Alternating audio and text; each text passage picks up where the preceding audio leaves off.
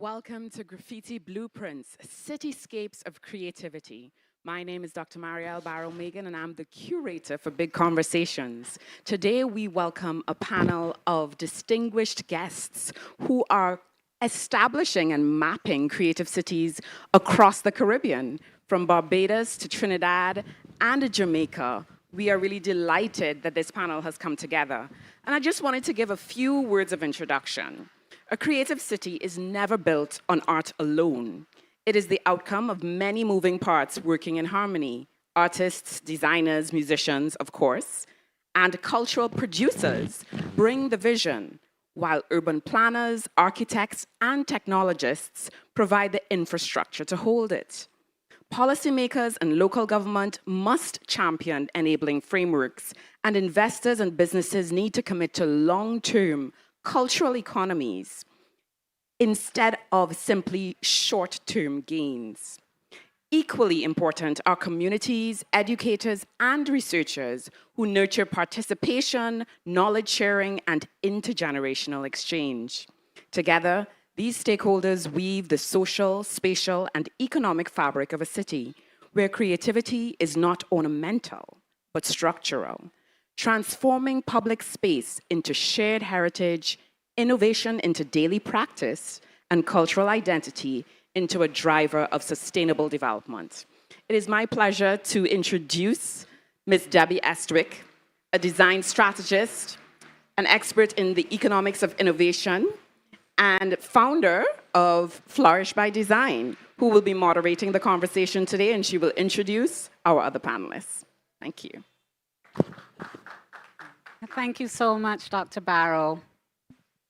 Here we have on our panel Andrea Dempster-Chung, co-founder of Kingston Creative, Jamaica, Dr. Deborah Thomas-Austin, town planner from Trinidad and Tobago, Deborah Hickling-Gordon, cultural economy policy specialist, Jamaica, and Israel Mapp, architect, multidisciplinary designer, and founder of Union Collaborative, Barbados. Welcome to Graffiti Blueprints, Cityscapes of Creativity, Innovating Sustainable Urban Spaces for the Future. In an age of climate urgency, population shifts, and the digitization of life, how do we design cities that are culturally vibrant, sustainable, inclusive, and economically viable? What does it mean to build livable, resilient cities powered by creativity? This big conversation brings together architects, artists, urban planners, and policy visionaries to prototype futures where art, culture, and infrastructure can co-create well-being.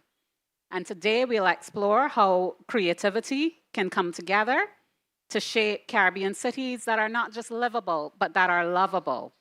And this is Graffiti Blueprints. When we think about creativity and what we might imagine for the future of the city, we might ask, what does it mean to build livable, resilient cities powered by creativity? And when we start to ask those questions and let our imaginations run wild, we can start to see possibilities for the future where we experience new things that we haven't thought of before, that delight all our senses, that can engage us, entertain us, keep us safe, and do so much more.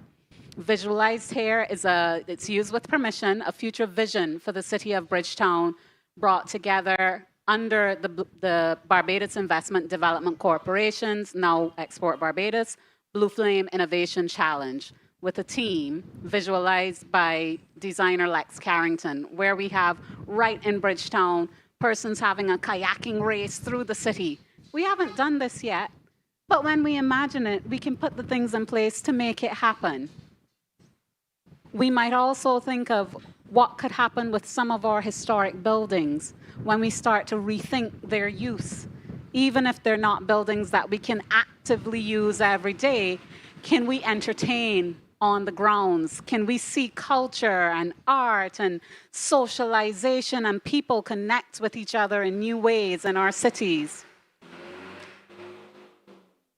So, this is an activity for all of us, panelists and audience. Let's take a trip into the future. We're going far into the future, so forget the things that hang us up today. Let's go further. The year is 2050. It's a Friday afternoon, much like now. And let's say it's 12 p.m., high noon in this future, and you're in town, in your island's capital city, whatever island that is, and it is a good day. Who are you in this vision? What do you see? What do you do? I encourage you to be imaginative, and you're free to shift your identity, your occupation, and more. Are you an 8-year-old child? What are you seeing? What are the smells that you smell in that town? How are your senses engaged? You could be a teenage fashion enthusiast. What's that experience? An elderly city dweller. Your experience might be different. Or a physically challenged entrepreneur. I welcome you now to imagine, and feel free to share what you see, what you dream of, what you think in this future city. I'll start with our panelists while the audience is thinking. If you want to engage, you're free to do so, but we'll start with our panelists. Well, since I'm sitting right next to you, Debbie, I'll jump right in. So it's 2050, and I'm in Kingston, and I'm just a girl, right? I've just graduated with my digital media, which is art and technology, because in 2050, there's nothing without technology, right? So I've gotten my AI and art degree. And perhaps what I'm doing on that Friday afternoon is meeting up with friends for a premium in real life experience. I feel that in 2050, with the advent of AI, certain things connecting with real people is gonna be at a premium. So what we're doing is we're hosting actually and curating an in real life experience that people from around the world have come to. Because in the age of AI, where so much is replicable and so much is imitated by technology, culture that is, driven by actual human interaction is now at a premium. So that's what I'm doing on Friday. I'm hosting an IRL cultural experience in my city of Kingston. And I will be the elderly city dweller, which will be very true in 2050. And I'm thinking of myself as an elderly person trying to navigate the city of Port of Spain where I live. Is it a safe space for me to be as an elderly person? Can I go to public events, go to public places and feel welcome and feel safe? I also imagine how do I get around the city as an elderly person? Not as mobile as I used to be in my youth, not as fit as I used to be. How do I get up onto these sidewalks that seem to be a mile high? The sidewalks that are not level, if I'm using any sort of assistance to walk. So I imagine a society that provides barrier-free access for all persons, regardless of age and disability, and also provides safe spaces with activities that are age-appropriate for people my age. I don't want to be in a nursing home sitting down waiting for Basil to knock. I want to be able to engage in activities that are relevant to me and my age with my other friends, and to be able to do that in a safe and comfortable space. And I'm a mother of young adults. 2 young adults, all of whom have been taught that they are able to match their artistry with their technology, and it's okay, that they are legitimate, that there are opportunities for them that exist within that city, and that they are not excluded, that they are included at every level financially, that they are seen and understood, and that their creativity, as Andrea says, is at a premium, and they should be proud of it, that they are Caribbean, and that of itself brings a premium, and that of itself is something that they need to develop, that maybe they will work in Jamaica, maybe they will work in Belize, maybe they will crisscross from Trinidad to Barbados, and that will be easy. It will be simple, because we're all going to be working together to ensure that they feel legitimate and understood as artistic Caribbean people. I don't know if I can even stand in the shadow of that. That's amazing. Thank you for dreaming. I'm leaning on, you said the word livable, and I bring contrast to how it is now in Bridgetown. And I love my city to be more livable to its citizens. And I imagine myself as a chef. I imagine myself going and reigniting my family's restaurant, which is now closed, and partaking and bringing back that to life, going to the markets, but being able to move easily, as you said. And the movement is not only about the city, but how we move across the island and improving our mass transit systems, that we don't have to walk from one side of the city in the hot sun to the other side without feeling encumbered by the elements. I mean, it's a very simple gesture, a concept that responds to the everyday, and I think that's something that we need to respond to, the everyday.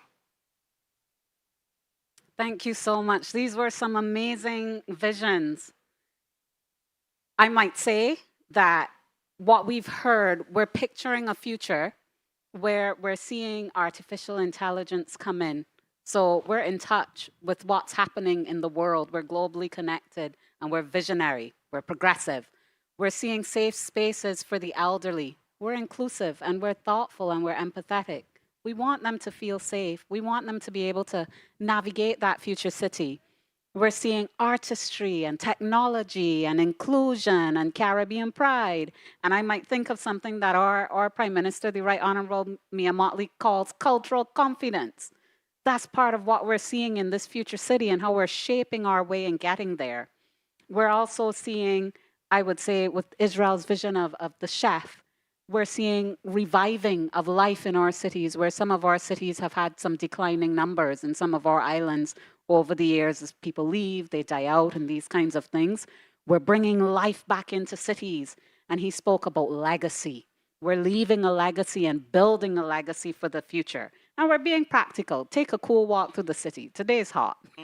We're going to find a way to cool it down. And hopefully while we're doing that, we're finding a way to cool the earth down. We're not just thinking about our immediate comfort today. We're doing things sustainably. First up in our talk, we have Andrea Dempster-Chung, co-founder of Kingston Creative Jamaica. She's going to be presenting on placemaking, sustainable development, and the future of Caribbean cities. Andrea is an engineer and creative industries consultant, the co-founder and executive director of arts nonprofit Kingston Creative. She is a member of the Global Creative Economy Council, sits on the board of the Global Cultural Districts Network, and has held senior roles within the government of Jamaica and Caribbean corporations like Grace Kennedy and Digicel. During her career, she has served on boards of the Jamaica Conservation and Development Trust, the Jamaica Social Investment Fund, the National Land Agency, and the Public Health Committee. Andrea managed the arts portfolio of the British Council in Jamaica and founded Bookophilia, a bookstore and cafe in Kingston. She holds a Master's of Science in Structural Engineering, a Bachelor of Science in Civil and Environmental Engineering, and is also a Prince II certified project manager. She studied art and finance at Sotheby's School of Art and was featured in Forbes magazine as a woman leading the charge for a sustainable future for Jamaica. Ladies and gentlemen, Andrea Dempster-Chung.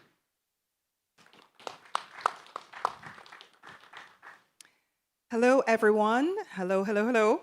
I'm so pleased to be here with you in Barbados at CARIFESTA to speak to you about creative cities, innovation, and infrastructure. I am the co-founder of Kingston Creative, and I will be telling you, and I'm a doer, I'm a practitioner. We have several people on the panel who are making policy, who are working with the state. We're an independent nonprofit, and we are practitioners in this creative space.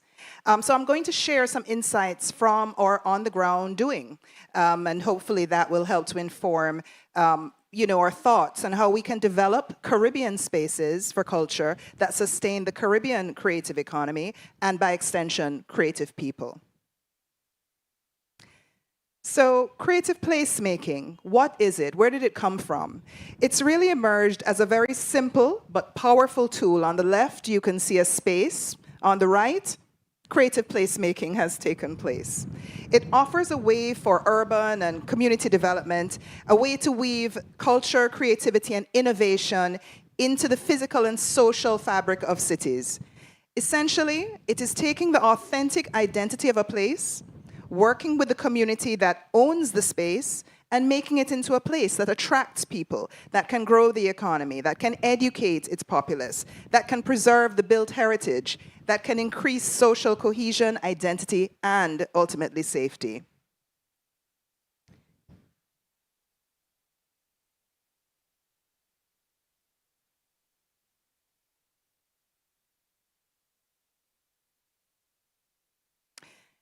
So recent research from the Global Cultural Districts Network, the GCDN, underscores how intentional investments in cultural infrastructure, arts programming, and public space design can generate not only aesthetic and social value, but also a measurable social impact, economic impact. So by embedding creative practice into city making, communities can cultivate a sense of identity and belonging while still attracting tourism, nurturing entrepreneurship, and looking at long-term investment in these cities. The Kingston Art District, which was founded by Kingston Creative, is a member of the GCDN. I encourage everybody to check out gcdn.net. Their research papers are amazing. And as one of only a few Global South members and cultural districts, we know that our approach to cultural investment differs greatly from the Global North. And even our approach to developing cultural spaces should also be different and is different, as our realities, our cultures, and our economies are different. Much of the global discourse on creative placemaking has been dominated by paradigms that originate in the Global North. You have models from New York, Berlin, or London. I think this is Times Square on the screen. And they're often exported wholesale to cities like ours in the Caribbean, with the assumption that, you know, if it works there, it's going to work here, right? That they represent some universal solution. But these paradigms do not always translate seamlessly into Caribbean contexts, where there is histories of colonialism, there's limited infrastructure, and very different socioeconomic realities and communities. And this requires more nuanced, localized strategies. So for example, while cultural districts in Europe often build upon a strong existing public arts infrastructure, museums and, you know, the MoMAs of this world, many Caribbean cities must simultaneously contend with informal economies, right? People who vend on the streets, extreme safety concerns in your urban centers, you know, a shooting just down the road from your art district, lack of data to make these investment decisions. So even when you need an investment, and it seems obvious, there's no data to substantiate that. And therefore, there's a resulting just overall underinvestment in the creative sector. Now, one example of one size does not fit all is the experience of smart cities. It offers a cautionary tale. In the early 2000s, there was a huge buzz. I think everybody in this room would have heard about the, you know, this concept, the smart cities. It promised a high-tech solution to all urban challenges. And we in the Global South were feeling the pressure. I'm sure you remember, they were telling us, you know, you have to have Wi-Fi everywhere. You must use sensors and data and connectivity, you know, so that you can optimize your city life, or you'll be left behind. However, the hype outstripped results even in the Global North. Many smart city projects have become overly dependent on very costly technology. They served corporate interests rather than community needs, and they have been scrapped. The reality for us is that most Caribbean cities struggle to provide basic services like consistent electricity. You know, we will not be able to attain the ideal of a tech-driven city. Smart cities may have been a good future concept for some, but definitely it's not one size fits all. Now, cultural districts or art districts, it's another future city concept that we, you know, everybody's hearing the buzz about it, and we believe it's an excellent city development tool for the Caribbean. Why? Our cities and our cultures are driven by culture. Whether it be carnival, crop over, John Canoe, dance hall, reggae, zouk, or soca, it makes sense when you have so many people that create culture, powerful culture that goes across the globe. It makes sense to organize your city development around culture. And the community of creative people, it just makes good sense for us in terms of employment and just development as small island developing states. Globally, the cultural district is a well-developed concept, and the research is positioning the art district as the next best thing, the next big thing in city regeneration. But art districts are not without risk. Many were used to gentrify, deliberately to do so. The districts boomed and they busted. Cities invested very heavily in expensive anchor museums and capital-intensive star-architect projects, and many overlooked the issues of sustainability, inclusion, equitable development, and they did not prevent the displacement of communities, both the residential communities that have a history and the communities of artists that made the place a place to be in the first place. Cultural districts in the Caribbean, as we develop, because we are advocating for the development of these cultural districts, but we must avoid the mistakes of gentrification and displacement of the very artists and communities that give these districts their original vitality. So I'm going to share a little bit about downtown Kingston's blueprint. Downtown Kingston, of course, well, Kingston is a creative city of music, as designated by UNESCO in 2015. And it provides a compelling case study of how creative placemaking can be reimagined, if you will, for Caribbean cities. The graffiti blueprint in downtown Kingston illustrates how grassroots, bottom-up cultural interventions led by artists and non-state actors can actually transform an urban space at a much lower price tag than some of the other models in the global north. Through murals, public art, cultural programming, what was once considered a neglected and unsafe area in downtown Kingston has now become an award-winning cultural district that attracts both locals and tourists. Kingston Creative developed 118 murals, has put on over 50 festivals. We've provided travel grants, employment and income earning opportunities to hundreds of artists, musicians, and dancers, because it's not just about the place, it's also about the people. We've developed an app integrating technology for navigation of the district, for e-commerce for individual creatives, and we've invested in training thousands of creatives so that they are ready to leverage this space. We've provided grants and seed capital. Physically in the district, we've installed benches, plants for greenery, shade, signage, and even a climate change art park in Southside. So as a result, the organization won the World's Best Creative Destination in 2023, the Expedia Award for Sustainability in 2023, and Best Attraction, a Diaspora Award, in 2024. So what was this blueprint? When you look at the model in different places, it shows some interesting results. In that creative placemaking and these art districts address social challenges, as shown in these 4 well-documented case studies. In Bogota, Colombia, under Mayor Antonas Mocus, who I actually heard speak in Geneva, and he is so inspiring. He used a combination of public art, theater, clowns at the stoplights, where you would usually have somebody harassing you for change. He paid clowns and entertainers to go there, and different civic campaigns, which led to a dramatic decline in homicide rates in Colombia at a time when we had Pablo Escobar and all the attendants, things happening. There were the return of thousands of guns. There's a famous picture of him sitting on a pile of guns as high as your tent that were returned as a result of his creative placemaking efforts.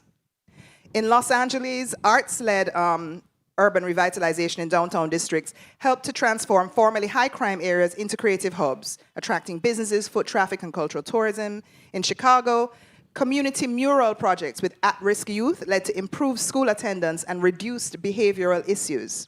And then in Philadelphia, one of the most famous examples for street art, the Mural Arts program found that neighborhoods with murals experienced a decrease in violent crime and property damage, particularly when paired with community engagement. There are lots of intersections: community identity, governance, public safety, physical infrastructure, community development. In Kingston, our art district involves many stakeholders, and we engage around all of these issues. And we're now propagating the model to Black River, with augmented reality murals, to Montego Bay, a project that will launch later this year. And the model demonstrates how small, artist-led actions can catalyze broader regeneration of an area, instilling pride, engaging communities, reclaiming public space, inviting businesses to relocate to formerly neglected areas, and encouraging private sector and government investment. We can't leave out that this is an essential part of it. Your bottom-up must at some point meet your top-down.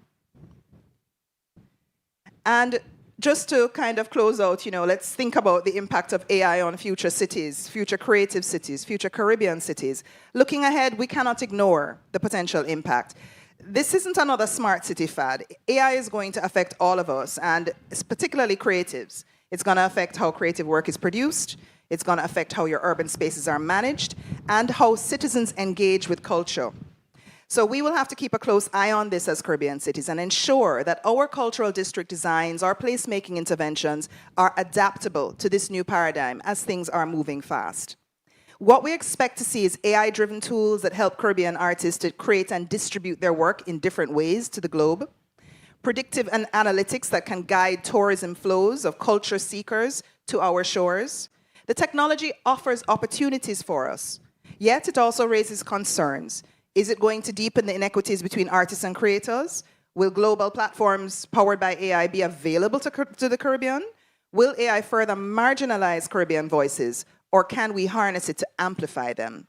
So I'm an optimist, and my money is on Caribbean cities really leaning into the opportunities and positioning our cities to become an alternative space for people to plug out, the global traveler to come and experience authentic culture, with in real life people to experience the vibe that exists in our islands, very special and very unique. And in a world that just due to the laws of supply and demand, it's likely to value human interaction, creativity, and connection at a premium. So when we talk about creative placemaking, the last thing I want to leave you with is the economic linkage, because decision makers do not care about a set of pretty walls, right? One of the most pressing things for our decision makers, as you can understand, in a developing economy is the economy. So linking creative placemaking and the broader creative economy and the sustainable development agenda is crucial. Culture is not an add-on to these concerns. It can be a driver of economic diversification. It can be a driver of job creation and of social cohesion. And for the Caribbean, a region that is so vulnerable to climate change and global economic shocks, embedding the cultural industries into development policy represents a path towards resilience. So the creative economy, supported by localized placemaking initiatives, it really has the potential to anchor sustainable and inclusive growth for our islands. A quantum approach to development might be useful in thinking about these challenges. Just as in quantum physics, where observation it influences the outcome. In development, where we place our attention can influence the results. If attention is just focused narrowly on GDP growth, cultural vitality and social cohesion will suffer. If instead our attention is focused on fostering creativity, inclusivity, cultural identity, I believe that economic benefits will follow, and we've seen that in downtown Kingston. So in this sense, hopefully we can, the conversation is to look at development as not just being linear, but relational. And really what we as a society choose to value and call for and prioritize will really determine the quality of our outcomes. And in the final analysis, determine who benefits, hopefully the creatives and the regular people in our society. So ultimately, the lesson is clear. Caribbean cities should place creative placemaking and cultural districts at the heart of city development, but we must resist the temptation to copy and paste these imported models wholesale. Instead, let's talk. Let's learn from each other. Let's craft our own blueprints. Let's be honest about what has worked and what has not worked in our own local spaces. And I believe that it's not a silver bullet, creative placemaking, but it is a low-cost, high-impact strategy that when combined with the proper community participation and social programs, it can meaningfully contribute to crime reduction, perceived safety, social cohesion, and urban regeneration, which is what we want for all our cities. So it's not just about beautification, it's really about reimagining sustainable development itself. Thank you so much.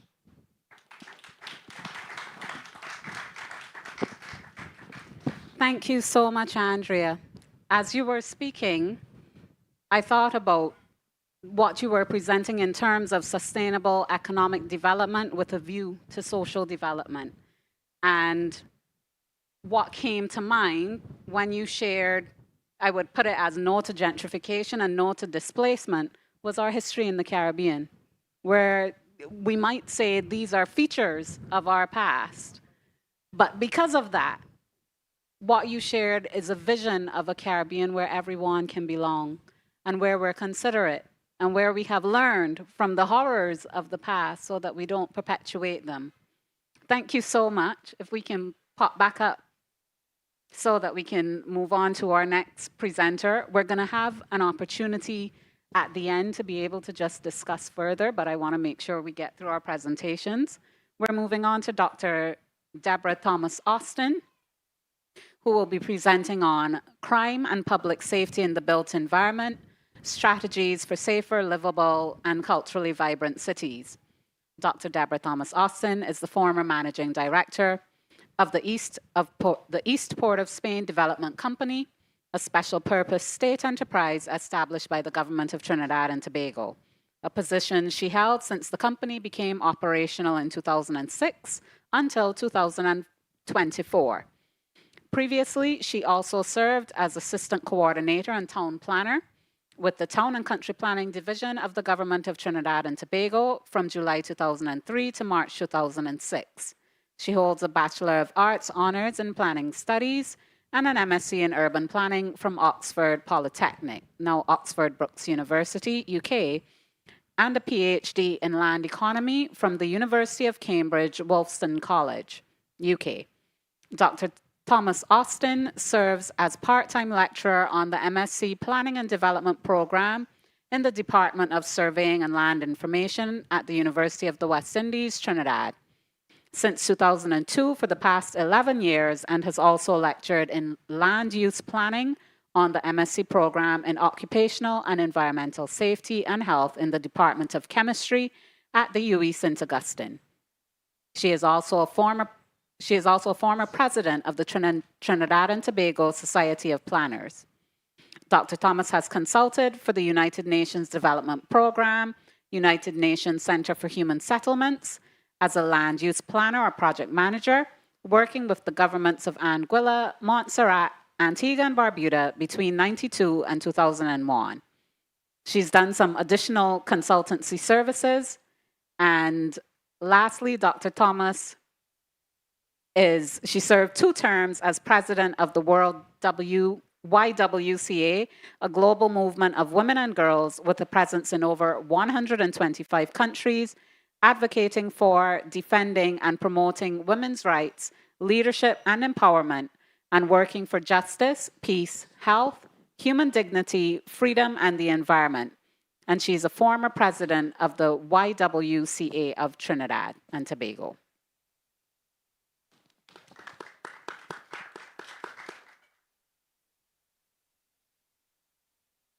Thank you very much. Good afternoon, everyone. Yes, good afternoon, everyone. So the topic I'm dealing with today is the relationship between crime and public safety in the built environment. There's no doubt that crime impacts how people perceive and interact with the built environment, and that it also impacts their quality of life. Crime and the fear of crime threaten the health and safety of persons in the built environment, and also affects the vitality, vibrancy, sustainability, and functioning of the built environment. So crime and safety and the fear of crime need to be fully integrated into any discussions of sustainability and must form an integral part of the Sustainable Development Agenda. So I want to start with a little theoretical look about ways of thinking about problems of crime and disorder. So the crime problem analysis triangle suggests that crime and disorder result from likely offenders and suitable targets coming together in time and space in the absence of suitable guardians for those targets. So the theory argues that when a crime occurs, 3 things happen at the same time and in the same space. First, a suitable vulnerable target is available and attractive to an offender. And secondly, there's a lack of a suitable guardian to prevent the crime from happening. And the third element is that we have a motivated offender present. So sometimes the offenders can be controlled by other people who we call handlers, and targets and victims can be protected by guardians. Places are usually controlled by someone, managers. And here's where urban planners and designers have a role to play in designing and managing places and spaces. It also means that there is a presence of social eyes exercising surveillance and control. And the attractiveness and the aesthetics of buildings and landscapes, the visibility through lighting, the way we lay out buildings and so on, And also the citizens, the residents of that area have a responsibility in terms of managing the use of that space. So if we think about the physical environment, when we refer to place, we mean the physical environment that includes buildings, streets, roads, parks, etc. And also accessibility routes, because we're thinking of how people get to places, but it's also how the criminals access certain places and how the escape routes that they use. And these are all variables that urban planners try to address. The crimes we refer to may include burglary, murder, vandalism, robberies, street violence, any sorts of crimes. And then we have the issue of the fear of crime, which refers to the way we feel as we move through the built environment due to the fact that there is crime present in those communities. So effective problem solving requires us to understand how offenders and their victims come together in places, and to understand how those offenders, targets, and victims and places are or are not properly controlled. So if we understand the weaknesses in the problem analysis triangle in the context of a particular problem of crime, it will point us to the way to new interventions. So what is crime? When we talk of the concept of crime, we're really talking about activities that breach some law and for which there are consequences. Understanding safety. We know that crime results in death. It may result in non-fatal injuries, but it also has impacts on communities. Crime results in reduced social interactions, increase in sedentary behaviors because people are not willing to go out. They reduce their physical and outdoor activities, which ultimately would lead to the risk of obesity and other lifestyle diseases. And we also have to remember that crime has mental health impacts. The fear, the trauma of persons who have been victims of crime, depression, PTSD, anxiety, all those things result from it.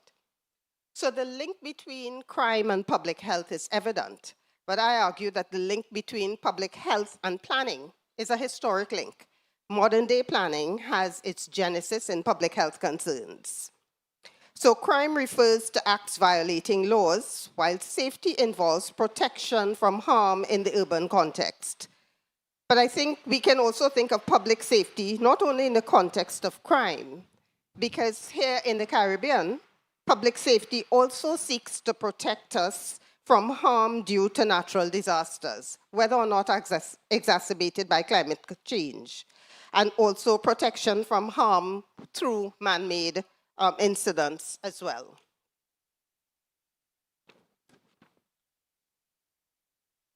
So the concept of livability, and I would argue that the way we build, rebuild, and maintain our communities affects the behavior of people.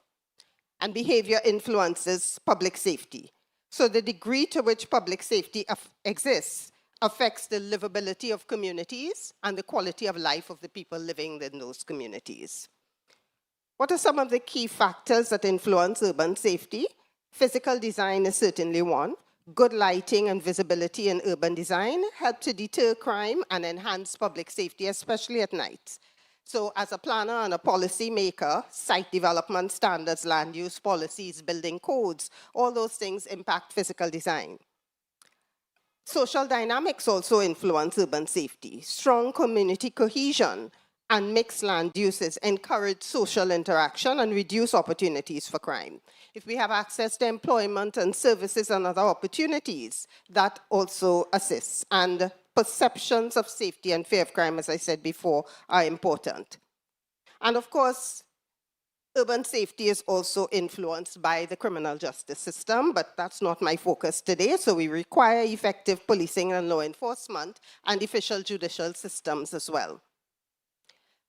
Just to highlight some of the impacts of crime, we talk about social and health impacts. So crime erodes social trust among residents. It weakens community bonds and cohesion and reduces interaction and networking. Poor quality of life, the fear of crime, trauma from having been a victim of crime affects our mental health, as we said.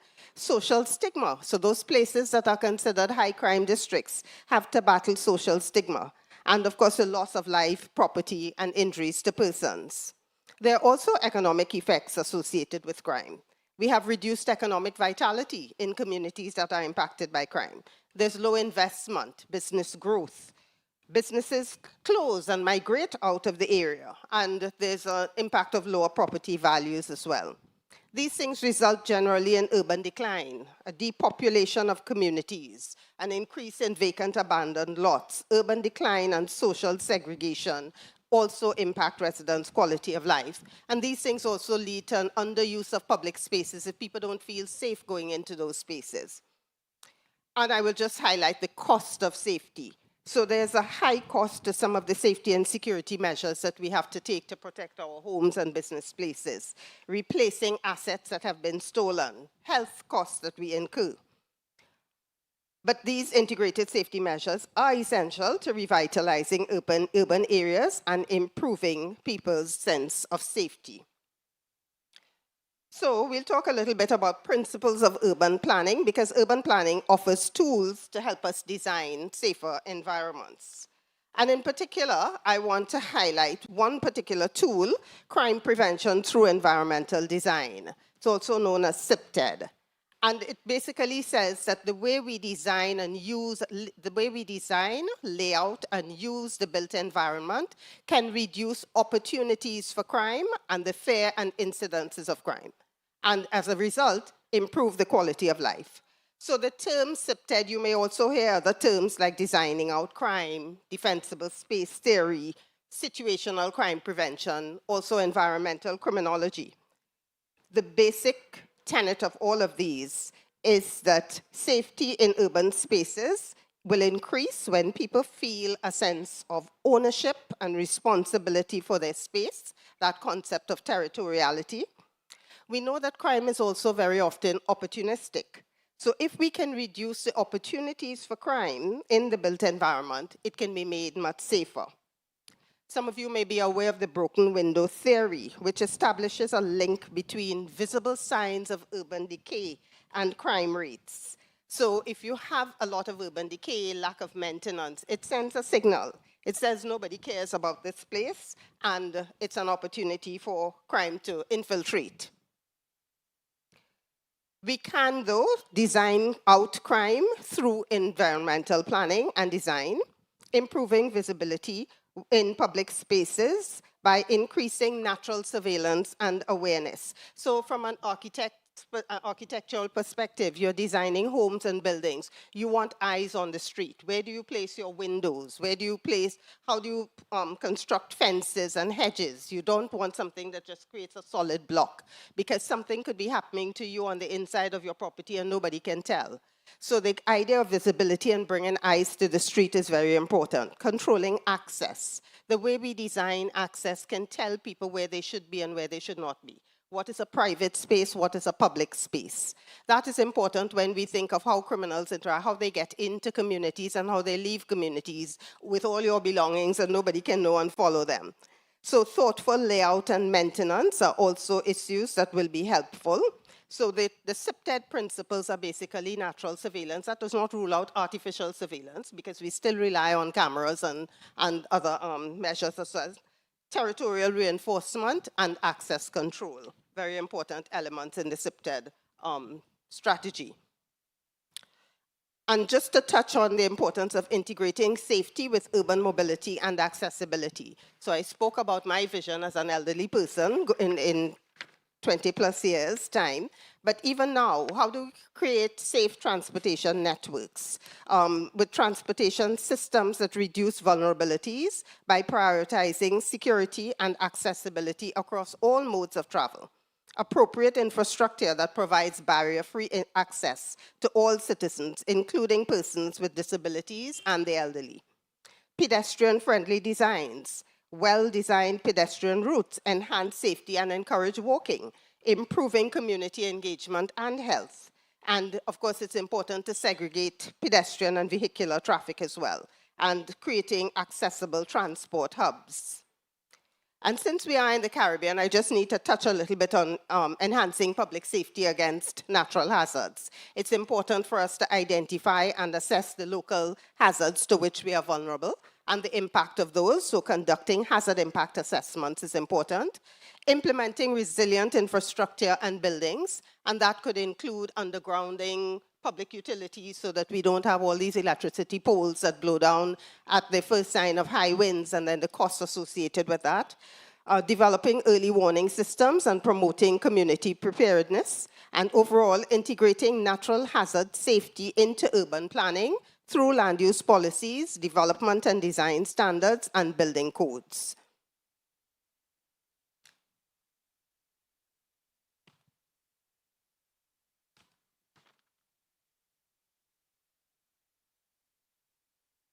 So how do we create safe, livable, sustainable, and culturally vibrant spaces? One of the strategies we talk about is promoting mixed use and inclusive neighborhoods. And I think Andrea touched on this as well. So if we have single-use communities or neighborhoods, only residential development in that area, what happens when everybody's out at work during the day? There are potential criminals just moving around and monitoring who is there, who is not there. Those homes become a target. If we have single-use commercial districts, what happens after 4 or 5 in the afternoon when everybody closes up their offices and their shops and go home? Those are not spaces that are active and that encourage people to be in. So the objective is to create diverse land uses and inclusive communities, inclusive neighborhoods that welcome diverse populations and foster social interaction and cohesion, and of course, that are including natural surveillance and safety. The concept of bringing safe uses into unsafe areas is another important part of mixed-use development. And I will just refer to that concept again a little bit further on the last slide. So some sustainable design approaches for safety, just to mention the possibility of green spaces for reducing environmental stress and enhancing urban safety by improving air quality and providing recreational spaces. Resilient infrastructure, as I spoke about earlier, with undergrounding public utilities and other options that are available. The sidewalks that allow for percolation of water through based on the material used so that we reduce urban flooding in some communities. So there's some options for celebrating local culture while enhancing safety. Cultural heritage integration fosters a strong community identity and shared values among residents, strengthens social cohesion. The cultural pride enhances social bonds and encourages trust and cooperation within communities, and enhancing neighborhood safety by active public participation nurtures safer neighborhoods through vigilance and mutual support.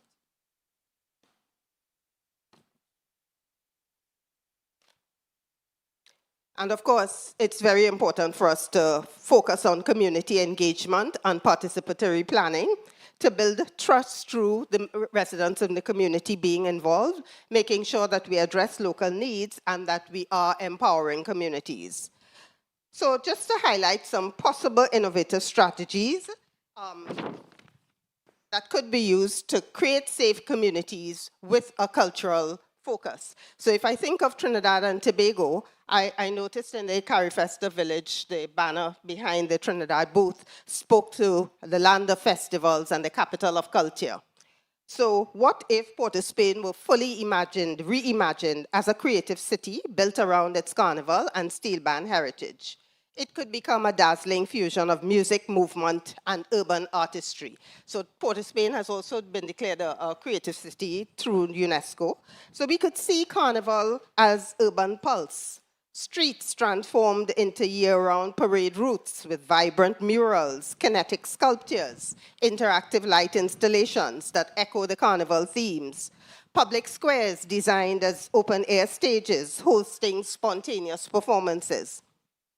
What if we use the steel band not just as an instrument of music? What if we see steel band in our architecture, building sculptures and public art based on the steel band? What if we design buildings shaped with the curves and metallic textures inspired by the steel pan? So we can have the concept of steel pan in our music, in our culture, but also in our architecture. And Andrea also spoke to the development of creative districts. So the possibility of creative districts in places like Woodbrook and St. James and East Port of Spain, which is the home of steel band, and so on. And how do we integrate that with the digital media and the various cultural activities that we have? So I just want to leave you with two images of using AI to generate what that image can look like. So the murals on the walls with a carnival theme, and perhaps a public art sculpture inspired by the steel pan. What if we had those in our public spaces? The possibility of pan as architecture, building designed around the steel pan. And as I talked about safe uses in unsafe areas, I just wanted to refer to two particular activities. On the left, it's a reproduction of the Canboulay riots, which takes place every Carnival Friday at 4 or 5 in the morning around the East Dry River and Piccadilly Greens. Not a place that many people want to visit, even in the middle of the day. But it's crowded at that time because it's an activity that people identify with, and the activity in the street draws patrons to it. And the image on the right is from the Laventille Steel Band Festival, which happens every year around Emancipation time. It's a street parade of steel bands through the Laventille area along the Eastern Main Road. In its over 20 years of history, there's never been an incidence of violence. So again, an activity that brings people out from afternoon into the night, into the streets of Laventille, into places where they would not normally go because they're not considered safe. So I want to use this to invite us to rethink how we see crime in the urban environment, how we deal with it, not just as a criminal justice issue, but also an issue that's relevant to land use planners and urban designers, and that we can use our creativity and our culture to assist in creating safe spaces that reduce opportunities for crime. Thank you. Thank you for sharing that very rich vision with us. As you were speaking, I thought of the Moco in Trinidad. Usually a person is maybe 5, 6 feet tall or thereabouts. But when you think about what you can design and put into place, and you put these supports and these structures in place, when the Moco man stands up, he's over 8 feet, 10 feet tall on his stilts. And that's what I saw with your vision, walking through the streets at Carnival in Trinidad. The Mocos, you see them coming from far. You see the fabric billowing. You cannot miss them, and it is beautiful. So in terms of what we think of when we're looking at our economic and social development, what stood out was an opportunity to design well. We think of the cost of safety, and it looks like an expense. But what is the cost of failing to design well? Designing well can have, from what you were saying, in terms of our built environment, designing that well can have ripple effects into our social dynamics, into how we relate to each other, the opportunities that we might gain, and there's so many more. And I might suggest that what we're really seeing is, as opposed to having a reactive approach to crime, when we think about designing crime out, rather than just call the police, deal with the problem after it's a problem, be proactive. There's an opportunity to be proactive in dealing with crime through policy and through design of the built environment. So thank you so much. We are moving on to Dr. Deborah Hickling-Gordon, who will be presenting on Caribbean Artist as Creative City Citizen. Who cares really? A public policy perspective. Dr. Deborah Hickling-Gordon is a culture in development and communications educator, consultant, author, and advocate. Her research, advocacy, and cultural production intersects the disciplines of cultural economy policy and media and communication for countries of the global south, predominantly the Caribbean and Africa. As a two-term member of the UNESCO Expert Facility on the protection and promotion of the diversity of cultural expression, she has led UNESCO cultural economy development missions to Belize, Trinidad and Tobago, and St. Lucia to lead capacity building activities and participatory governance for cultural and creative economy policy and cultural policy operationalization. Her work in comparative media and cultural policy in the Caribbean and Africa includes sitting on the United Nations Economic Commission for Latin America, the Culture and Development Specialist. As a Culture and Development Specialist, she is a lecturer and coordinator of the Bachelor of Arts in Cultural and Creative Industries in the Institute of Caribbean Studies at the University of the West Indies, Mona, where she teaches and supervises students at the undergraduate and postgraduate levels. As an audiovisual producer, she has local, regional, and international production credits. Dr. Deborah Hickling-Gordon.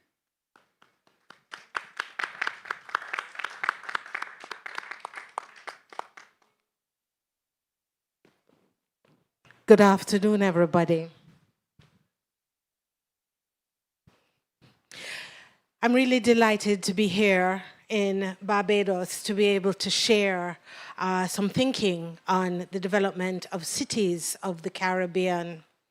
On our way here, we drove through some spaces that evoked memory. We saw relics of plantations, which we described as we came as sadly beautiful and beautifully sad.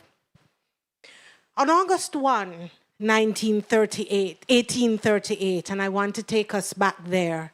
I want us to imagine ourselves on the night, midnight, August 1, 1838. The Africans were displaced in the Caribbean. Those of them who had been here for 500 years, for the first time became citizens of the respective countries they occupied.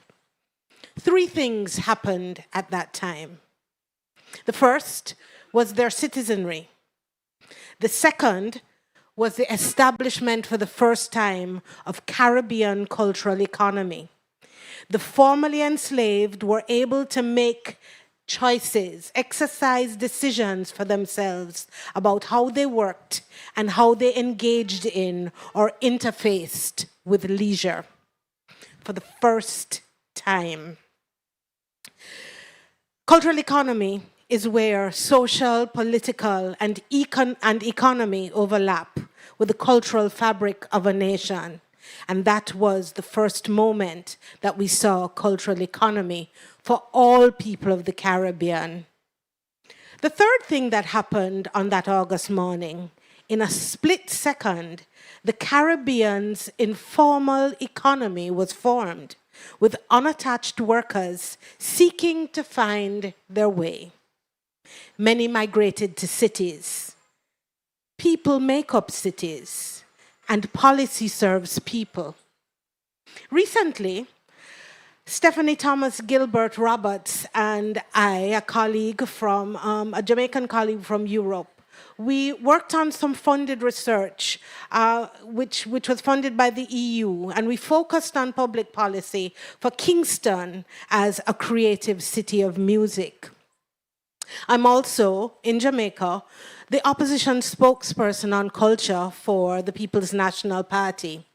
And while campaigning and supporting other candidates, because I'm not running, we found that each of the communities within each city, and the rural ones too, had its own heartbeat, its own cultural style, and its own cultural offerings. And we came up with a concept for the policy which I was asked to design for the PNP, of community creative districts across urban and rural spaces. But today is not about politics. It's about people. Our focus, therefore, is about the artist in the city and towns, the people who actually work in these creative cities, because ultimately, as we said, people make up cities, and our cities are meant to serve our personhood. I was simultaneously working on another project, and this is and the pieces come together as we see where we're going. I'm working in Belize on delivering the roadmap to implementation of their cultural policy through UNESCO. And I was able to do some comparisons based on some other work done in St. Lucia, Trinidad, and also in Belize, and also being on the periphery of the Jamaican Cultural Policy Project. The ultimate mission is to develop new policies for our cultural economies to help our artists, our creators, our storytellers, not just to survive, but to truly thrive. It's a noble pursuit.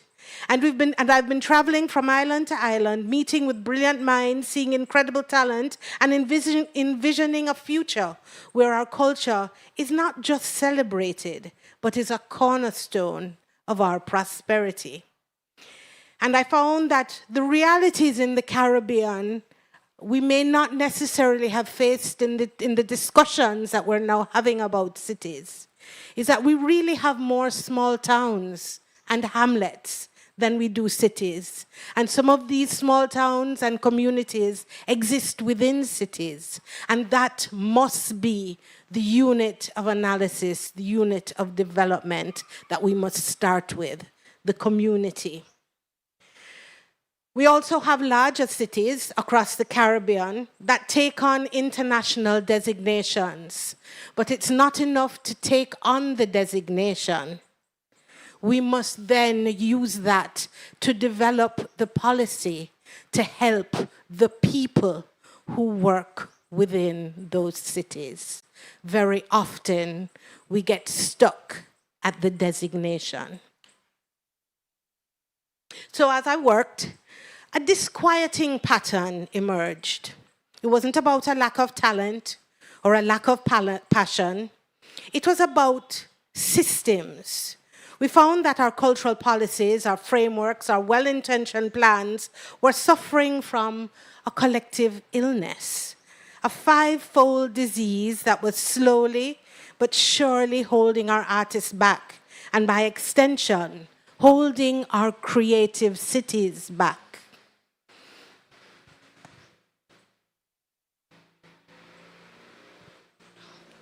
We found that we failed to see our artists as citizens, an inhabitant who has the privilege and rights of the city, a member of the community who owes allegiance to its government and one who is entitled to its rights and protections. And across our cities and towns, across the Caribbean, we see where our artists have been forgotten. And they've been forgotten. It's seen in both the built environment, where accommodations are hardly made for them, and where they are made, we see degradation, we see the absence of performance space, we see the absence of opportunities that exist for our individuals.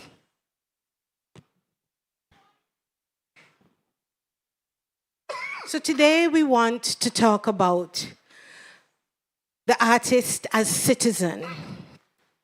And there are 5 things that we saw in the Caribbean, and that I've seen in the Caribbean territories that I've worked in.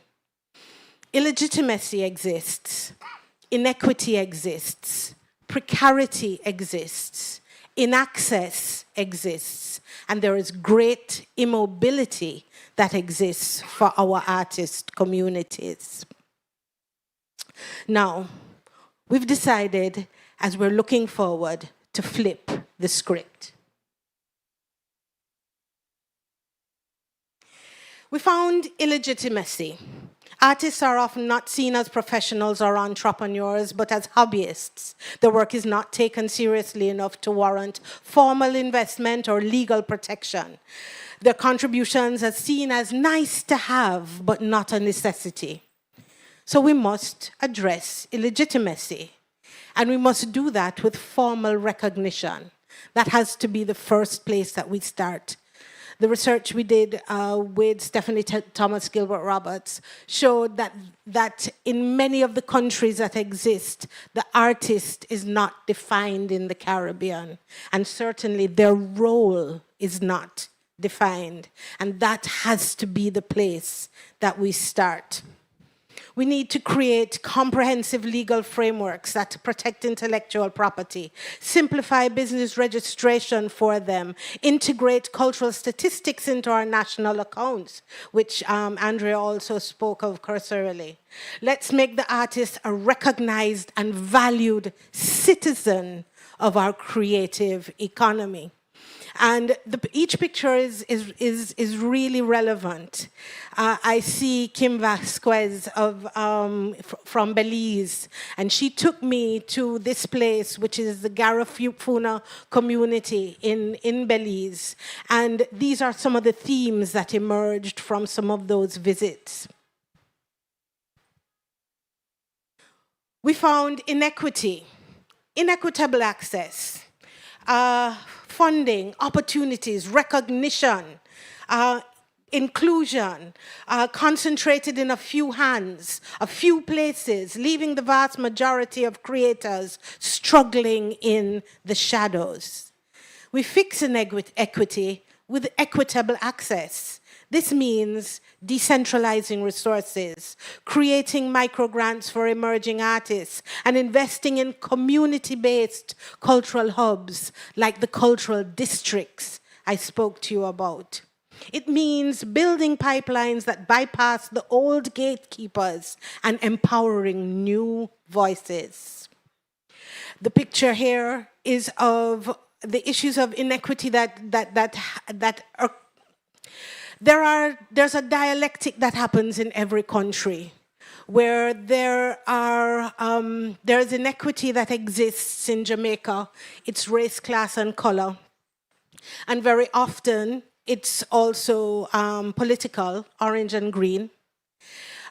In Belize, I found that their inequity is measured based on the relationships with a diverse group of ethnic groups. And this picture is of St. Lucia, where their diversity is measured in two groups, which is seen through the Festival of Flowers, which is the blue group and the red group. And it is remarkable to see how their societies are structured around these groupings, as are the dialectics that exist across the Caribbean, which are unique to each country. We found precarity. The artist's life was a constant tightrope. Little to no social safety net, no retirement fund, no health insurance in many cases. It's a career built on individual hustle with hardly much of a support system. So how do we fix that? We combat precarity with structural stability that leads to contentment. We need to explore innovative social security models for freelancers, provide financial literacy training, and forge public-private partnerships that create a steady stream of income for artists, their projects, and not just one-off gigs. They need jobs. They tell us they don't even want grants. They want to be able to sustainably earn to be able to move their businesses forward. We found exclusion. And to dismantle exclusion, we have to provide access by building inclusive governance. Artists must be at the table. We need to co-create policy with them, not for them. And we need to establish cultural councils composed of a diverse cross-section of creators and the policymakers that work for them, and make their recommendations a central part of our national policy agenda. And finally, we found immobility. And to overcome immobility, we have to provide mobility and fluid exchange. We must lobby for streamlined visa processes for artists. We must try to fix the issues of getting around the Caribbean more easily and more quickly. I remember a story someone told me Someone told me a story once of the 1940s or 50s when the university had just started and they literally had banana boats. And the creatives would jump on the banana boats and it would take them 3 months to do the full round. But they traveled to Dominica, they traveled all the way down the Caribbean and back. And in those times, they had a whale of a time. Usually it was in the holidays when the students were at university. But they found ways to share. Now we have the internet. Now we have airplanes and all sorts of things that can get us and our culture around. We have absolutely no excuse for not sharing in this sort of diverse way. I've been very excited about what CARIFESTA looks like this year. So the question that started to haunt me as I close was perhaps the question that brought you here today. Who cares really? Who cares about the painter struggling to make their rent? About the musician who can't get their song on the radio in their city? About the poet whose work is not considered valuable in the halls of power or who can't afford a co-making space? And my work has led me to a simple yet profound answer. We all should. Because the path to fixing these 5 problems is the same path to building truly robust, vibrant, and resilient Caribbean creative cities. It requires a radical shift in perspective, a shift that moves the artist from the periphery to the very center. It's not a romantic notion. It's a public policy imperative. And this is a Caribbean opportunity. Our islands are not just sun and sand, they are furnaces of creativity. Our artists are not just decorators of our tourism industry, they are architects of our identity and the innovators of our future. So when we recognize the artist as a creative city citizen, with all the rights and responsibilities that that title implies, we will unlock the immense, untapped reservoir of potential. We transform our policies from barriers into bridges, and we ensure that our creative economies are not just surviving, but soaring. In Jamaica, we say, we little but we talawa. I've gone past that. It's time to transcend talawa. So who cares? We all should. Because when we do, we don't just care for our artists, we care for our cities, we care for our future, and we care for the very soul of the Caribbean itself. Thank you very much.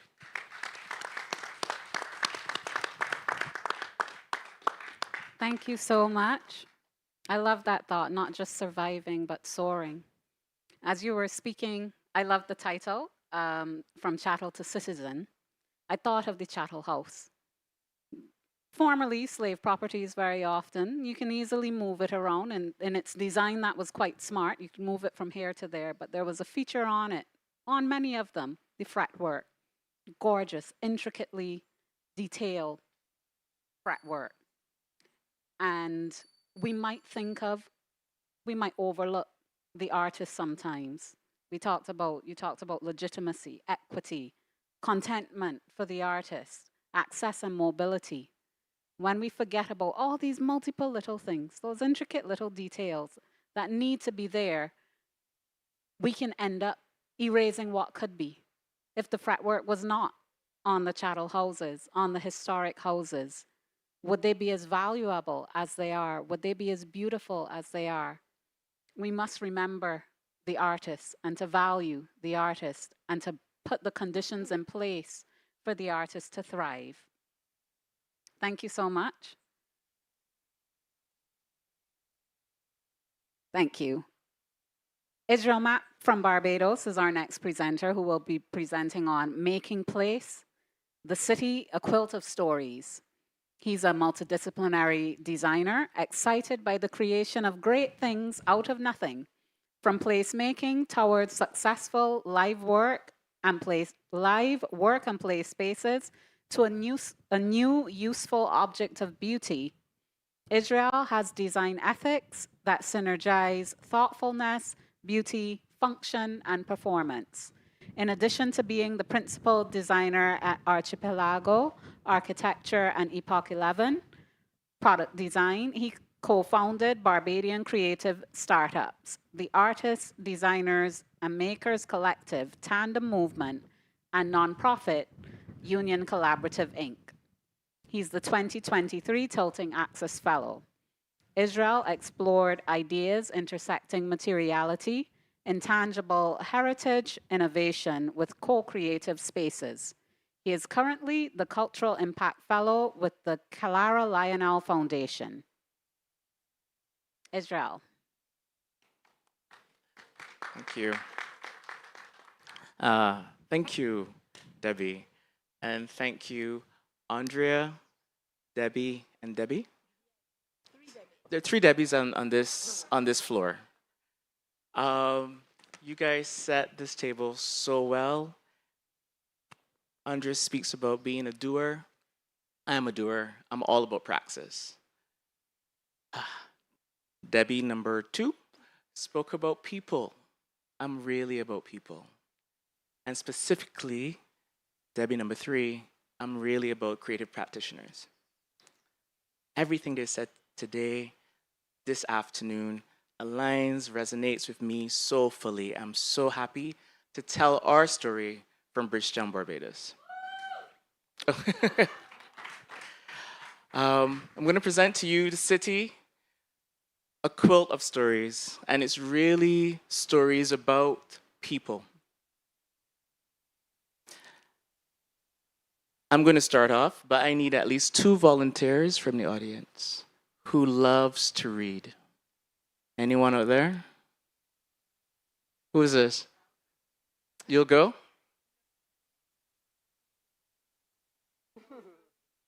That's your name? Okay. I will let you know when you need to go. All right, so have a time. No. Hey, moms.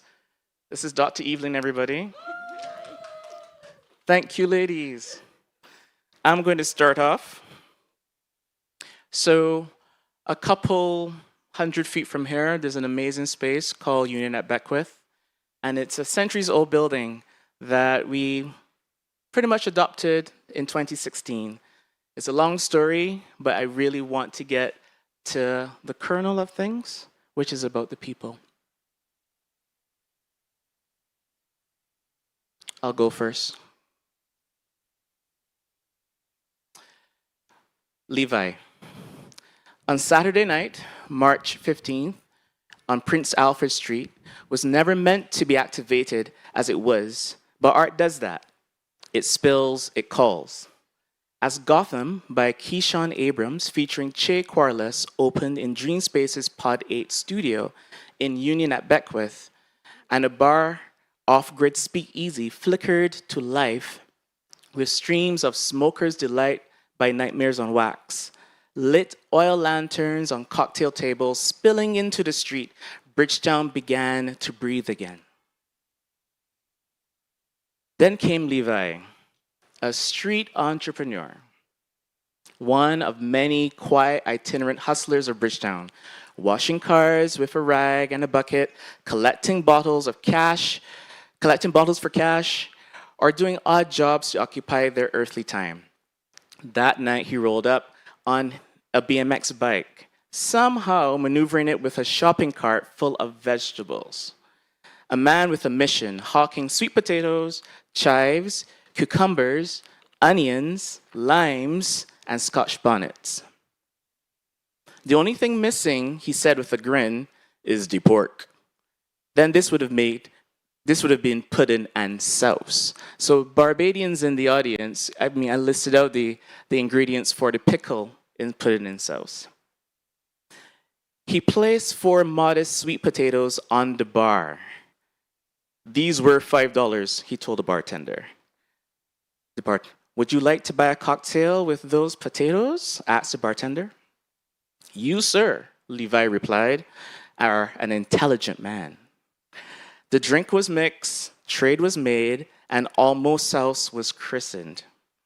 The street usually quiet, closed, and emptied out by sunset and sometimes disturbed by dust and noise raised by cars, trucks, buses, and motorcycles whizzing through, became a marketplace again, not from the memory of bygone 18th century Beckwith, then filled with butchers, but from an opportunity of possibility. Art cracked the pavement, and life poured in. In a moment that echoed Gabby's Bridgetown, where the people used to gather, talk, and laugh the whole day long, a new verse was written. Sorry, I couldn't sing it, right? This is what happens when creative placemaking meets lived experiences.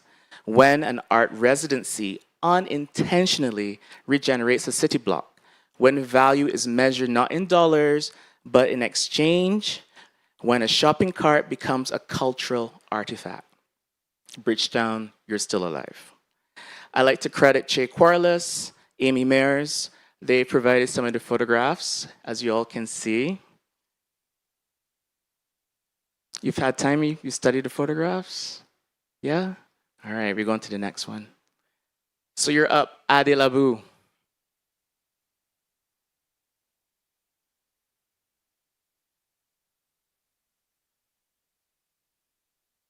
Right, but okay, I'm on now. So, Adil Abu sees the world differently, always has. Letters, numbers, they don't sit still for him. They shift, blur, and scatter like a language that never wanted to be learned. In this time, humanity now understands more. He would be diagnosed with severe dyslexia early in life. But then and now, reading text and numbers is difficult. But patterns spoke to him. He could see symmetry, rhythm, repetition instantly. Now a retired carpenter, following 40 years at the Ministry of Education in Barbados, he built by intuition.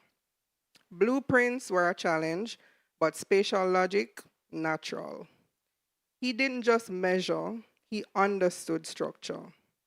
For decades, Adil Abu has been weaving, long before his studies in fashion design 3 years ago. The loom felt like home to him, each thread a language he could understand. And now he pursues fashion. He's creating all the textiles to be used in his new collection, from yarn to garment. He's not just designing clothes, he's crafting every element that brings them to life. To support his final year project, Adil Abu was awarded a Dream Spaces Residency for Arts, Design, and Making at Union at Beckwith, an emerging creative cluster in Bridgetown developed by us, Union Collaborative Inc., a nonprofit social creative enterprise that provides access to space, tools, programming, and community for creative practitioners.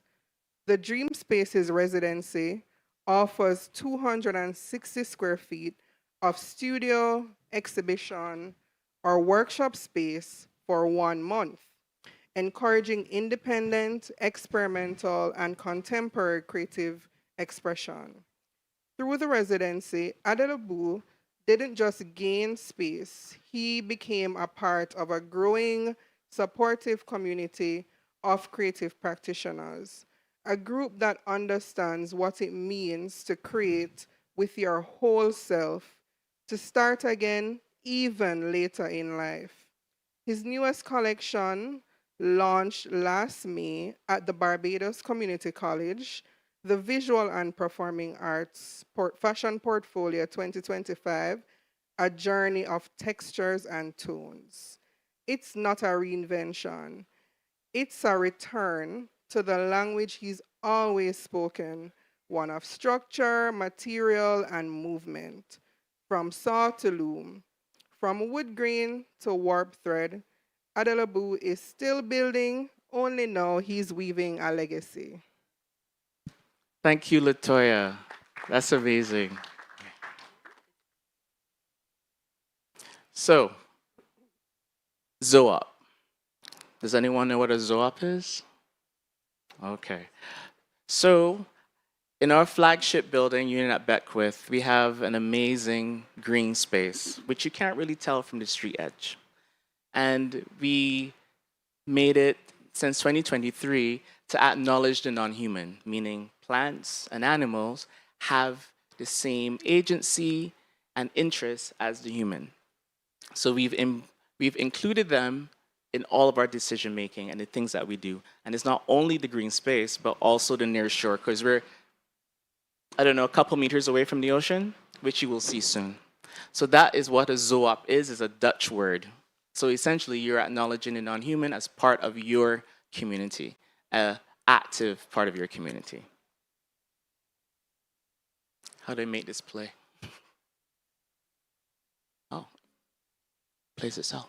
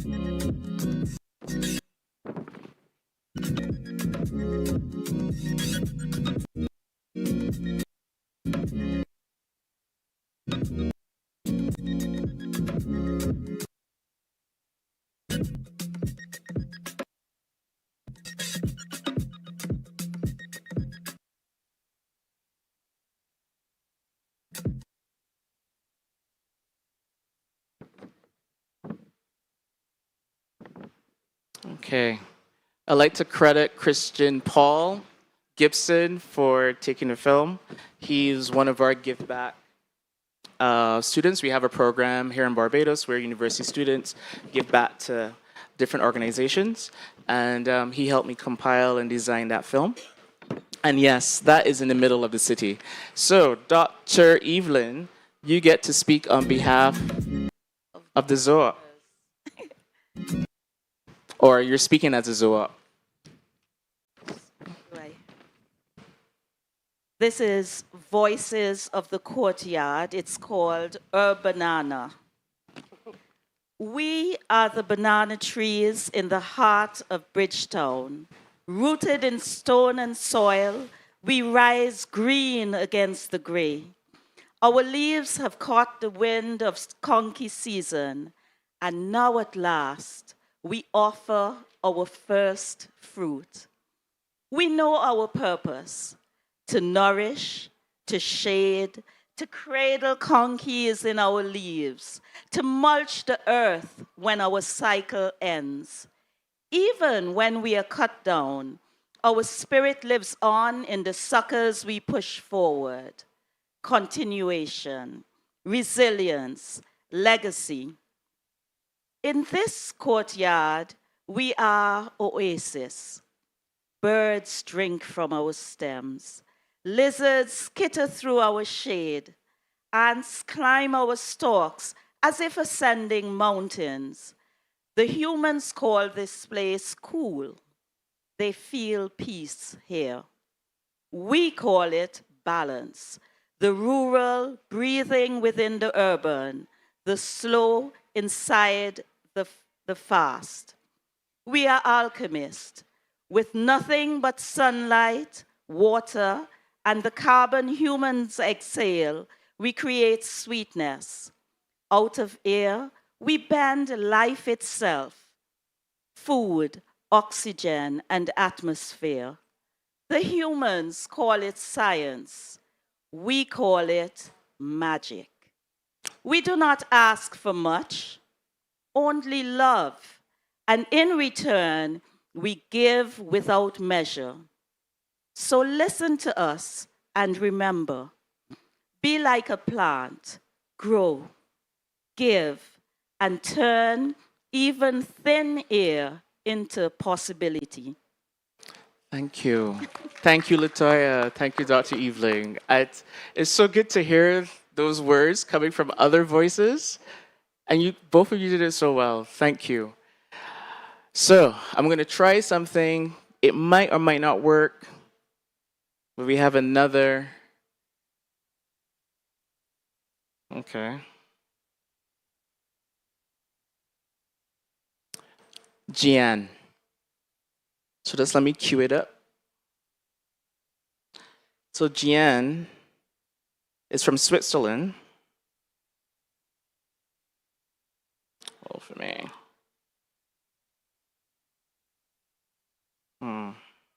Okay, maybe I will have to read it. But she sent me a voice note. But I'll read it on her behalf. I don't have a French accent. Bridgetown is in the midst of a transformation. A significant stretch of the waterfront is a hive of activity. Cranes are constantly in motion, while fluttering banners announce the birth of a modern new neighborhood, promising jobs, growth, and a fresh face for the city.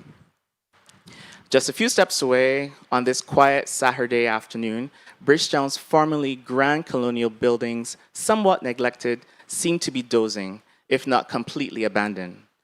Accompanying a friend, I hesitantly push open the weathered door of a building that looks long deserted. We cross a room cluttered with tools, paint, cans, and sculptures, and exit through another door. A wonderful surprise awaits. A beautiful place, square patio opens up before us, wrapped around a lush green island of thriving plants. Children are everywhere. There's a storyteller, an activity leader, crafts table, books, notebooks, snacks. The space is bursting with joy, energy, and life. It's a reading workshop for International Book Day, my friend explains. I'm instantly swept away by the magic of the place, the children's laughter echoing around me. Barbados never fails to surprise me. And yet, I still have absolutely no idea where I am. Suddenly, the creator of this hidden gem appears, Israel, a multidisciplinary designer who abandoned his career as an architect to pursue his dream, an artistic and cultural collaborative center devoted to Bridgetown's community. This complex of two-story buildings once housed a well-known Beckwith Mall, a popular spot for Bajans, before being gradually abandoned. From 2016, Israel fought for months to be allowed to adopt the site. With the help of volunteers who spent months clearing the courtyard of rubble and overgrowth, sanding, reinforcing, and repainting. Thanks to donations and grants, Israel, who defines himself as a creative placemaker, breathed new life into the space. Rebaptized Union at Beckwith and created by Union Collaborative, Inc., a nonprofit run by a 5-member board, nature has reclaimed its space, and hope has too. Israel believes in the project. Little by little, he's taken over the forgotten spaces, an old flea market, a cobbler's stall, and transformed them into creative hubs, a studio for ceramics and weaving, a library that fills features, a stunning street mural by the late renowned urban artist Azibo, and a street-facing gallery window for showcasing local work. Soon, a women's ceramic workshop will open its doors. This ever-evolving place, growing as funds allow, now hosts artist residencies, cultural identity talks, book launches, writing workshops, kids' activities, and teen debates. The possibilities are endless and goodwill is everywhere. Only funding is scarce, but Israel keeps pushing forward tirelessly, seeking investment to fulfill his double dream, give Bridgetown residents a vibrant space for cultural expression, and above all, to preserve the soul of Bridgetown, saving the heart of the city from bulldozers. That's from Gian. So I just let the artists, I just allow the city dwellers and the visitors speak for me. And there's nothing more I really can say. But these ladies lay the table perfectly. You can see how things resonate and are weaving like Ade Labu. So that's it, making space. Thank you. Thank you, Israel. Adelabu. So, regenerating life in Bridgetown. Genesis. New beginnings. That's what came to mind. In design, we talk about placemaking. We spoke about that today. And there's another part, world making. Genesis. And in the world that you're creating, there's an opportunity for us to be sensitive enough to see who or what might be overlooked. When we heard to give voice and to listen to perspectives that we wouldn't normally think of or wouldn't normally hear. You know, that when you talked about capturing the beauty of nature, even in the city, and we saw the big, abundant harvest of bananas. They were bananas, right? There are bananas. We also have plantains and figs. But you don't always think of these big harvests in the city. You don't always think of hearing the voice of those that don't speak, that we don't usually listen to or consider. And it made me think of the time when we used to hear those utopian songs, Feed the World on CBC TV, Channel 8. It made me think of utopia, this opportunity for design to help us make a new world, to envision it and to build it. So while I know you refer to yourself as a former architect, I might think that maybe you're just being an architect in a different sphere, designing and building a world of possibilities.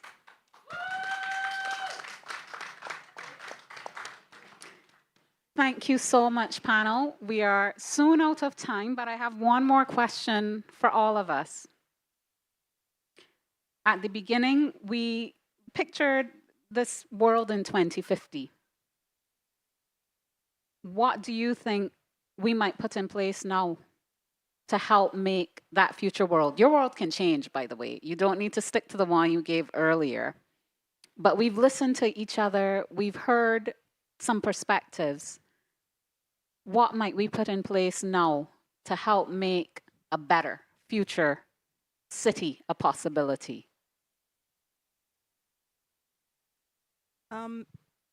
Test. I think that there are so much effort is happening in the different spheres, from design to the artists and the placemakers to the policymakers. I think that while we're gathered here for big conversations, and this conversation has been a joy, like I think I enjoy this more than any audience member. Everything spoke to the work that we do, and so I'm absolutely thrilled to have had this conversation. It was a real conversation, y'all. But I think that what needs to be put in place now is execution. Execution. We have had a lot of talk. I'm sure many of you know the things that Israel is trying to do. Understand the concepts that Deborah is trying to bring across. Get the whole safety by design issue that Deborah has been working on her whole life. I think that what we need is execution. We have to hold people accountable to making this happen. If it is one thing you do when you leave here, find a way to hold the decision makers and our leaders accountable. Otherwise, it will just be another conversation. So that's my hope.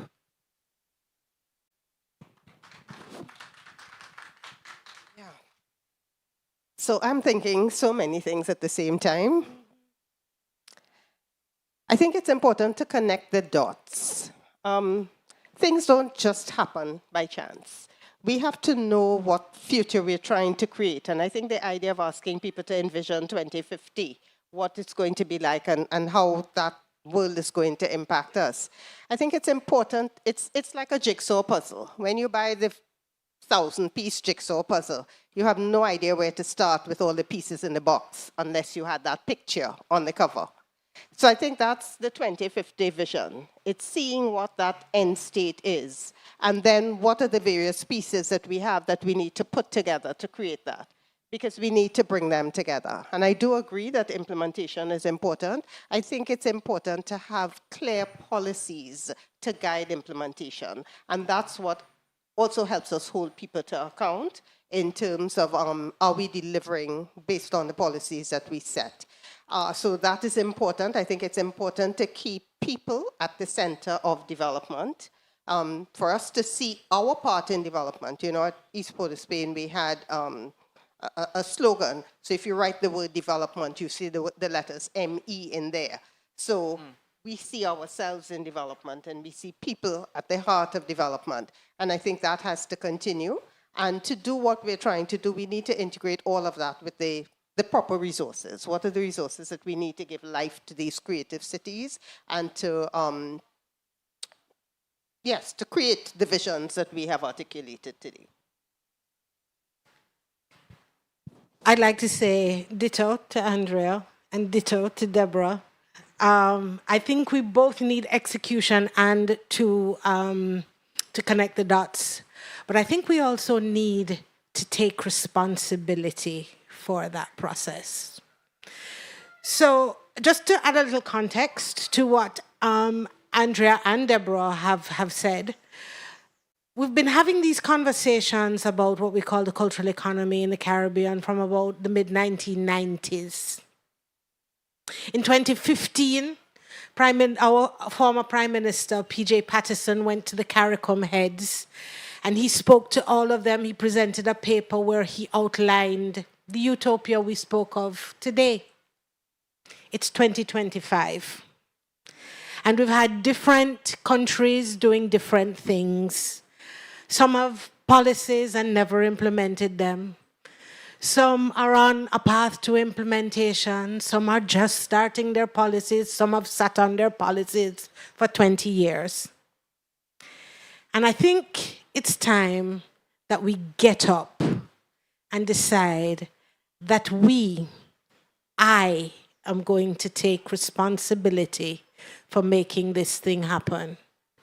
I am going to go and gather 20 people and sit at the door of my Ministry of Culture to ask them, when does the policy come? I am going to go and write a sector policy with the people that I work with and take it there. I am going to gather and get together in a guild, a professional organization, whatever it is I choose to do, but I'm going to do it. And I think that's the only way we can have implementation and connect the dots, because we can look to somebody else to do it, and it will never get done unless I do. Thank you. Thank you. I'm going to be a little bit more esoteric. I'm calling us to be more generous. I'm calling us to build more trust. I'm calling us to ensure that we see each other, that we make each other safe, that we support each other. This CARIFESTA 15, as everyone has recognized, is special because we're all asking for that. I participated in a symposia early this week, and I've discovered people doing the work that we're doing. I did not know they existed. And it's comforting to know that the work is being done. We're quietly doing it, and people always wonder, like, I didn't know this was happening. I said, but we're just caught up with the work. And so rest assured, do not be disheartened. It's happening, as you can see, it's happening. So I'm giving you, that level of encouragement. That's it for me. Thank you so much, panelists. I want to thank you all for participating, Andrea, Deborah, and Israel. This is the Council of the Judges.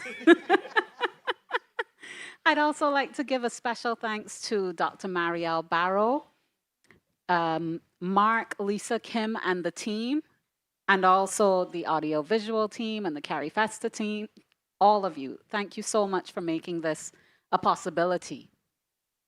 I might also add that as we think about how we move forward, taking initiative, making sure that we find community, have other people come with us, keeping people at the heart of things, holding each other accountable. These are all important. And I'll pull in some design language here because we touched on the full gamut of design. Generally in public, when we hear design, we might think of fashion design or graphic design and these kinds of things. And those matter, those are real design disciplines. And then we go further along the chain and we look at system design, looking at policy. And all of these can influence how we create the future. So I'd say perhaps we should challenge ourselves. When we talk about design, we often talk about the making of things, everyday things. It's a book, a design book. And we see designers who make things that we hold and we feel. But can we look to make the futures that we will live in, that we will feel, that will reshape our lives, that will reshape things for the next generation?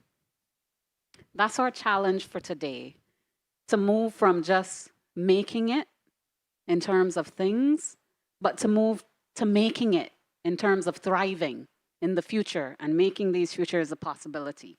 Thank you so much, everyone. This has been Graffiti Blueprints.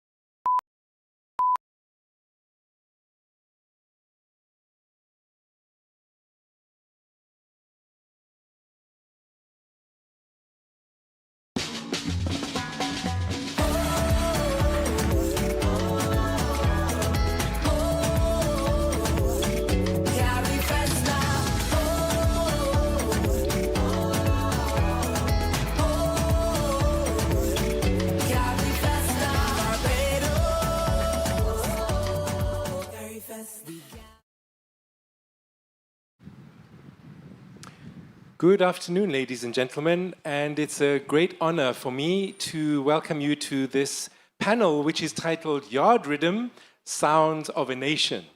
My name is Brett Piper, and it's a really great honor for me to have been able to travel all the way here from Johannesburg in South Africa. I'm a festival practitioner. I've worked with African musicians in the context of the transition from apartheid in South Africa since the early 90s. And I'm currently an associate professor at the University of the Witwatersrand, or WITS, in Johannesburg. I'm also a scholar of festivals, and I'm really struck by how the 1970s yielded these incredible festivals that were tied to processes of nation building. CARIFESTA, of course, starting in 1972. In 1977, we had the extraordinary festivals, FESTAC happening in Nigeria, the creation of film festivals like FESPACO in 1969 that continues to this day. So festivals were definitely part of the post-colonial experience across Africa and the Caribbean, and I feel that this series of discussions, these big conversations that have been part of CARIFESTA 15 are really reminding us of that longer history and helping us to build on it and inviting us to discourse with each other in that context. I'll be moderating today's discussion, and I'll be introducing my two fellow panelists briefly, just also to communicate the apologies of some of our panelists whose logistics around today being the last day of the discussions and the challenges of mobility around the region, which we'll have reason to speak about. So just to explain that we've had apologies from of our panelists, but I'm still convinced we're going to have a really engaging conversation. There are few aspects of Afro-diasporic and Caribbean culture that have resonated around the world to the extent that music has. Music has been foundational to many of the ways in which culture is defined and circulated from this part of the world. And I'm also mindful as a scholar of African popular musics that really it's impossible to tell the story of popular musics in Africa across the 20th century without recurrently referring to the influences that came from the Caribbean, the influences of calypso, the influences of reggae, the influences, of course, of so many musical practices that themselves have roots in the African continent. So we're going to be talking today about how something that can be as profoundly local as music, something that can literally have the rhythm of a metaphorical yard. On the panel that preceded us today, there was reference made to the ways in which so much of culture in this part of the world is intensely local, and music often conveys deeply rooted local meanings. But at the same time, almost paradoxically, music resonates beyond those contexts. And music is one of the great currencies of the globe. And music can't be contained by any particular geographies or political dispensations. I think in my own experience in South Africa, and I grew up in South Africa in the late apartheid era, we knew that an icon of South African music like Miriam Makeba had been part of collaborations with Harry Belafonte in the 1960s, and that in a sense, South African music had become part of the musics that had originated in this part of the world and had, of course, been profoundly tied to histories of anti-colonial and anti-racist struggle. And so we proudly tap into those histories today in this panel as well. I'm delighted to be able to introduce colleagues who are working across these geographies, and they're going to speak in particular ways to that experience. And the first is the colleague to my left, Bernard Sobki, who's also traveled with me, or like me, from Africa to be at CARIFESTA 15. Bernard comes to us from Accra in Ghana and is going to speak to his work in forging collaborations and creative exchanges between West Africa and the Caribbean. And we're going to start with a brief video. So if I could please ask that we go to video 1, and then I'll invite Bernard to introduce himself and the work he does. Thank you so much. About 500 years ago, Africans were carried across the Atlantic to the Caribbean.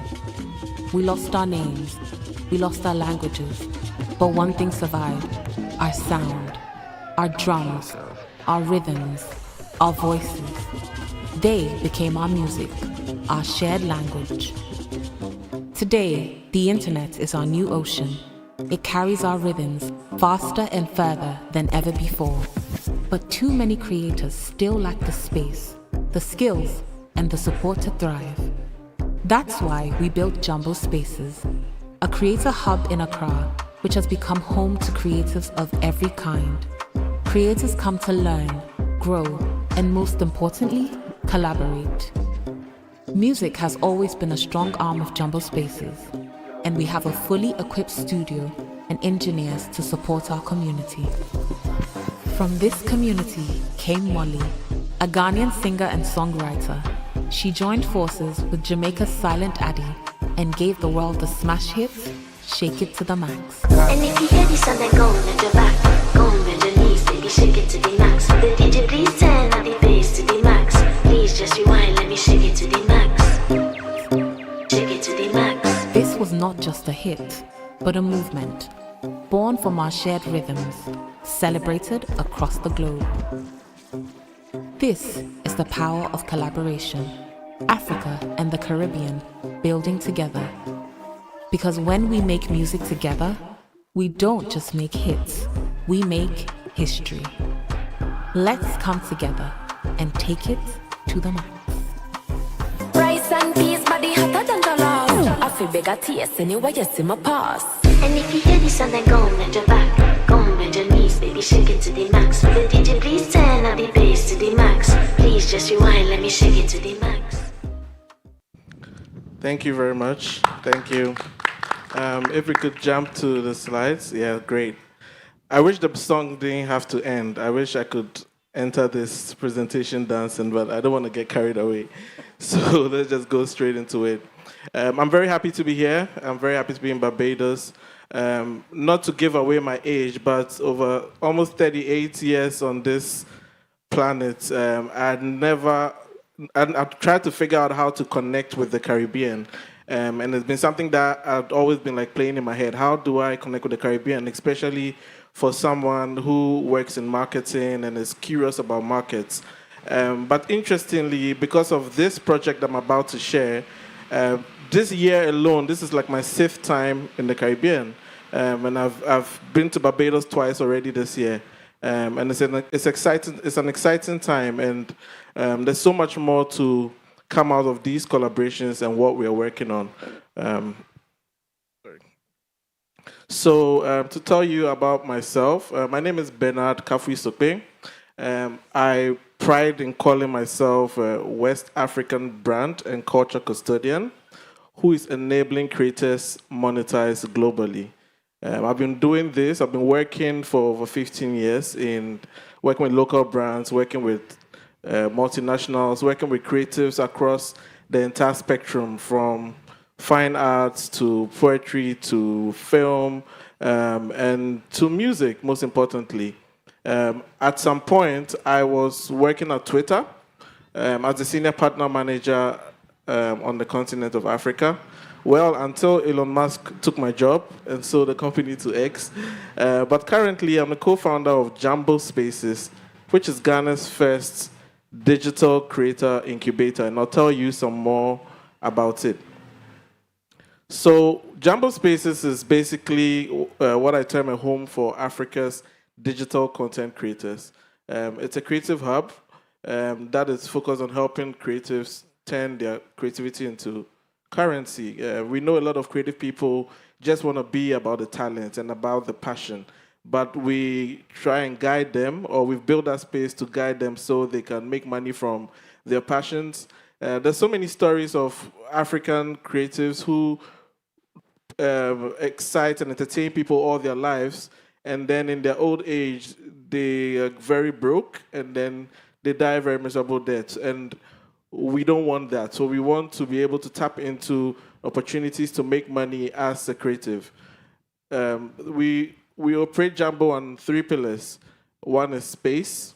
The next is education and resources. When it comes to space, we have music studio, we have podcast studio, we have co-working spaces, we have event spaces, and basically any space at all that a creative can thrive and excel in what they do. When it comes to education, we organize master classes, workshops, and currently an academy, which I'll share more detail in the coming slides. And then lastly, with resources, we provide the necessary resources, connecting them to people who can fund them, who can give them grants, and equipment and any tools at all that can make them excel. So that is Jambo Spaces in a nutshell. But music is a very strong arm of Jambo Spaces. And it's not surprising because the youth are drawn to music and are drawn to music very easily. They gravitate towards music. It's something that they pick up quite early. So when you come to Jambo, you would see a lot of young people in the studio making music, interacting, trying to get their first hit song. And so because of that, our studio is state-of-the-art. It's built properly, acoustically padded. We have sound engineers that support them. We run workshops and master classes that teach them production and anything in the music business. But one thing that Jambo Spaces stands for, which, like I said, is a digital creator hub, is we teach them how to use their mobile phones to their benefit. Because as a young, thriving creative, you don't necessarily have the funds to be able to shoot a big music video or to pay media houses. So we teach them how to create content. I'm sure we all here have at least one TikToker or one Instagram influencer or Facebook influencer that we follow and we constantly go to for content. So that is what we teach at Jambo. That is the thread under which everything we do falls on. So even as you learn to make music or we teach you to collaborate, we teach you how to create content, use your phone, try and get viral moments, and because that is from that you would get the leverage and the foundation to attract everything else that you want in the space that you are working in.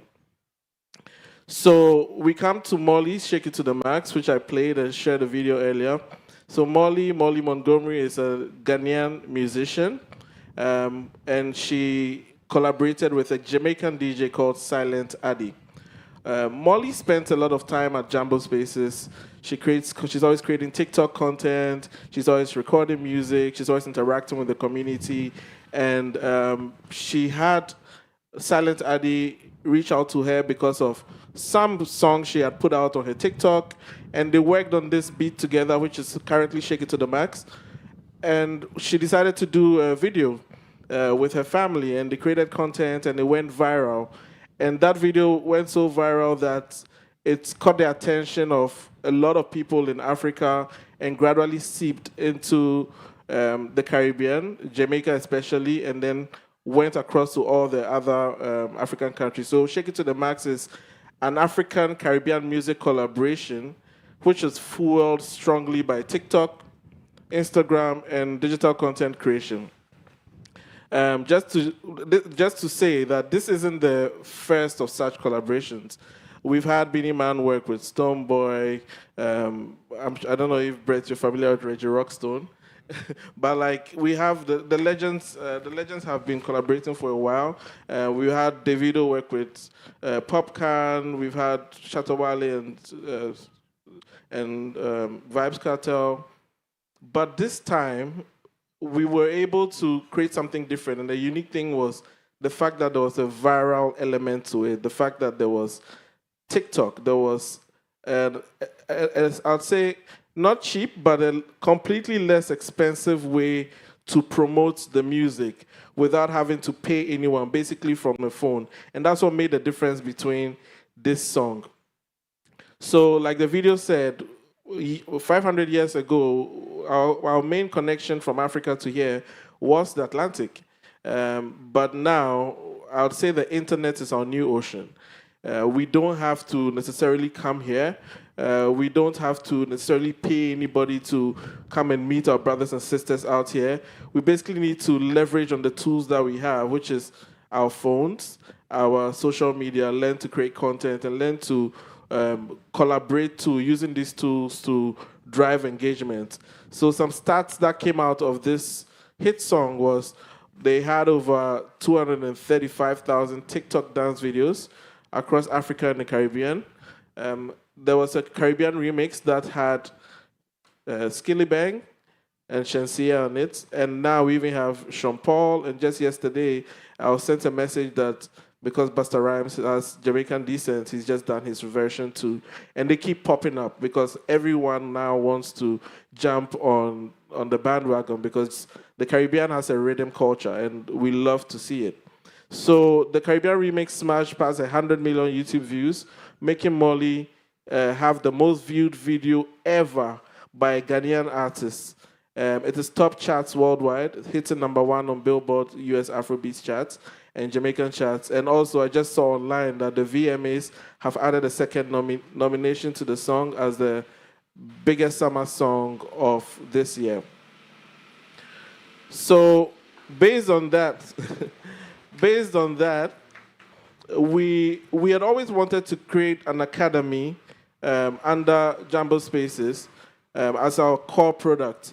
But based on that, that's strengthened our zeal to even roll it out quicker. And we created the African Digital Creator Academy. So basically, it's an academy that helps creators use their skills, like I said, to monetize. We teach them brand building, we teach them storytelling, we teach them how to pitch, we teach them IP and legal stuff, and very soon we're about to add music production courses to it. Our first cohort ran for 8 weeks, and we had 25 participants who actually paid for it. And it was very successful. Some of them have been placed in companies and are working, doing internships. Some of them have started running their own businesses. Some of them have grown their audience so much since that time. And we ask ourselves, what is next? We want to scale it up. So we had an idea. Why not build a Caribbean Digital Creator Academy? The initial one was the African Digital Creator Academy. We call it ADCA. We're going to call this one CADCA. So CADCA is going to be an extension of ADCA to the Caribbean. We're going to promote Africa plus Caribbean exchanging skills, collaborations, and digital innovation. We are going to ensure we build on the creative economy and ensure these collaborations are much more frequent and put us more on the global map. And to think about it, that collaboration was purely Africans and Caribbeans, but the whole world is bumping to it. And we didn't need to have an American on it, or we didn't need to have any foreign person on it. But this just shows that our collective effort collaborating can take us really far and make history. So, as a dreamer, how do we move this from vision to action? Currently, I am looking to build partnerships. I've been talking to Mariel already on so much that we can do together. So I'm looking to build partnerships with the Caribbean creative community, government bodies, cultural organizations, and African hubs that are interested in taking this to the next level. And then short term, I would like to do a pilot of CADCA. Even if it's not this year, we would love to do it early next year when the next cohort of ADCA starts, and run training and exchange programs. It would be beautiful to take some Caribbean musicians to Africa and also bring some Africans here and do some really cool exchange programs. And then long term, obviously scale through festivals as big as this, run digital campaigns and collaborative music projects with tech and AI, which is now a big thing.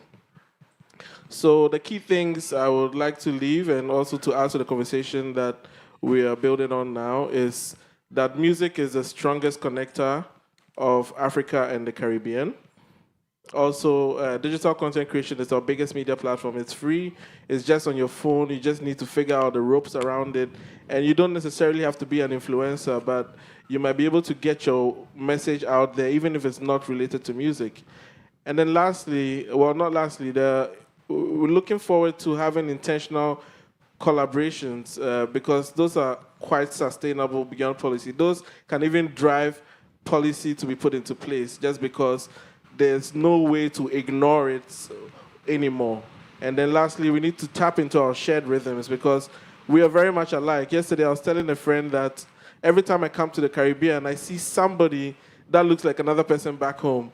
And some of our expressions are very similar to Africans back home. And it's so uncanny and it's so interesting because some of us have never been, some Caribbeans have never been to Africa and some Africans have never been here. But when they meet, it just feels like we've been hanging out together. And you can see that it's years of genes and shared history over time.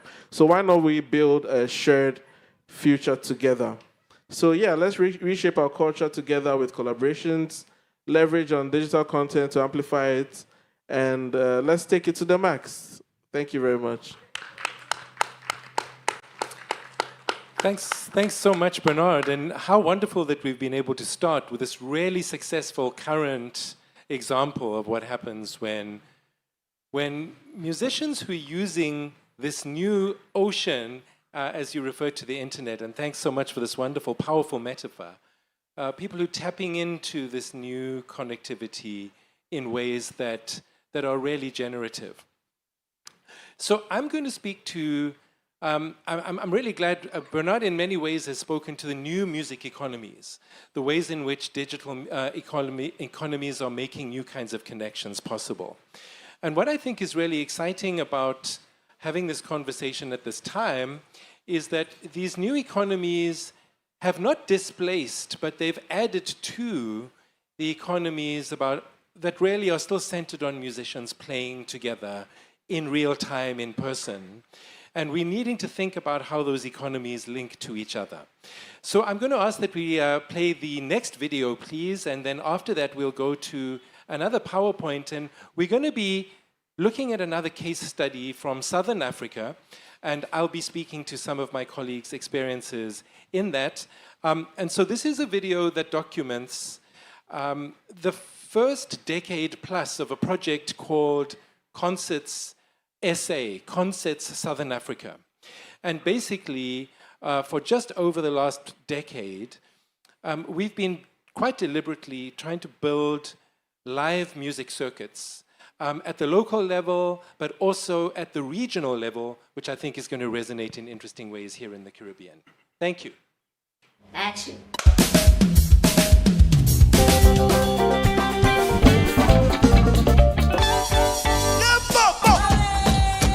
Where the live music scene is today wouldn't be quite where it is at the moment if it hadn't been for the support and initiatives of something like Concerts SA. What's important about this program is that it speaks to what music can do for educational purposes. It speaks to what music does for entertainment purposes. It speaks to what music does for individual well-being. Other countries, there are foundations that really help musicians to create and not worry. So to get something like this is very important so that people can take the music to the people. I got digital mobility funding in the thick of COVID where we were hungry, guys. Yeah. It helps the nation understand itself. It helps us feel better about who we are, and it helps us become more of who we are instead of living in small, frightened cages. It can be really tricky when you're making music like for the artistry of music, but at the same time you have bills to pay. You were my friend and you called me love. Because the beast itself is designed to put us in competition, shrink the soul of the song, not care for the vessel. The vessel is always under threat. Dreams, that's all there is. As a living, very tough. You have to be strong. It really can't be okay if you're not using your gift. I believe a gift unused becomes a curse.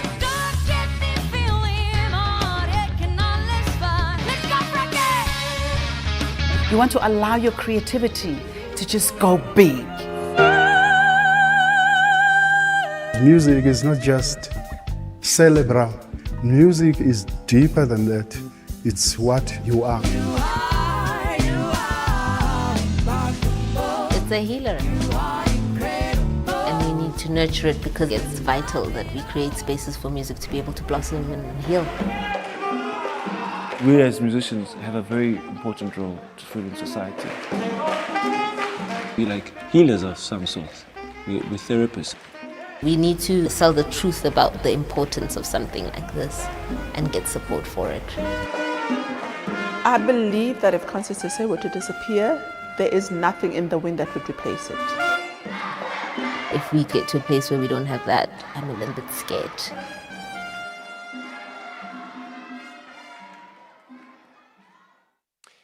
So thank you. As you can gather, it's been a really important project that's supported all kinds of music. We heard jazz, Afrofusion, choral music, classical music, and so that full gamut. So Concerts SA began, and if I'm going to see if I can just control the slides. Excellent. Concerts SA began in 2013, and it was in fact a collaboration that was funded by colleagues in Norway who had had experiences building live music circuits in Scandinavia. Africa is obviously a very different setting for that. Distances are greater. Deep colonial histories and histories of deliberate division by design in a country like South Africa had to be overcome. And live music still is, as we've heard elsewhere today on other panels, a precarious thing. One can't just assume that the venues that support it, who often do so without subsidy or without any other form of economic support, that they'll always be there. A festival is a gift because you can't ever be sure that next year you're going to have the same sorts of resources available to produce. So a project like Concerts SA set out in 2013 to try and build a more sustainable ecosystem for a range of live music performances. But as I've said earlier, Bernard speaking to the digital becomes super relevant to the story because, of course, in 2020, although not by design, the crisis around COVID meant that Concerts SA had to grapple with the opportunities to try and move live music into a digital space. So you will see that the project offered work opportunities, not only for professional musicians, but for the whole ecosystem that supports live music, technical support, media support, but it doesn't stop with the gigs themselves. You would have seen from the video that there's a very deliberate attempt to develop audiences and socially inclusive audiences, given histories of exclusion within South Africa. Digital mobility became a huge aspect of this work, especially after COVID. Supporting audience attending in small venues, in rural areas, in peri-urban, peripheral areas, and not only supporting big live music venues. And it's a project that's sustained by partnerships. These partnerships are transnational in terms of funding arrangements, but also lots of workshops, lots of local support. The sharing of skills has been an important part of this project, and it's involved all 9 provinces within post-apartheid South Africa, but also importantly for us, and I think especially for today's conversation in the Caribbean, 11 countries in the Southern African development community. It's been very productive for a project like Concerts SA to start building networks where musicians can start in South Africa or end in South Africa, but perform in Eswatini, in Zimbabwe, in Botswana, in Mozambique, in Zambia, and in Zimbabwe, and so on. So that's what the project has involved. And over the 10 years that reached 2013 alone, really upwards of 26, almost 27,000 opportunities. We've been doing research at my university as to what the decade of support tells us in terms of how live music venues have shifted, what kinds of activities have predominated in terms of genre, in terms of geography. So close to 4,000 concerts, nearly 2,000 venues and spaces across those geographies I mentioned. Lots of educational opportunity. Nikki Sondo is in fact a very wonderful venue owner in Johannesburg. If you come to Joburg, Nikki's Oasis is a wonderful place to catch live music in. And she speaks to the ways in which schools programs link with her work. And she recently has actually reached out to me because she wants to study as a postgraduate student her professional experience. We've also been able to move colleagues and musics into digital spaces, especially at a time that artists couldn't perform live in 2020 and 2021. And we've built a lot of workshops, skills sharing, the kind of work Bernard does. And we've reached out to schools in terms of audience development. I'm part of a small team that works with Concerts SA as a group of researchers because we think that analyzing who's been applying for funding, what kind of funding they've needed, and the shifting needs and nature of the sector helps us to develop policies and recommendations within South and Southern Africa that we hope we can also offer to a conversation with colleagues here in the Caribbean. There have also been really important studies, for example, on gender representation in the music industry and the particular challenges that women face working in the nighttime economy, in a range of spaces, and what kinds of interventions can be made for gender equity in the music industry, where a lot of work remains. So Concerts SA is a really exciting project that helps us to build on the South African and Southern African experience, and especially something that I'm very passionate about in my own ongoing work as a cultural producer come lecturer, is to be very deliberate about building audiences that enable intergenerational and intercommunity conversations. As I said earlier, South Africa for over 40 years was divided by design. Apartheid literally meant in the Afrikaans language separateness. And so we had cultural and educational and political policies aimed at preventing people from getting to know each other culturally. So the work of redress in post-apartheid South Africa is about being very deliberate in allowing the young artists and audiences who are coming up to see themselves as part of a greater, much more diverse and much more integrated story. And that's something we can tap into Caribbean experience in very meaningful ways. So I'm going to thank you for your attention and invite further partnerships with this kind of work. And we're so grateful to CARIFESTA and for the big conversations, for indeed inviting us to think big about being very deliberate about doing this now. In 2025 and 2026, there are so many opportunities, as Bernard has demonstrated. So thank you sincerely. And with that, I'm going to just acknowledge, I'll pause to acknowledge the work of Andre Leroux and my colleagues at Concerts SA.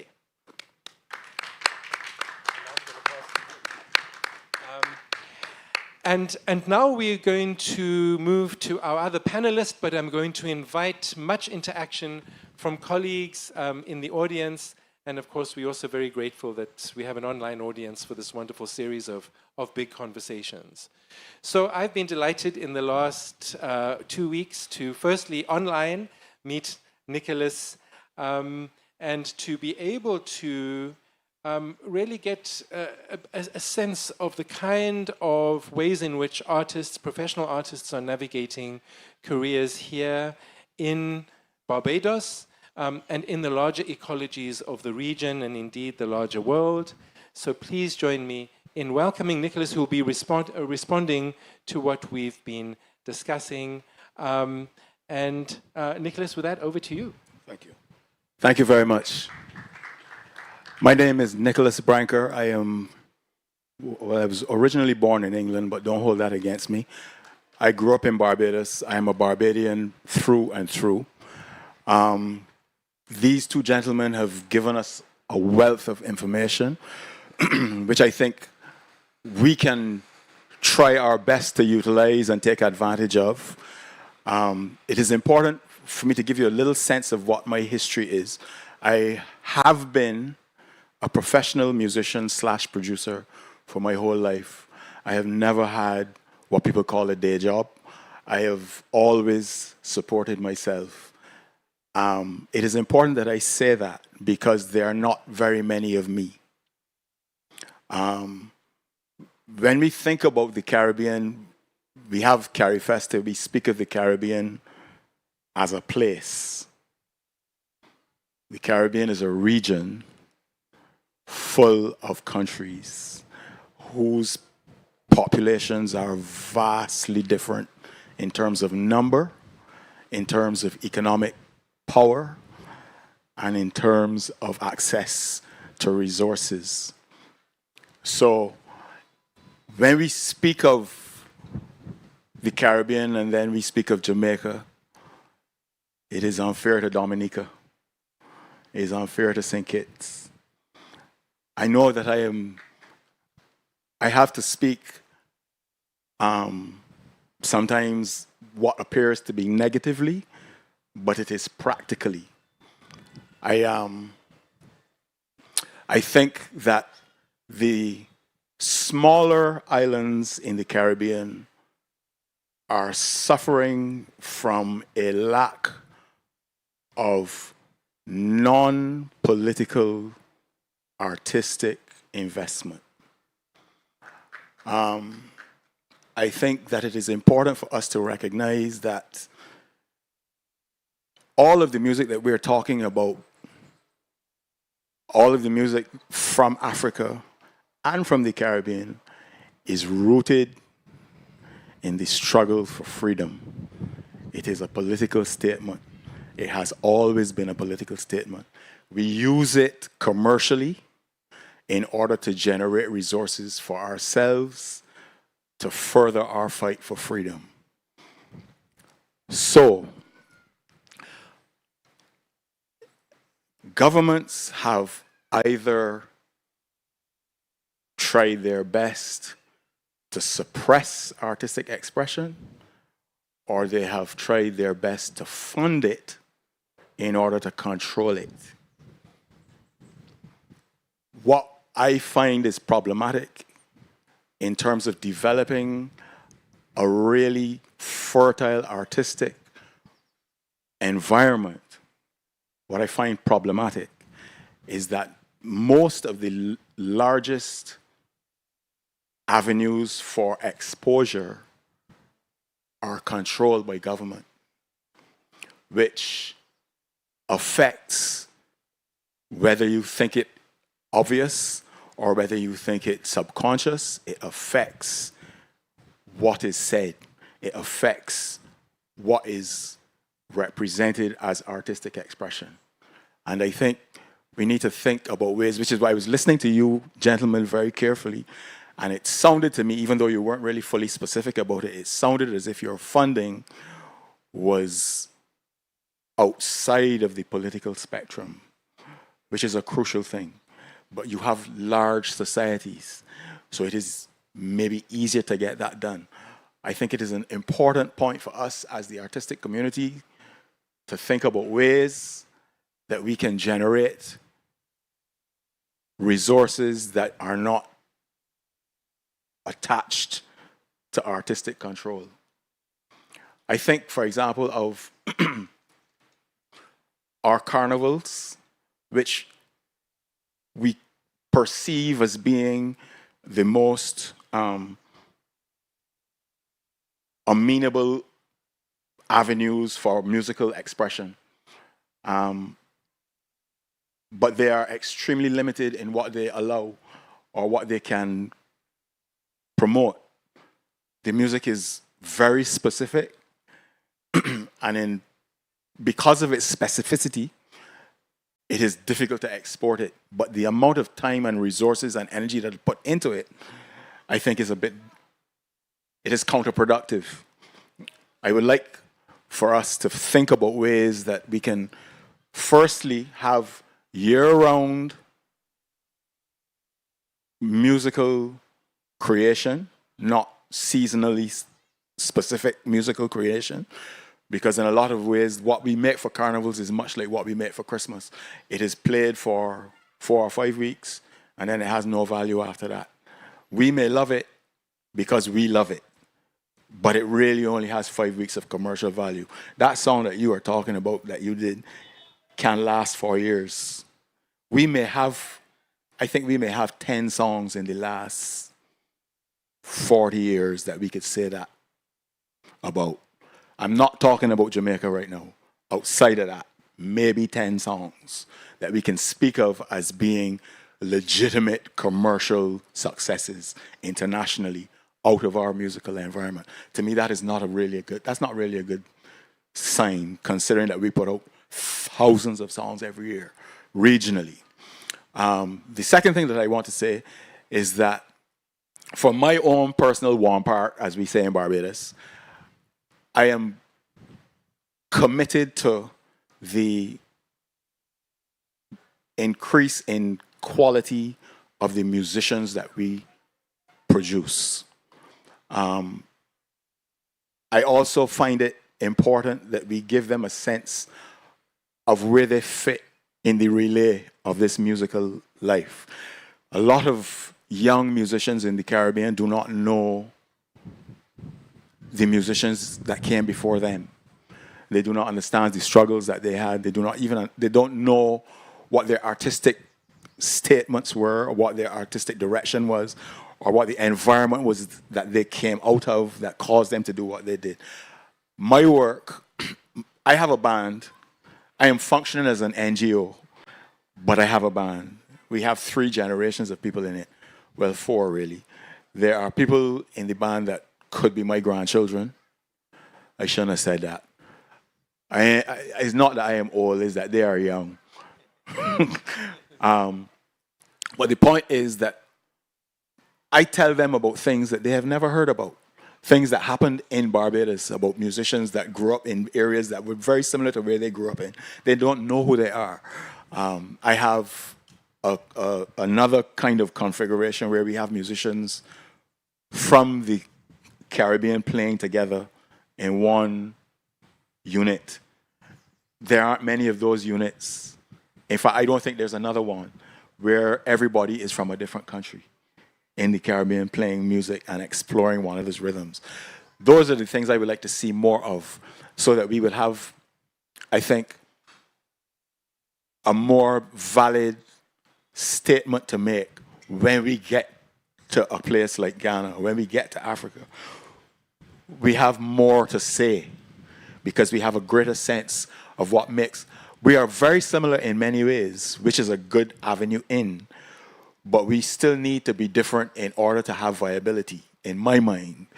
And I think that we need to spend more time in this region working on that. What happens at CARIFESTA doesn't happen any other time, in my mind.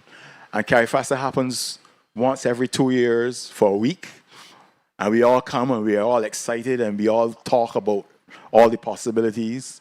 And then 2 years from now, we will be having these same conversations again, because we go back to our regular lives and to what we do daily.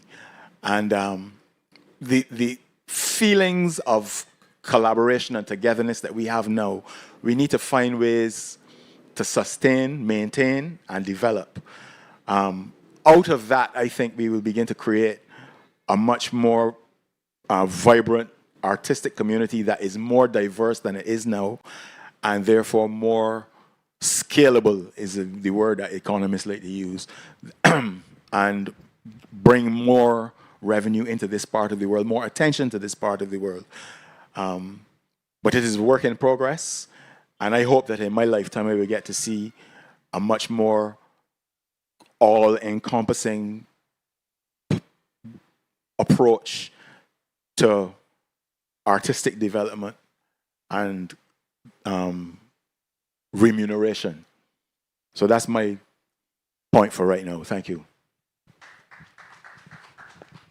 Thanks so much, Nicholas. And so we'd really love to hear from anyone who's in attendance who may want to add to the inputs we've heard, or to ask questions, or to offer suggestions for alternative futures. And I think where Nicholas has ended up is really important for us, how the energies of something with as long a history as CARIFESTA, how one can build these more sustainable circuits for both live and virtual performance.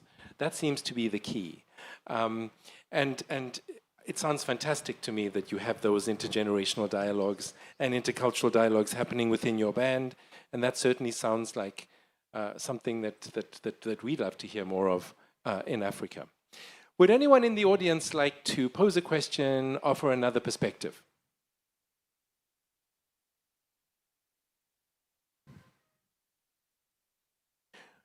We really value your presence and your attention. May I ask, within this kind of space and this kind of conversation, if one were to, outside of festival time, visit not only Barbados but the region, where would one go to find the places where the intersections happen between musics of the African diaspora, in a broader sense?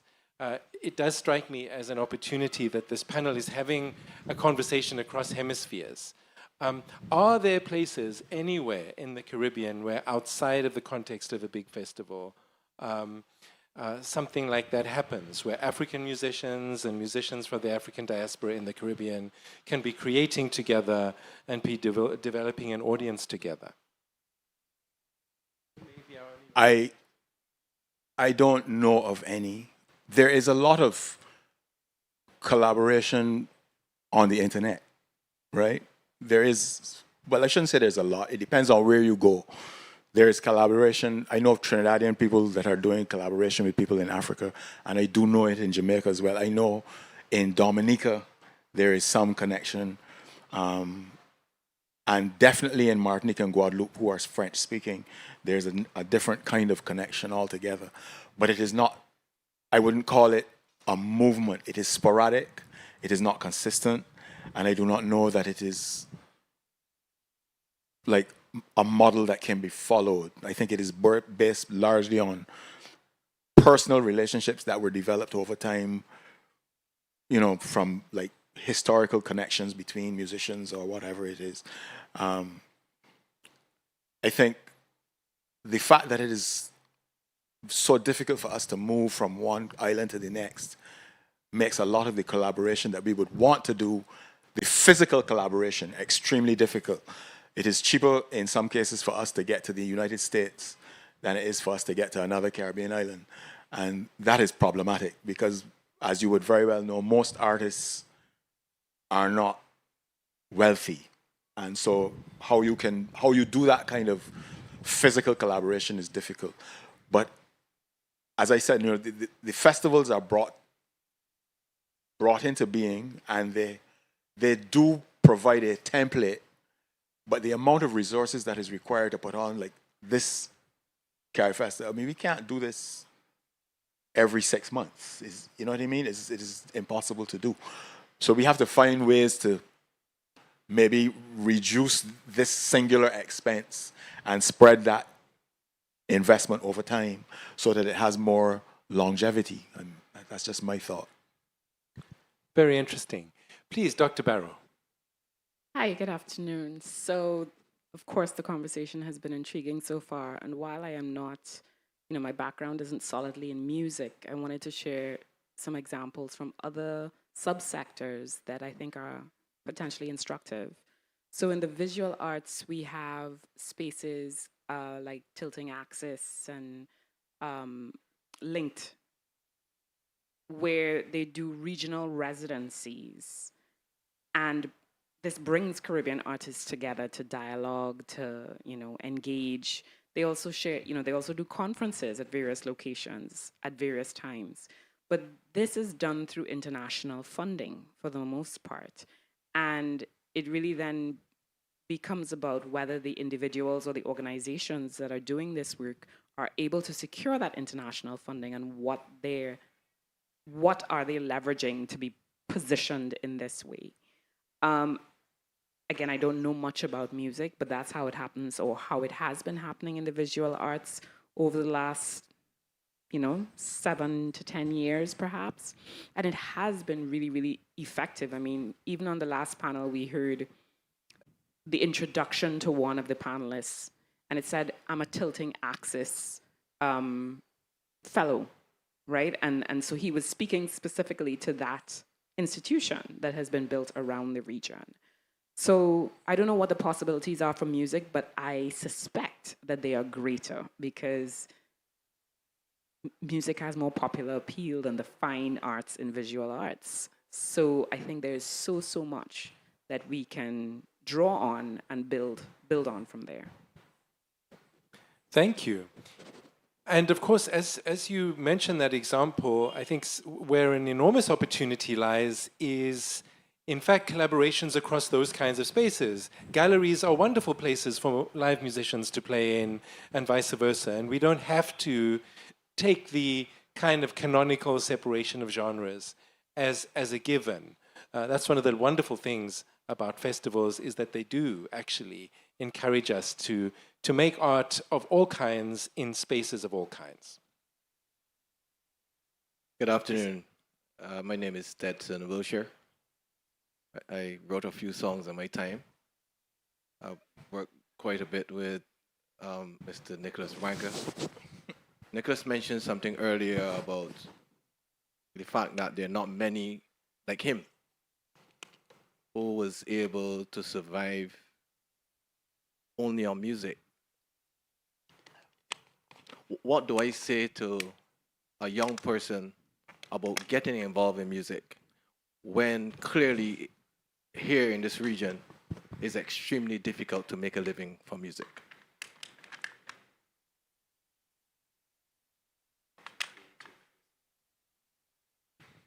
Well, I can only tell you what I did, right? I mean, if you look at music as a service industry, you can survive in a certain way. Barbados is a hotel tourist destination. There are a lot of hotels. You can get work in hotels. You can work, reasonably consistently for a large part of the year. You can earn a reasonable living. But what you will be playing is what the tourist expects, which is a very specific kind of musical expression. It is not. You wouldn't be able to call yourself a creator. You would be able to call yourself a creative, in the sense that you'll be working in a creative industry, but you will not be creating per se. Most of the people that come into this want to be creators. They want to make a statement, and they want to have an avenue to exploit it.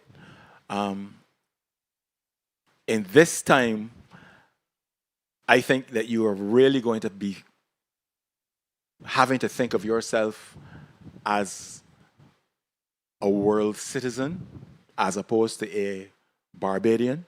You're going to have to think about, I can't just make music for the people that live around me. I have to find a way to make what is unique to what we do palatable to a larger audience. And then we have to find ways to do like what Bernard is doing in terms of leveraging social media in a constructive and viable way, which is also very difficult from this part of the world, given the kind of agreements that we have with the platforms, where it is not as easy to generate income as it is in other parts of the world. But it is going to be a struggle, and you're not guaranteed any success. Most of the younger people that I meet say, well, I want to sing a soca song so I could get in crop over, and then hopefully I would get a hit, and then I could sing in Trinidad Carnival, and I could sing in whatever, and do that little circuit for a year. That happens maybe to 2 people, if that. You know what I mean? So what I try to encourage is that you think about being a master of more than one trade. So if you want to write music, you can write music, but you also have to be able to interpret music. You have to be able to play an instrument. If you want to sing, you shouldn't be just a singer. You should learn to play an instrument so you can accompany yourself. Because a lot of the singers don't actually know how to play anything. They can't accompany themselves and go and sit down in a bar or whatever and write your own songs and perform them and generate a kind of your own little fan base in a space. And it's little things like that that you have to try and do in order to make yourself marketable while still making a statement that is of value to you. Am I making sense? Good afternoon to you. Good afternoon, everybody. This question is directed to Jambu Spaces. My name is Taja Julian. I'm from the island of St. Lucia. We're known as the fetting country, where we have St. Lucia Jazz, there's Grosley Friday night, so we have our people all immersed in that. We are actually creating a space called Engulf. Engulf is a space for artists, and we're looking to collaborate. And I was so thrilled to hear the way Jambu has put together like collaborations across the region and just getting everybody excited. Today I could see the song Shake It to the Max. Even our Minister for Sports is dancing and singing that in Parliament office when he does a big deal. So it's like Shake It to the Max. So we all know about that. So what's exciting is that dance can be applied and you have the Afro beats right in there. And that's exactly what we are, Caribbean people. So my question to you is that, how do we use that space to pull our young people? They don't want to hear much talk right now. They don't want to hear no history. They just want to make some money. Yeah, they want to shake it to the max. So when we say, we need to listen to them and understand what they mean, because instantly you could become a success. Just like in sports, music just drives you up in terms of your earnings and what you could do, your popularity in minutes, that can happen just because of the internet. But the problem it's not a problem, it's something that can be fixed. And how do we, if we have a space already, how can we use it virtually to do a collaboration? How can we collaborate virtually in our space, the Caribbean countries around, joining the Afrobeats? Because we have a space already. It's called Engulf. Yes? And how do we collaborate on a virtual basis? Because we know to travel from one, at some point we can meet, we can do those big events like what we have here, and it will cost us some money, but it's worth it. You know, our sponsors that we get, it's worth it to them. So I want us to think out of the box right now. I want us to embrace that opportunity, especially if seeing you there, Jambu, right? To really make it happen, because I'm not, like the young people at UE right now should be here to really, because when I heard the tune, I was like, okay, there we go. Something that I know about, and I know the dance too, because it comes with a dance virtually. Everybody's doing it. Yes, so there's a communication going on there. So that's my question for you. I want a virtual space for us to collaborate. That's my calling. Okay, so I mean, it looks. Thanks for the question, first of all, and I'm also curious to know more about Engulf, right? Yeah. So after we're gonna talk, but it looks right now. It looks so good. Like as you watch the video, and how like Molly is a big artist now, but it wasn't something that happened overnight. It's a journey, and in creating spaces like what you've created, you need to accept that it's going to take some time for it to build up. I remember we're in our third year, actually. I remember in our first year, I had people walk up to me and said, why are you spending so much money on, or why have you dedicated this building to this? Why won't you turn it into apartments and rent it out? Because that's the big thing in Ghana now. And I said, I have a vision, and I know it's a space that people are not focused on, but I also know that with time and me constantly showing up and proving a point of what I'm trying to do is going to build the community. Spaces like ours are very dependent on community, and you need to wait it out. But the end goal is to have quantity, right? A lot of people that you're impacting. But in the first few years, you need to focus on quality, not quantity. So even if it is 5 people who show up for a workshop that you've created for 100 people, if 2 out of that 5 go out later on and follow through with everything that has been taught and have become super successful, they become a case study for all the others who are eventually going to come. So, for example, with Molly and Shake It to the Max, people know and are familiar with the fact that a lot of them know her from being at Jumbo Spaces, creating content there, and she posts about us every now and then. So we have an influx of people who constantly now want to participate in our academy, in workshops, in masterclasses, just because of that one case study of Molly. Nicholas said something that over like 1,000 musicians who put out music, 2 of them might become successful. And it doesn't mean that it's not a viable space. It's just that they need to start thinking of other ways in which they can make music beyond just being a hit artist standing on stage with 1 million people standing in an audience. But there are other ways you can write for people, you can do other things. But back to the matter, I think you need to wait it out and constantly show up. Whatever you've been set out to do. I don't know how long Engulf has started, but I was in that position that you are like worried about now, of not having like a lot of people showing up for things like that or looking to tap into the opportunities. But wait it out. Even if you're talking to 5 people a month, I mean, it burns through your resources, but if you can find a way to keep showing up, one single case study or one single successful young person who benefited from your space or can talk about how Engulf changed their life or made a difference will bring in 10 more.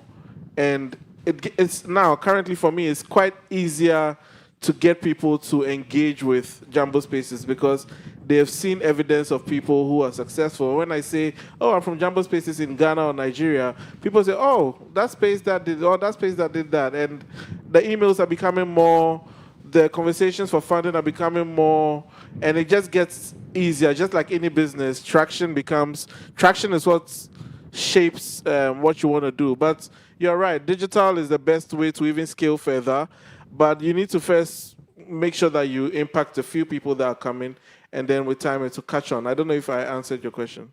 Yeah, thank you.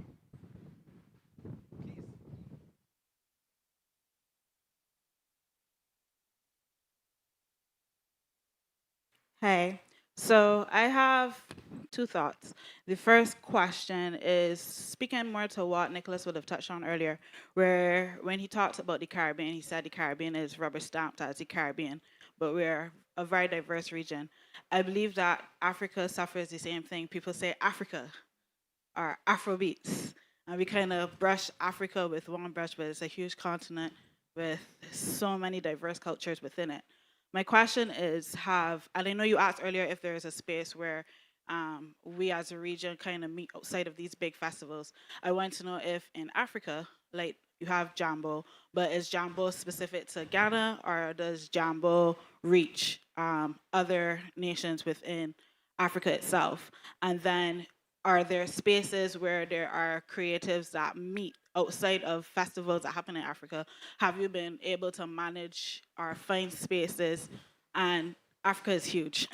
So I know that even being able to travel and all that is also difficult. So virtually, etc., is there a space outside of festivals where the creatives kind of collaborate outside of that? The second question, because I don't know who's going to answer that first one, but the second one speaks to, well, we use the example of Molly Shake It to the Max, but I do believe that a large part of Molly's success outside of having that musical collaboration that was genius was also that we are now a very visual world. And TikTok is very visual, and along with the music comes the dance. She just spoke about her minister dancing. So as big as the movement was with the music, I feel as though like the dance aspect of it also played a major role. And a lot of her viral moments happened from all the dances that she was taking to the streets, etc. And just a food for thought in terms of how do we then branch beyond the music itself and then look to work with the other creative industries, whether it's the fashion and what music we put behind the fashion, or how do you push your song with the person that's already having a collaborative space in fashion and add your music to that so that every time somebody sees that your Caribbean song is behind that, etc. So I'm just thinking in terms of collaboration outside of regional collaboration, but how we across the different areas of the arts collaborate. The first question was, oh God, I remember. I can't. About the difference if other countries collaborate. Yeah, so Africa suffers that same thing with what he said, because we are 54 countries, all of us very different, very nuanced. When I was building Jambo with my co-founders, Jambo is a Swahili word. Everyone in Ghana asks me, why are you using a Swahili word? We don't speak Swahili. But it's just because of my vision of eventually impacting the whole continent. And Swahili is the biggest spoken African country, language in East Africa and some parts of the South. So in my thinking, if it blows up the way I want it to blow up, at least the widely spoken language it's going to relate more to it. So I am not even a quarter way to impacting the whole of Africa with Jambo, but it's still part of the vision. So I think it's okay to. Currently, we are serving Ghana, but with time, I'm eager to have more Africans tap into it and grow beyond Africa and even get into the Caribbean. Also, I don't think that is necessarily a problem with sometimes people, how they call it, encapsulating the whole continent or the whole Caribbean as one. This is my thought, if one country excels, it pulls the entire continent with them. If, for example, Jamaicans are, from my point of view as an African, we see Jamaicans as the loudest and most vibrant and everything. And even up to now, I'm still learning about some Caribbean countries. But when I'm thinking about the Caribbean as a whole, whether it's Jamaica that was championing something or not, I embrace the whole Caribbean as, oh, you guys are doing amazing. I don't think it's a bad thing. And I think we can leverage and ride off the successes of our neighbors to be able to tap into things that will also benefit us. When you speak about places in Africa that do things outside, let's say, Jambo or festivals and stuff like that, there are a lot of things like that in Africa. Nigeria has their big thing. South Africa has a lot of big events and things that bring creatives together, and East Africa, because like I said, we are very different. For example, Ghana has something called Dirty December. I don't know if you're familiar with that, but it's like a pilgrimage of people from the diaspora coming into town and just coming to party and do a lot of creative and cultural things for like 2 weeks. When I go somewhere, when even another African goes somewhere and they say, "Oh, you're from Africa. Oh, do you know Dirty December?" and they claim and latch onto it and use it to sell or push whatever agenda that they have. So I think it will take a while for people to recognize each Caribbean country for what it is, but it's also okay for us to ride off the successes of our neighbors to be able to push our agenda, because you never know. Because someone likes dancehall, they might be drawn to soca and be drawn to something that is unique to a specific Caribbean country. What was the second question? Before you go on, the reason why I brought that up was not specifically as y'all are describing it. What I was talking about was the fact that, Dominica has less than 100,000 people. As a nation, it's 100,000 people. So there are musicians in Dominica that need to survive off of 100,000 people, right? And that is what I was talking about. So if you talk about the Caribbean, economically speaking, there's a wide disparity between what is demographically big and what is small, so that you can't think of the opportunities in the same way. The possibilities in terms of what you're speaking about actually do exist, but the average person who wants to just survive has a different challenge. And that's why I was speaking about it, because we don't always think about what impact the size of the geographical space and its population does to the possibilities for success in the business. That's what I was really talking about. Because I'm sure that festival you talked about for 2 weeks, more people go to that than live in Dominica and St. Lucia. Yeah, true. You know what I mean? So it's like, when you think about the scale, it's a whole different way of thinking. And we have to try to think about that, but also be realistic about the environments in which we are functioning, because we just don't have those types of resources. But we have to think about how we would kind of allow for that and compensate for it, you know. Yeah. And to touch on the last thing you said, I totally agree with you about the cross-selling of various creative arts and how they can support each other. I don't know if any of you have gone to see Mansa Musa.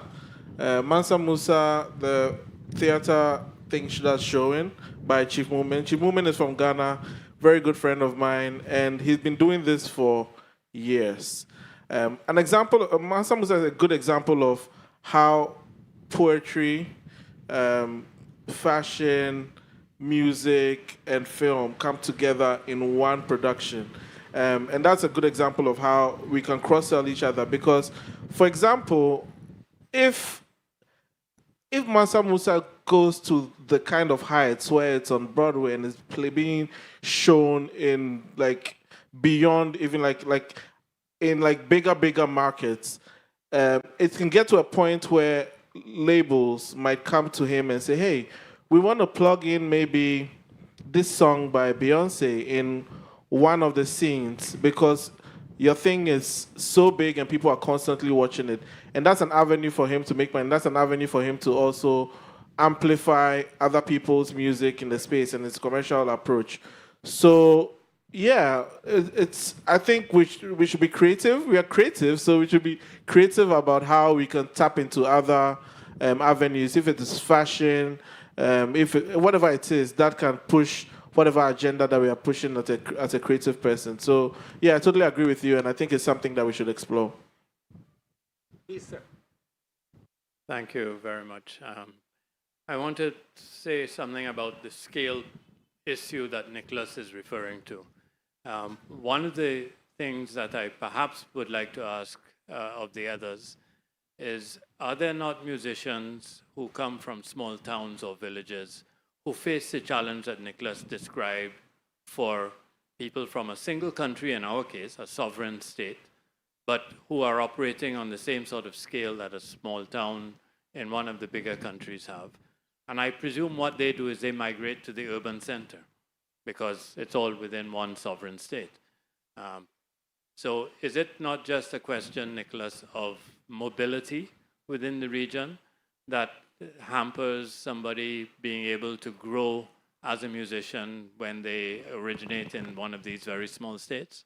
I mean, so there are musicians in Barbados who are from other islands who work here. It happens. My point was that there are people who can't do it. And I have met people who have phenomenal talent who just, we can't get them, you don't know how to get them out, right? And I think about how, so it's one thing to do, you do a little video and people see it and they say it's great, but the physical presence is a problem. And I also think that what happens a lot of the time is that we don't really, I don't know how your incubators would work, right? But a lot of our performers do not get to perform regularly. So their performance skills are not developed. So when they get a popular song, they're not ready for it, right? Because they live in an environment where they're maybe like they're working in a studio with somebody and you sing the song and you may sing it 2 or 3 more times, but it's not like You're not on a stage every day. You don't have an audience in front of you all the time to try and learn how to work a crowd, how to build your stage presence. All of those things are things that used to happen as a matter of course because, like how you said, in the 70s and the 80s and even in the 90s into the 2000s, there was a lot more possibility for live performance because people were able to perform much more. There was more venues, there were more bands, there was more of an economy that supported that kind of thing. And so a lot of people, like, for example, I mean, I'll give you a very basic example. There's somebody that I worked with the other day that had a song that was popular. And I said, well, come and work with us. And we were doing a show. And I said, well, okay, so you're going to sing the one song, but then you got to sing 2 or 3 other songs. He's like, well, what? So how long are you all performing? I said, like, well, maybe 20 minutes. 20 minutes? But that's a long time. And at the end of the 20 minutes, they were hoarse. You understand what I'm saying? So it's like how you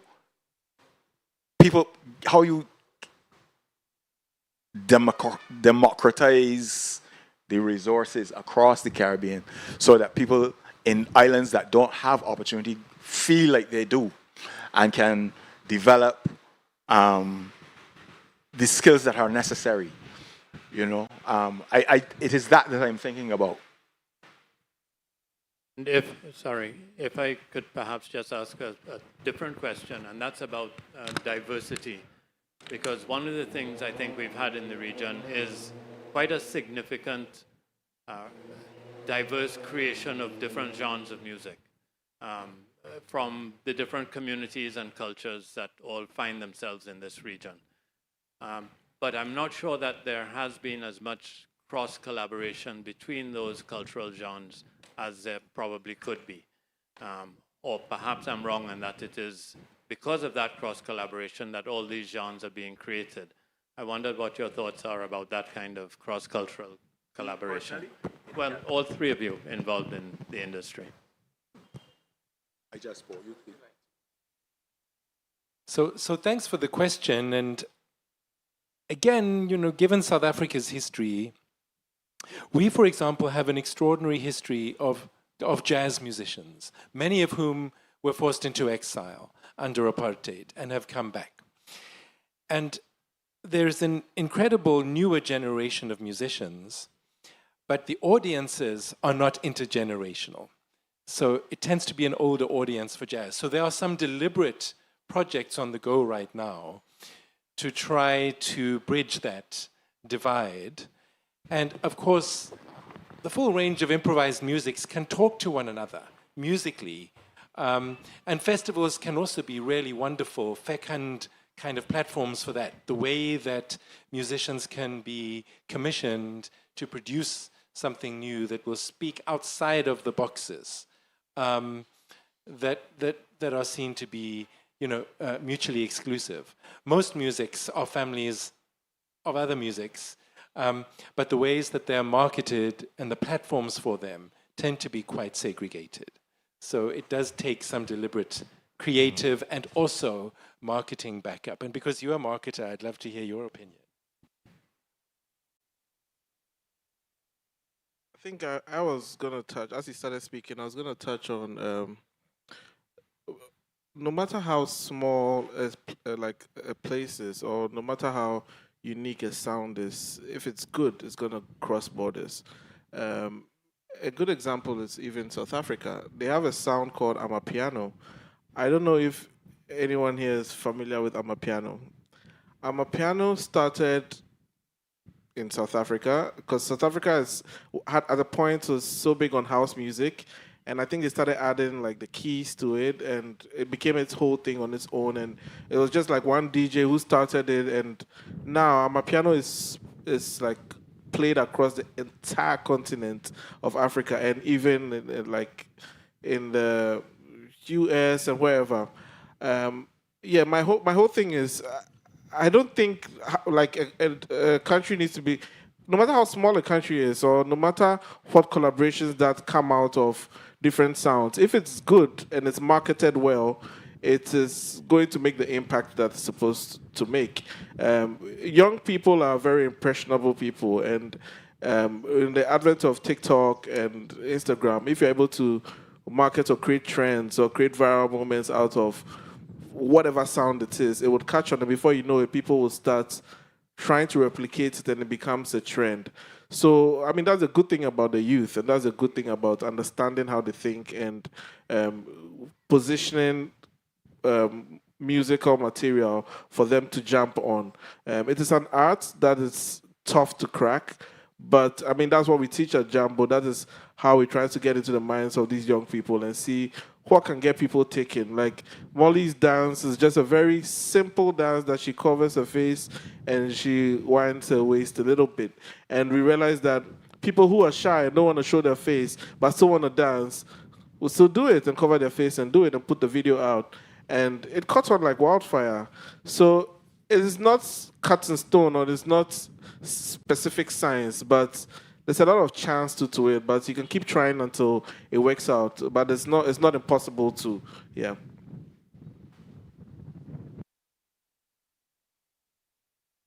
Okay, so I would like to ask a question. Yes, please. So I'm glad that Bernard spoke about music crossing boundaries or borders. You can hear me? Yeah. So my question is to Nicholas. So Carnival was born out of resistance and of the enslaved people against the brutalities of slavery. And so it carries a deep history of defiance and resilience. So you know when Bajan say, if you say A, God say B. So my question therefore is, how then do we preserve and balance that cultural foundation when in an effort to generate income, we move away from art forms rooted in Carnival? I don't think you need to move away from the art forms rooted in Carnival at all. I think that it is about authenticity. It is about sincerity. It is about honesty of expression. Whatever that is, right? I think there are always layers. There are different levels of a thing. So what we call pop music that generates all of that income is an offshoot of a more serious music, all the way down to whatever the nut is, that seed that gave birth to everything else. It becomes more and more diluted the more accessible it becomes. But the root is always the same. I think where we as a people have a little bit of a challenge is the lewdness of what carnival music can now be is offensive to some people. I think that is because we don't recognize that generations continually have to push the envelope. So if we as adults don't have no problem wearing skimpy costumes and walking up, and then the younger people who come after them have to do something more, because that's just how it works, right? And so I think that we need to encourage, and this is why I was saying earlier, with everything that I said kind of comes back around, about how involved the leaders or the governments are in what is being expressed, because they can't really be involved in promoting excessively lewd lyrics. But there is a market for it. And we can't say that you can't make it, right? But if that is what is selling, because I was reading up to yesterday in the Guardian in England, they were talking about some of that bouillon music that is a little bit risque, that is doing, like, had Notting Hill confused, but it's not something that people can talk about, because it's like, well, you can't really say that you're promoting this kind of lyrics. But it is a natural thing for us to express ourselves in that way, because that too is part of the resistance. It is about us being comfortable with ourselves and with our expression and the way that we feel about our sensuality and our sexuality. You know, people are pushing boundaries just because they feel it is important for them. So you got to let them express themselves. But at the same time, I think that is where, like, the foundations that are responsible for the development of culture should fight to preserve the essence or the original expression. Like how, for example, you would have the Kennedy Center in America preserving classical music, and you have the New York Symphony Orchestra, which is funded, and like people who, those things can't function as economic enterprises on their own. They are supported by the state, and those are the things that we should be thinking to support, and then let the young people just do what they're doing, and we follow them and see where it goes, I think. Follow-up question. Nicholas, you had mentioned about artists making music for the world. Yeah. What exactly then is music for the world? Because if I had to highlight one of your biggest songs, Raga Raga, in my opinion, it was basically a social commentary. I don't understand one thing when I try to listen to one dancehall. Right. That's basically speaking about the infiltration of dancehall on the Barbadian society. Right. So then what is music for the world? I said it just now, it has to be authentic. You gotta be saying that people believe you are saying. That song is 32 years old, it is. It was a whole different time. The way people listened to music was different. What people expected from music was different. What is big now is a whole different kind of music. And you have to sell. You gotta sell a culture. You gotta sell a way of life. You gotta sell an aspirational kind of existence. And so I'm not caught up in what the song should be about or how it should be structured. I am caught up in the authenticity of it and the sustainability of it, the ability to try and harness it into a movement. So you don't just have these one song here and another song here and another song there. You try to do it in a way where there's a movement, like how hip hop was a movement. Like you had a whole set of people that just were doing this thing, and it became, like the voice of the world in a way. It is really about trying to harness that kind of creative potential and make it feel like a movement, so that it has a certain kind of lifestyle surrounding it, and people then buy into that. Like reggae music is not just about reggae music. It's about, the way they dress and the way the hair is and the herb and the Rasta thing. It's a whole existence that, we have to think about how you package things. So I think that Nicholas has, in a way, brought us full circle to where we began, thinking about how deeply rooted musical expression can be, even as it circulates transnationally now in the blink of an eye on that digital ocean that Bernard so beautifully described. It's clear that there's enormous vitality, but still depth and history in these practices, tied to histories of resistance and histories of self-liberation. And I think that message the music carries in ways that are forever fresh and new and compelling. So I want to thank you all for your attendance, for your participation, for your thoughtful questions. We certainly would love to continue to dialogue with you. Since those big festivals that I mentioned at the outset, since CARIFESTA began in 1972, and we had these big Pan-African festivals happening, like FESPACO and like FESTAC, festivals were spaces of play and creativity and art, but they were also spaces of discourse, of reflection, of taking stock of where we are and where we need to be. So it's really wonderful that CARIFESTA 15 has reinforced that aspect of the festivals. Thank you to Dr. Barrow and to her team for curating this really important series of big conversations for us. We're clearly touching on big issues that need ongoing engagement.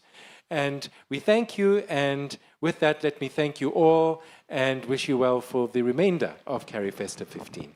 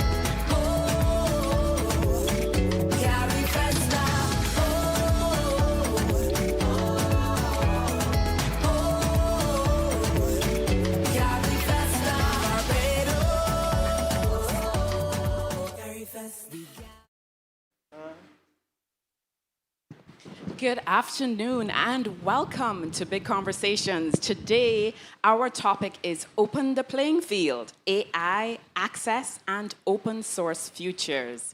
It is my pleasure and honor to welcome today Ms. Maxine Williams, hailing from Trinidad and Tobago. But Maxine is the VP, Head of Accessibility and Engagement at Meta. And she will be in conversation with Senator the Honorable Jonathan Reed. Today, in this fireside chat, Maxine Williams explores how artificial intelligence, open source models, and inclusive design create opportunities for everyone. Enjoy the conversation. Thank you. Thank you so much. She gave you a great open title, but she didn't say that you were my friend, you know what I mean? So let's start with that. And let's start a little bit friendly. Heavy title, lots of work, lots of responsibility, but I really wanted to understand you, the person, right? Okay. So I told someone I was doing this chat, they said, that's Maxine that used to be on Westwood Park? Yes. And I said, I think so, and I Googled it quick, all right? So let's talk about origins. How do you move from that start in Trinidad, acting, and then heading up now the role that you have at Meta? I think it actually makes sense. You know, in Trinidad, we're very creative, dynamic. I think the diversity of the population is the fuel for that. And so we have all kinds of skills. You can't find us in any place. And so I went from being a lawyer, but also a human rights activist, an actress, a television host, a soap opera star, to working on things. All jokes aside, everything that I've done has been something that, to me, has been in service of bringing us closer together, Right. in service of justice, fairness, trying to build a better society. Right. Even the creative stuff, how we express ourselves, what it means to put ourselves out in the world. And ultimately, what happened is that I was working on issues of diversity, representation, opportunity, and a place called Facebook was looking for somebody to come and do that type of work there. Right. And I put up my hand, and I went. And again, I felt that being from where I was from, ironically, put me in a good position. I think you come from these countries that we come from in the region, which people consider small, sometimes they consider inconsequential. Yeah. But some of the skills that we learn being on the other side of that equation is how to look out there. Yep. We are looking out, and we are learning, and we are taking in, and we are understanding, and we are applying, and we are creating. And so I went from being from a small place to being in a big position at a big company in a big place, but feeling very much able to bring my skills or assets to the problems that we were trying to solve. I don't want you to go too fast. I want to slow you down a little bit and take one step back to an interesting part you just brought up. And I used to work for someone who was a good friend, as you know. I was the chief of staff to the prime minister. And I think more than anything else, the lesson learned from it is we have the capacity, in this, although we're from a small space, to amplify our voice on matters of social justice in a way I think we don't always fully recognize. You know, from the founding of the Black Panthers to, you know, the independence movements that then translated independence all over the world during the 50s and 60s. We had such a powerful voice to play that, although we're from small places. I want to drill down a little bit more about the social justice work and why did you start there? What inspired you to be involved in that work, and how does that translate to the work that you do every day now? You know, cognitively, it just never made sense to me that we would exclude people and still think we could be successful at anything. That was like the bottom line. I had an early experience once where I went with my brother who was signing up for a cricket club in Trinidad, and I must have been about 8 years old. And he was signing up, and I went with him, and I said, you know what, sign me up too. And the people looked at me and said, oh, no, girls don't play cricket. Right. And I remember in that moment going, well, that's stupid. Right. Why would you, how you know I could be the best cricket player there was ever going to be? Why would you exclude me? That's a very Trini attitude, by the way. I just want to put that.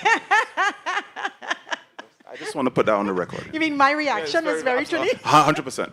That's my point, is that we learn how to question things, to be analytical, to apply your cognitive sense to it. And it didn't make sense. So exclusion, injustice, unfairness don't make sense to me, and never did. And I could always see where we would collectively be in so much of a better position if we tapped into everyone's potential. And so, yes, it's social justice, but it's economic justice, right? It's just what would be just and right, what would be good for all of us. And so I've always had an inclination to work. When I was a practicing lawyer, I represented lots of unions. And so you're looking at workers' rights. I ran a human rights organization based in Barbados for a couple of years called the Caribbean Human Rights Network. And whether it was issues of prison reform or land rights in Suriname or those of people with disabilities, women, gender, whatever it was, the real thing it comes down to is how we can get the best from everyone by supporting everyone, including everyone, so that we all get to the greatest place, the greatest manifestation of ourselves and collective selves we could get to. So that then ties to the second part of your opening salvo, really around the idea of you're doing well known in a space, small space, but doing well, good work and doing work that you're proud of. You go to a large space that has its own culture, its own way of operating, but you arrive as yourself, yes, to represent yourself and to represent a region and represent a group that is not as well taken care of perhaps in the global space as it should. And so when you arrive in this space, are you daunted? Are you coming with a sense of, what are you coming with? How are you feeling when you first arrive at a very large space doing a very big job? I'm curious. And that's what I say about, I think that's something we get coming from these places that are left out, because we're curious about the other. Okay, you say that's great. Well, what about it is great? And we are learning about them, right? We're learning about the world all the time. So I come with curiosity always. I come with an interest in solving problems. That's where I talk about the cognitive development and the approach, which is analytical. I come with that. Then I also, though, do have a little dose of, can I do this? Yeah. But not because of do I not have the ability to. I've now walked into a very technical space. Yeah. And that is something that I do think we can get back to talking about, where I'm with people, we will. Yeah, who are, in those days it was like coding, developing a type of software, talking about things that I just hadn't heard about, right? You just want to be a software engineer, but do you know about data structures and algorithms, processing big data, and the type of, I didn't grow up with that exposure to those types of sciences, to that type of, they talk about makers labs. That was different. And being in a space where I didn't understand the language and the discipline, that was a little challenging. But then you get to realize that, you can't know everything. We have people who could do that. They have other things I can do. And applying my mind to the problems that they were trying to solve with those tools was something that I could uniquely do. My perspectives were unique because of where I'm from, because of what experiences I've had. We all come with unique experiences. And so you kind of then have to come around to recognizing that and reminding yourself that you are bringing something that nobody else has and that it will contribute to the greater good. A friend of mine, doing well, executive in St. Lucia, tells me this thing all the time. He says high-performing Caribbean executives are the best executives in the world because you operate at a pace of such scarcity that you have to become a high-performing jack of all trades, right? So you have to be able to do a little bit of everything very, very well to succeed at a high-performing level in the Caribbean. And when you go to global organizations, you find yourself being so incredibly well-valued and able to go through the ranks very, very quickly and get more responsibility that, people who are pretty siloed about their skill sets are always surprised by the range of things that we can do. Was that your experience? Yes. And I think, you mentioned something before about the Trini personality. Yep. So there's a way in which we, for better or for worse, and sometimes it's for worse, don't box ourselves into anywhere. We don't really follow rules. We question everything, which creates commerce, but it also creates a mindset of, well, what the hell, I could do that too. Of course.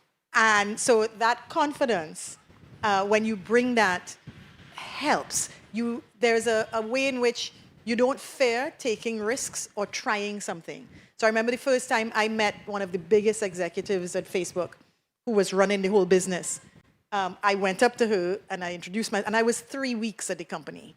And I introduced myself and I said, hey, I'm here to do XYZ. Listen, you know, you wrote this book. I think it was great, except I think that what you said about this thing wasn't right. The rocket ship part or which part you didn't say was right? There's a whole other part which would be outside of the scope of this conversation. But I said, I don't think you were right about that. I think you should have done this. And she immediately said, and I love this attitude of like, well, help us make it better. Awesome. How could we have done better? And I said, you could have done better if you'd done this and that. She said, okay. By the time I got back to my desk, there was an email from her saying, come and help me on this other thing. Let's make that better. Oh, wow. But the fact that I had the confidence to go up to her and say, here's a way to make this thing better. Is it okay if I say that hasn't been my government experience so far? No. It is useful to get us to the best place, to be open to, you know, feedback, to invite input. But then remember, I didn't just go up and say, your thing wasn't good. 100%. I went and said, here's what, I noticed this. I think we could have done this better this way. Here's how I think we could do it. You're coming with a solution too. Yeah. I want to drill down a little bit, obviously, on the technical part. We have an hour, so we have a little bit of time to think this through. But I really wanted to start from the perspective of something I think of often. And in my previous role, I would help, you know, thought processes around this. Is really around, you are a point in time in our history, humanity's history, where our highest value tool of economic activity is available for everyone at the same time, right? So the internet, AI, mobile technologies are available to everyone, whether you're a poor kid somewhere in Tunapuna or Grisettes, or you're a rich kid somewhere in Manhattan, right? So you have this spread of the use of the highest value tool. And there's an opportunity, I think, for the Caribbean, if it's specific outlook on the world, it's out specific problems, it's specific skill sets, to utilize those tools that simply wouldn't be used the same way in New Zealand or Sweden or Bangalore, right? So if we utilize our specific way of expressing, our specific thought processes with the best tools available, what are the amazing outputs that we'll have that become ubiquitous in the world?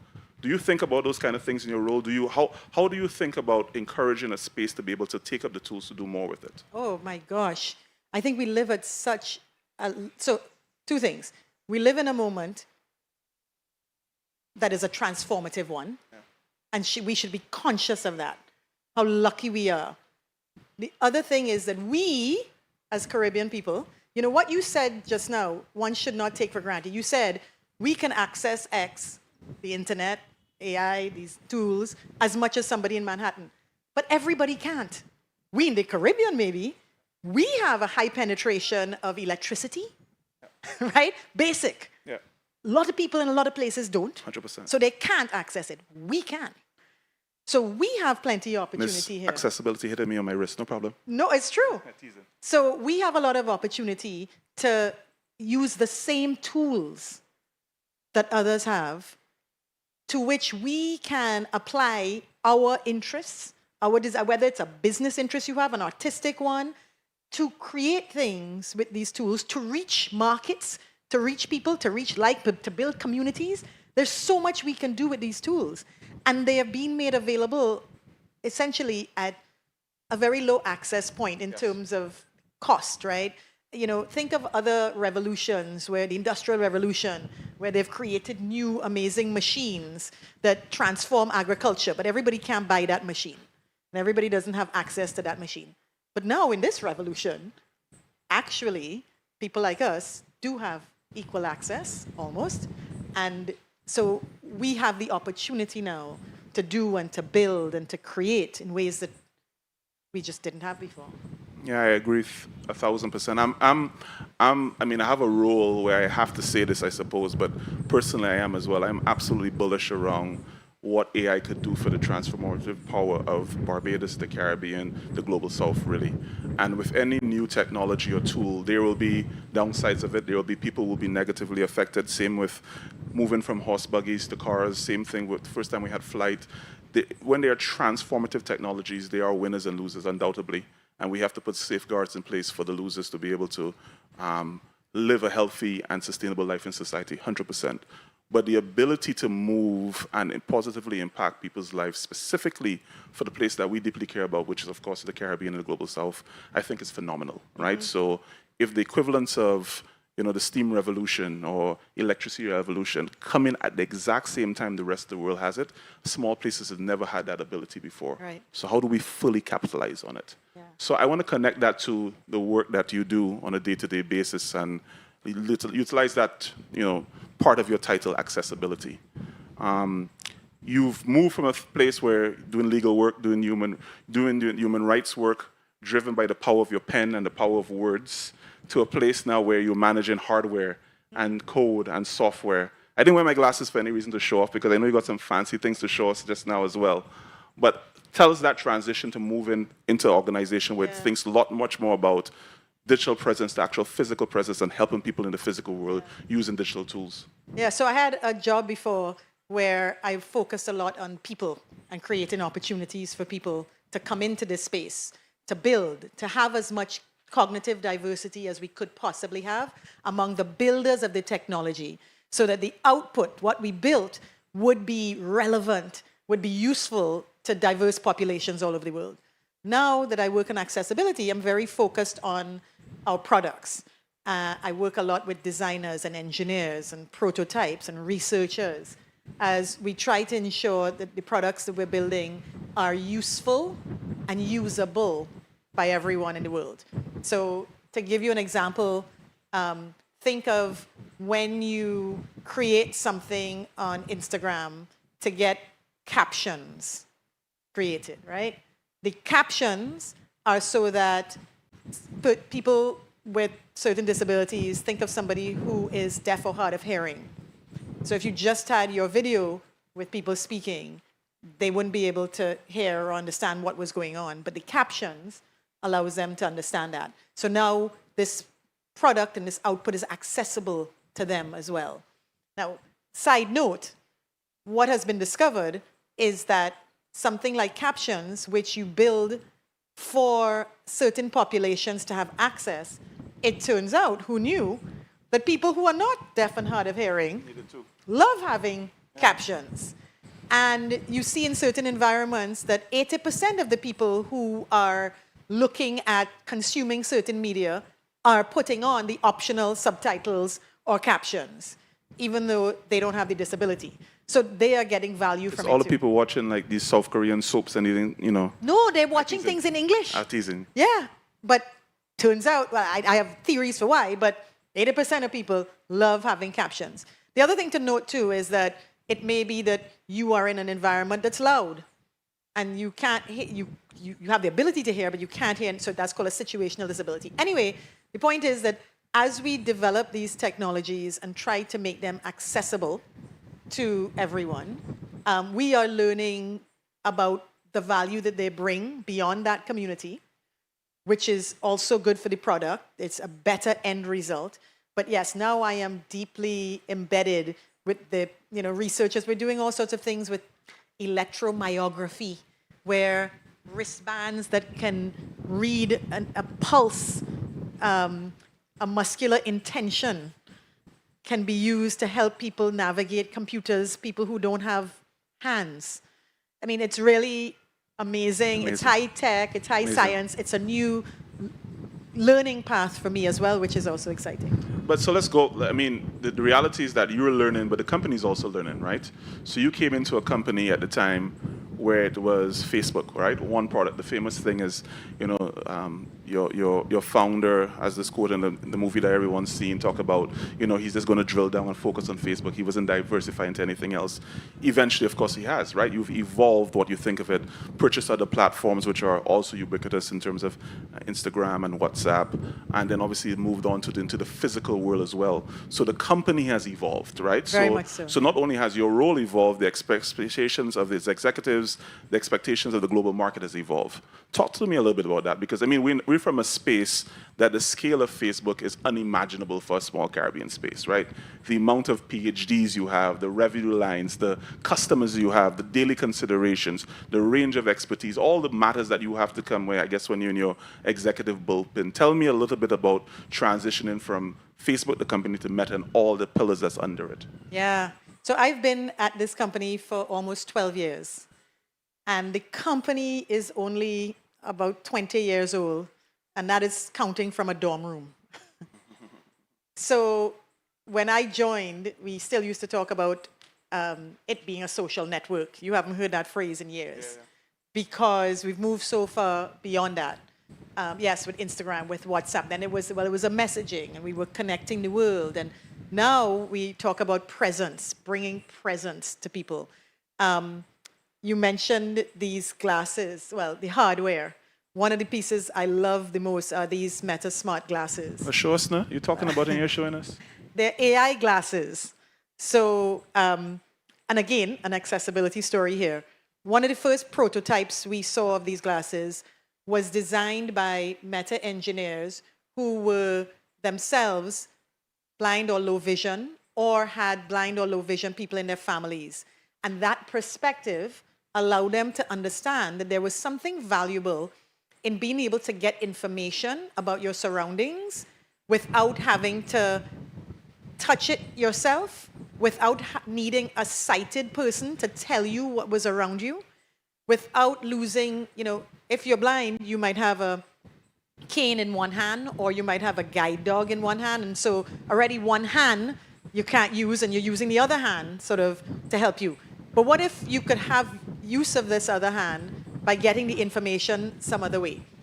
And it was that perspective that started them hacking to put what would be called optical character resolution and text and all of these things on the glasses as a form factor. So if I put on these glasses now, which we do in conjunction with Ray-Bans, so they're very stylish. The case is a charging case, but I don't know if you can hear with my microphone. Go for it. Put it right up here. Hey, Meta. Hey, Meta. What is great about CARIFESTA?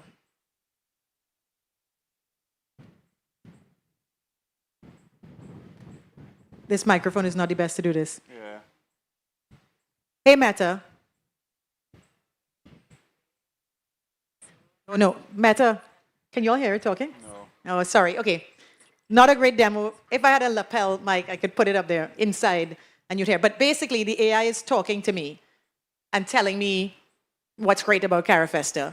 I could ask it now, describe my surroundings, what's in front of me. It would tell me there's people sitting on chairs, they're this, they're da-da-da.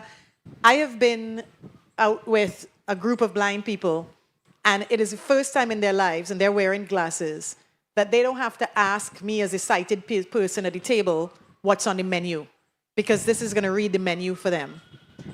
It's going to tell them what currency is in their hand when it's time to pay the bill. You can't feel the difference between a $5 bill and a $10 bill, but these glasses will look at the money in your hand, and the AI will tell you there's a 5 and a 10, how much you need, 20, put this one and that one together. They can go shopping in the supermarket by themselves because the AI will look at the shelves and tell them where the dog food is. They read their mail through this thing. Like literally, people have talked about how it's revolutionized their lives. But as a sighted person, I went recently to Malta, a country I've never been to, and I used these glasses and navigated the whole place. What's this building? Oh, it was a church built in the so-and-so century. Who are the Moors? And it is going, and I am deep in an area that I am interested in, learning, exploring, using this hardware with the software, with the AI. So what we've seen is what it can do for everyone, but with like supercharging what it can do. You mentioned before, there have always been people who've been left out. Yep. So people with disabilities have often been left out of a lot. And the idea that people are saying this has made them feel for the first time included and able to live an independent life of value is... How does that connect to the work that, I mean, the origin of your work really around a lawyer and human rights, and you have things that are driven by the law, your advocacy, and now you're in a space where your advocacy has this physical benefits on an individual basis. Mm-hmm. Do you tie those things together? Do you see a connectivity? Do you say, well, I wish I had that tool back then? How do you process that? Yeah, I think of it as a macro and a micro, where, you know, when I was doing human rights work, I felt like on a macro level, you were trying to change the way people thought, the way people treated each other. But when I would represent people in court, then it felt very micro, like, okay, for this person, I'm going to try to make a difference in their lives. But then I didn't see it had a macro impact. Now, in this company, I feel both. So I feel like on the macro level, because of the scale, we impact so many people's lives. I remember when I first joined, I would get random complaints. Like, people will try to find you, however, right? And if you have half of the world, which it is, 4 billion people are using our products, a lot of people will reach out however they can. So people might write me on LinkedIn and say, oh my gosh, you know, my Facebook page is broken and this is ridiculous and da-da-da. They're screaming, we're going to tell the president, I am driving right there now, I'm going to da-da. And I'd be like, why are they so concerned? It's a free thing. They don't have to use it. Like, what's they getting it like if it's basic healthcare? And then I came to realize, actually, it was. Like, this is what people were relying on. Entire identity is tied to it. Yes, but also their businesses. Yes. In fact, yes, people were getting health information, and this is where the internet and penetration, like people, like if I told you some of the apps that people are building on top of the AI, there's something called Jacaranda Health in Kenya, where they've built an app using our open source AI models that gives pregnant women who live in areas where they cannot get to a doctor, they don't have consistent medical care, but they're getting through this the updates on what they're supposed to be doing during the course of the pregnancy, when they have a complication, what to do, how to reach. Like, it really is actually changing people's lives on an individual level and then at scale. And similarly, you had asked me a question before, which I feel I didn't really explain or answer well, about Facebook versus No, you're Meta. going good. You're going good. And the Facebook versus Meta thing is, yes, going from focusing on one thing, which was connecting all of the people of the world, to this like really distributed, you know, think of Instagram, which began as like art and creativity, people sharing their art. And then, you know, now in the hardware, seeing how literally these individual lives and lives of groups are being changed by this thing that they can hold in their hand, which is giving them presence. Yeah. I mean, I think of that a lot, right? So I think of like, at some point in time, you create a social media platform, you have a specific intention, it grows, and it goes to a space that you don't fully, the founding team, and it's expanding, it goes to a space you don't expect it to go. Now it's gone to this space where between WhatsApp, Instagram, and Facebook, you've created millions of businesses, right? Tens of millions of global businesses, thousands, right? Yeah. So all over the world solving all types of things, whether it's daycare to deliveries to medical services. That's unbelievable things, and this responsibility you have as a platform that allows a significant part of the global economy to just to function, right? How does the organization think of that? Does it carry that burden in a very heavy way? So. How do you process that? Oh my gosh, no, the burden and the responsibility are very, very present. How you process it is ultimately you try to do your best with the information you have. There are so many trade-offs constantly. I talk about the glasses and the value they bring, right? So some people have come to me and said, listen, if it could do X, that would be even better. But X is a thing that would require way more battery power, and it would make the glasses heavier. If we do that, like we can do it with the technology we have, it would help this person's life a lot. But if we did that, less people would probably wear the glasses because they would be heavier and more uncomfortable. And so now you're making a trade-off about what you do. By the way, these glasses, people are saying, are the best assistive device. Assistive devices are devices that are used to help people with disabilities. So a wheelchair is an assistive device. A Braille book is all of these things. This is the cheapest one that exists. Like the next best thing that can read you your surroundings would cost 10 times this price. But the reason we can produce this at 10 times less is because we can sell volume. Scale. Right, scale again. I want people to be able to afford these things. Right. So I can make you an affordable thing, or I can make you a thing with all of the features you want. It's going to be heavier, it's going to cost more money. They're constantly trade-offs. So the responsibility, yes, you are receiving a lot of, this is what the world wants, this is what this person wants. You know, policy-wise, you're always at challenging intersections. One person wants, I remember early on, content. Content used to be a big, big thing, it still is. But Some people want you to allow all of the content, free speech. Other people are like, no, no, no, safety and boundaries. You can't have both. I remember once somebody posting a picture. It was a famous picture of, you know, the photo of the young girl who it's in World War II, and she is running away from the bomb that's been dropped and all, she's naked. And it's a famous picture, and somebody posted it on Facebook, and somebody reported it for nudity. And yes, she was nude because the napalm had like burnt off all her clothes. And we took it down, and then like a very high official in a northern European country was like, are y'all crazy? How you taking down nudity and in a historical photo? So the like balancing, because the world is diverse. 100%. And because we are serving so many people in the world, and our goal is to serve everyone. You're very aware of the responsibility. You know, people are using the tools during times of war to find safety, to find food. And people are using it in times of war to find people, but then also people are using it in times of war to maybe misdirect people. You know, different governments use it different ways. Like, it is a challenging thing that we're very aware of. And in the end, the way we deal with it is trying to be thoughtful, trying to apply a diversity of thought,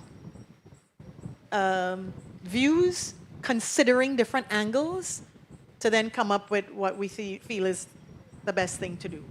But the principles might sometimes be at odds. Yeah, so I asked a question about responsibility from a kind of corporate business level, and I'll ask you from much more of a personal level. Right? So you are this Caribbean person through and through, in a senior ranking position at one of the world's most powerful companies. What is the sense of responsibility you have as a social justice warrior, as a creative, to bring forward a generation of Caribbean thought, leadership, products, experiences to the global market? Do you carry that? Is that heavy for you? Is that a burden? It's not a burden, it's a privilege. And that's why I'm doing things like what I'm doing now. That's why I come back to the region. I'm in the Caribbean Film Festival, and I'm doing stuff in education and supporting the arts. And I'm trying to bring as much as I can in terms of the understanding, the exposure. I want people to take advantage of these tools that exist, and learning more about what they can bring, what they can do is the first stage to then being able to take advantage of them.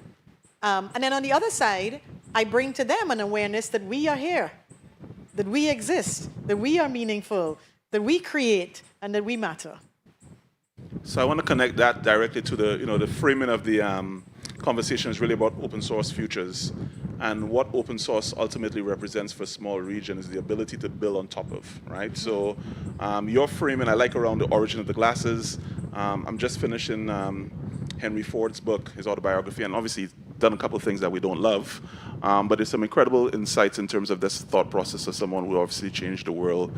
And thinking about from his assembly line process, he says, listen, I hire everybody, right? If you have no feet, no arms, I'll find work for you. And I'm not doing it from charity. I just think ultimately everyone has a specific skill set that they can do at optimal level, and I could pay you for that work, right? So if we think of the Caribbean's contribution, building on top of open source platforms, what was really the thinking about the idea of making it open source? Like, where were you really thinking of that? And then let's get some more specificity. How do we as a Caribbean region benefit from that? What's your thought process around that? So we are a company who have long stood behind the principle of open source. And should I break down a little bit what we mean by that? You must. So you can build software, you can build anything, and you can put a gate around who gets to use it. And that gate could be, well, people who pay for it, right? You could license it. And if you pay the licensing fee, then you can use it. You could make it only accessible for people who you choose, right? It's only privately accessible. Or you could make it accessible to everyone by having it open and essentially free to use. Now, the companies may make different decisions about this. They may be like, but I invested all of the research and development money and time to build this amazing thing. Why would I just give it away for free?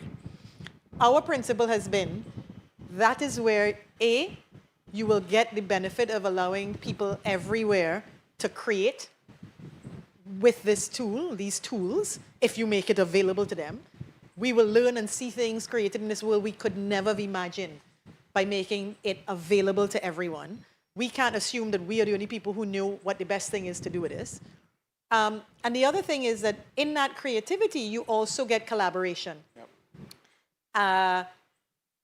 We open source our code. We've done this for a long time. So what we're talking about right now is that with the sort of surge in AI use by consumers, we have something called large language models. These are AI models which can understand natural language and respond and create. So you will hear people talk about generative AI, where you can generate something. You can create something based on your prompt with the AI, right? Design a picture for me now with two people in a tree, and it will create that. That is generating something from your command. These large language models, which are the base of this, and we can talk about multimodal as well, so it can understand language and it can interpret photos, voice, different media, voice, etc. Like, it's really complex.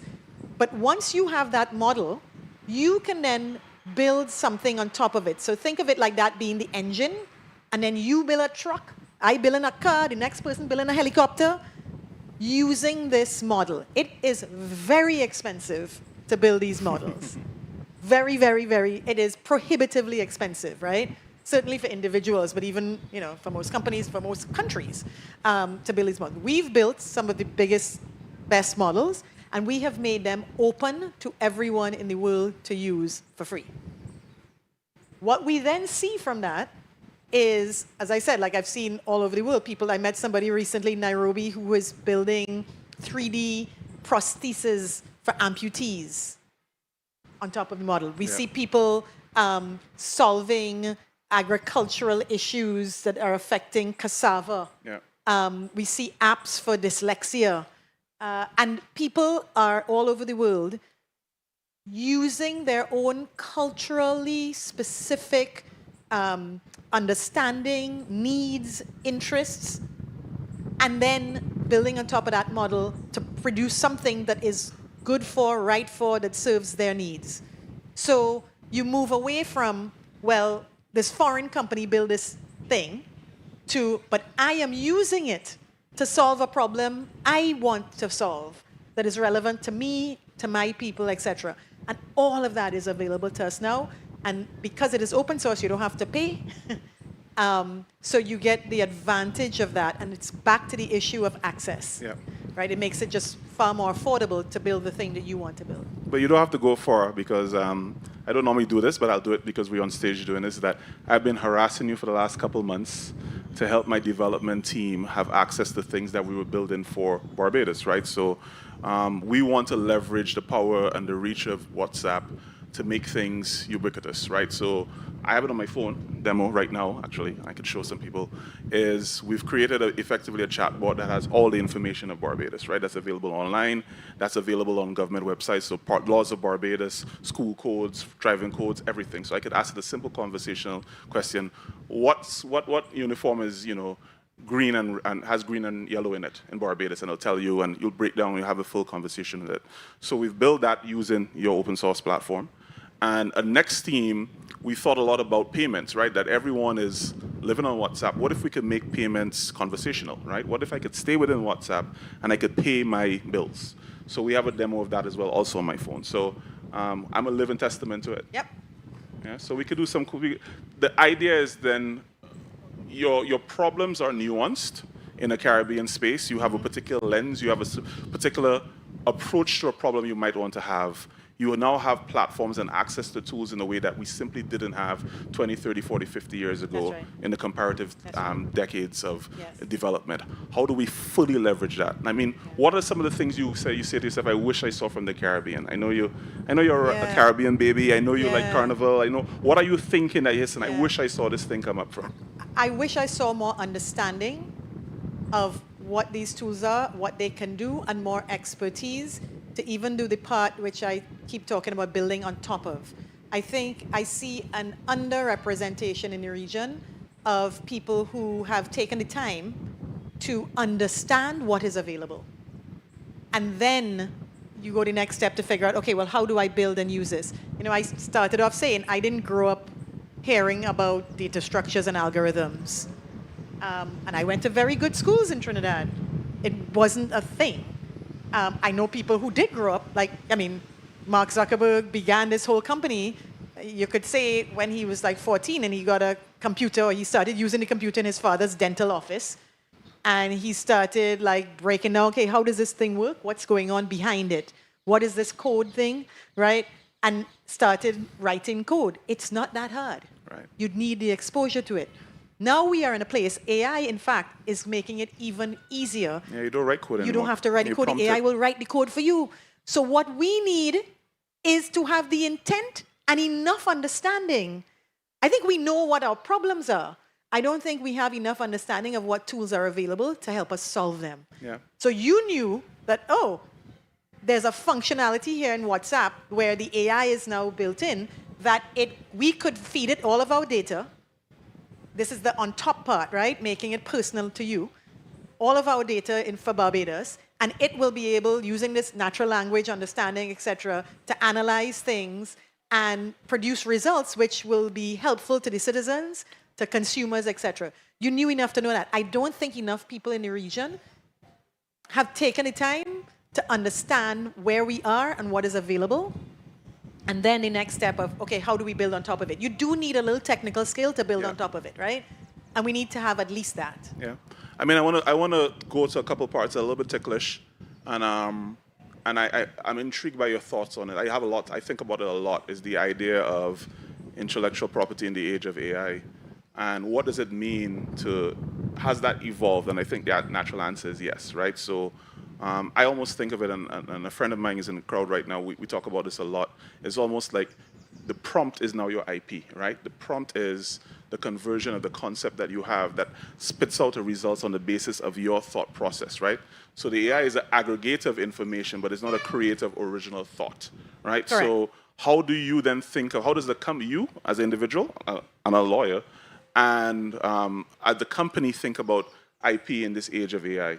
I think that is still developing because we are learning how people are using AI. Remember, you put it out in the world and you start to see, you know, I saw yesterday a Nigerian artist developing with a Japanese, using the AI to create sort of a new form of their art, which is Japanese influence. Now we have access to everything, right? So you have an idea, you are the prompt. Right? It's your thoughts that are prompting. So this artist was like, I feel like my work with a Japanese bent is really the concept that I'm looking for. And the AI will pull in all of that material and merge it, present it to you. Now you get to respond to that. So you're able to create with like no boundaries. The question is then, okay, now this thing I've created, who does that belong to? Yeah. Who owns that?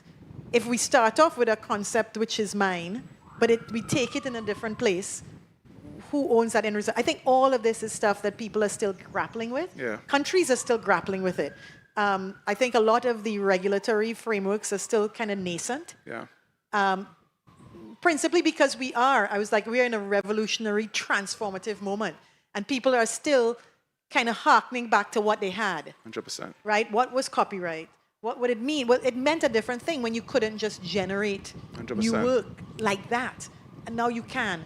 And so it's calling on us as well to respond with a flexibility, with an openness in this moment to then make the roadmap. We need new blueprints for how we operate. And I think those are still in development. But even that is opportunity, right? Even that, I think about that a influence. lot, right? So I used to have a design firm, and I thought about like what's the output of my work would be if I had this tool 10 years ago, right? And even then, the ideas were still the ideas. I think of this way. I think of the ideas are really the gold, and the capacity to do the ideas become the expression of the gold, right? Yeah. So, and you have tools available to you now that allow you to then translate your thoughts in a way that you simply couldn't before. Yes. But the goal is still in the thought, right? Yes. So, how do you then monetize that, own that in a world where that is murky?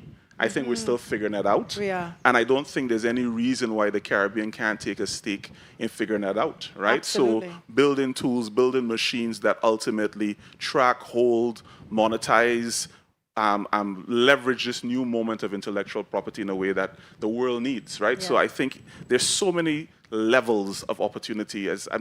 I'm really, really bullish and excited by the future, quite frankly. But we have to want to do it, and we have to take the time to do it. You have to do the learning to do it. My friend Van Jones had a quote I love. He always says that we know very well how to download apps, and we don't take the time to learn how to upload them, right? You need to take it. It's not a lot, but like, look, I struggle. I am not a technical person, God knows.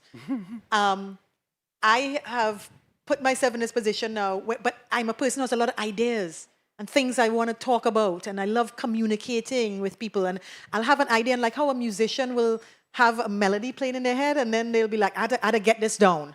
And they will talk about how, I put it down on a track. Right? And they will have like tracks and demos there for years that they don't do anything with again. Or an artist might get out an easel, and I see a great artist sitting here, Sheena Rose, in the front there, and put something, and then you might come back to that painting for a while, but you had to get an idea. I am like that with ideas, with words, with thoughts, with concepts. And now I'm starting to use this technology. What I didn't like was the technical part, like editing that video, clipping it together, what lighting. Oh, good, I don't want to do that at all. People often say, oh, Maxine, you should do a podcast. I was like, if I could just show up and have the ideas and do the talk, but all the technical stuff, yes. Oh my gosh, I hate it. But in fact, with the AI, with the tools we have now, it's making it so much easier. I use an app called Edits, which is created by Meta, but where, I can talk in front of my phone, and it takes a video of me, and then I upload it into Edits. And in Edits, I can just say, take out the like silent moments, and it'll just do that. And I say, take the light to this. I can voice command. It's like amazing how much easier it is, so that my form of art and creativity becomes so much easier using these tools, which are available and free. And who owns the output of that? Well, in this case, me still, right? But I am collaborating with a technology, with an AI, to help me do that. Yeah, I mean, so a couple of things. I think there's a rabbit hole that sometimes you go down seeing new apps, and a new AIs, and there are thousands, tens of thousands, of millions of them are awesome. And I use a stack of them every single day, right? So I use a couple of your competitors' things.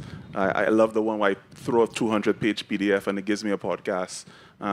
Or I think about the ones that allow me to convert my Microsoft Word document into a presentation in seconds, right? So I think people's resistance to AI is exactly how you frame it, that you don't have the education around its functionality, its usage. You control your use of it.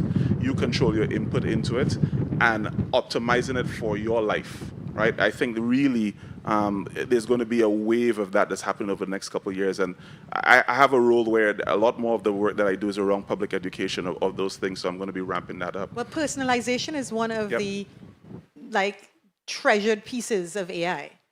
Is this can be tailored to what you want, but also, and I think this is important coming from the places we come from in the Caribbean, we have been challenged forever by the size of our nations. We've been challenged by the fact that a lot of us, not everybody, so shout out Guyana, for instance, but a lot of us live on islands, little rocks surrounded by water. And our geographic, in some ways, isolation, the size, which is small, of our populations has limited our ability to connect with, to share, even to build our businesses. As an artist here, you would have typically shown your art to whom, right? Just the people in these surroundings, and if some fly in. Now, A, with the internet, where it can reach, B, with the technology. I have met artists who say using, we didn't even talk about Quest and the metaverse, but using our Quest headsets, which give you this immersive experience of presence, they have built galleries for their art in Quest, in Horizons, that people from all of the world can come into and experience, like you're walking through the gallery, the imagery is right there. And they have been able to sell their art to these people who they could never have reached before. Absolutely. With the AI now, to go on top of that, you can find people, no matter where they are in the world, who have an interest in the type of art that you do. So you are no longer limited in your market to the people who are in your physical surroundings. Now you can find the people wherever they are who have that interest, who like that style, who can connect that style with another style. Absolutely.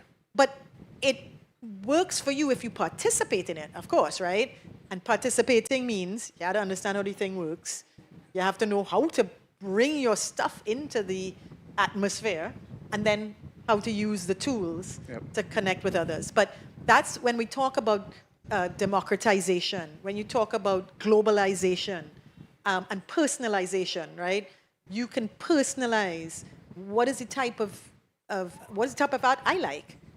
And I can literally find out that the AI is exquisite in helping you get to just exactly the nuance that you're interested in, and vice versa, you can find the people who are interested in you. I mean, absolutely. So, I mean, the context under which we are here, obviously, is the Caribbean Arts Festival. So, naturally, a lot of the conversation around AI tended to was the idea of arts. But I mean, it's ubiquitous in every sector, every industry, right? Manufacturing, transportation, housing. That's the range of its usage, and what we optimize as a result of this technology that has been built is just phenomenal. I mean, health is, of course, we haven't talked about that, humongous. I don't know if you all know, like, you know, you're using the AI to analyze x-rays. I just went and did a mammogram last week, and I was like, are we still doing this in 2025? Yeah. Where I have to go in this prehistoric machine and squish up my body, and it's uncomfortable. And I called somebody who is a top AI researcher, and I was like, sorry, are we still going to have to do this in 2026? And he was like, nah. The AI superintelligence, I'm like, they're going to figure out how to do the scanning for cancer with probably not having to use a machine. Some already have. I mean, we have this partnership. The government of Barbados has this partnership with NVIDIA, which I know is one of your collaborators. And they have a program called Inception, where they track amazing startups all over the world. And the main focus of the Inception program that we have the partnership is with the health division. So we get extraordinary AI health companies coming here and demonstrating things from mammograms to cancer research to, that's the radiography, that's the range of things that you could do. They're doing surgeries in the metaverse to help surgeons practice. Like the things that they're able to do is just phenomenal. So I mean, like, I wish I was born in 10 years' time, right? So the that would be native. Yeah. 100%. So and we didn't even talk about education. Oh my gosh, what it's doing for education. I'm very interested, for instance, in how we are losing potential in the region by not addressing learning differences early on. We have a significant number of people who learn differently, who do not learn in the same rote way that we have done forever. And we marginalize them and say, well, they're dunce, or they're bad, or they're problematic, they don't want to learn. And you know what happens at the end of that? If you do not invest now, you prosecute later. You're going to see people, you know, in prison, doing crime, they're not developing cognitively. But we could solve some of that if we addressed, first you have to identify what is the learning difference, and then address it. One of the bottlenecks on doing that is, well, we don't have enough teachers to teach in all the different ways that you would need to teach, because you might be dyslexic, but I might have dysgraphia, or I might be autistic, or this one might have ADHD, like all of the different ways, and then you need to have specialized, you know, individualized learning. Well, with the AI, now we are able at scale to do that. And so learning how to use this tool to solve some of our biggest problems 100%. Is something which, again, on us, we need to take the time to figure out. But yes, we have classrooms that are using Quest headsets. We have classrooms that are using AI. We have people who are not in classrooms. I know a South African company that developed an app for learning. Millions of people are using it now.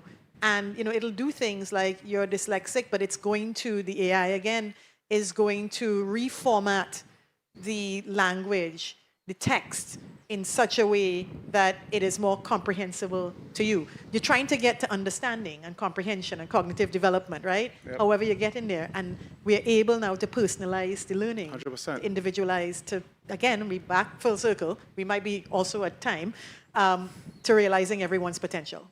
Yeah, I mean, and that's the kind of a great space to end on, quite frankly, that in the context of, and we're right across the road from the Ministry of Education, was going through its massive education reform in Barbados at the moment.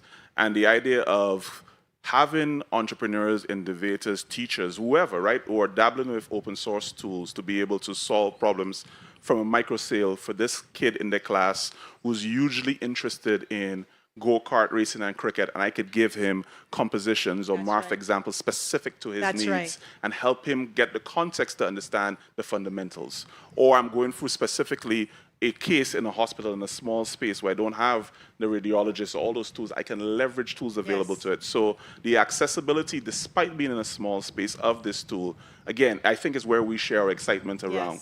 So I really want to kind of let you lead and end on that note of really what your thoughts on the levels of optimism you have around kind of Caribbean futures with this tool, and what would you like to see, and what would you encourage people to come at you with?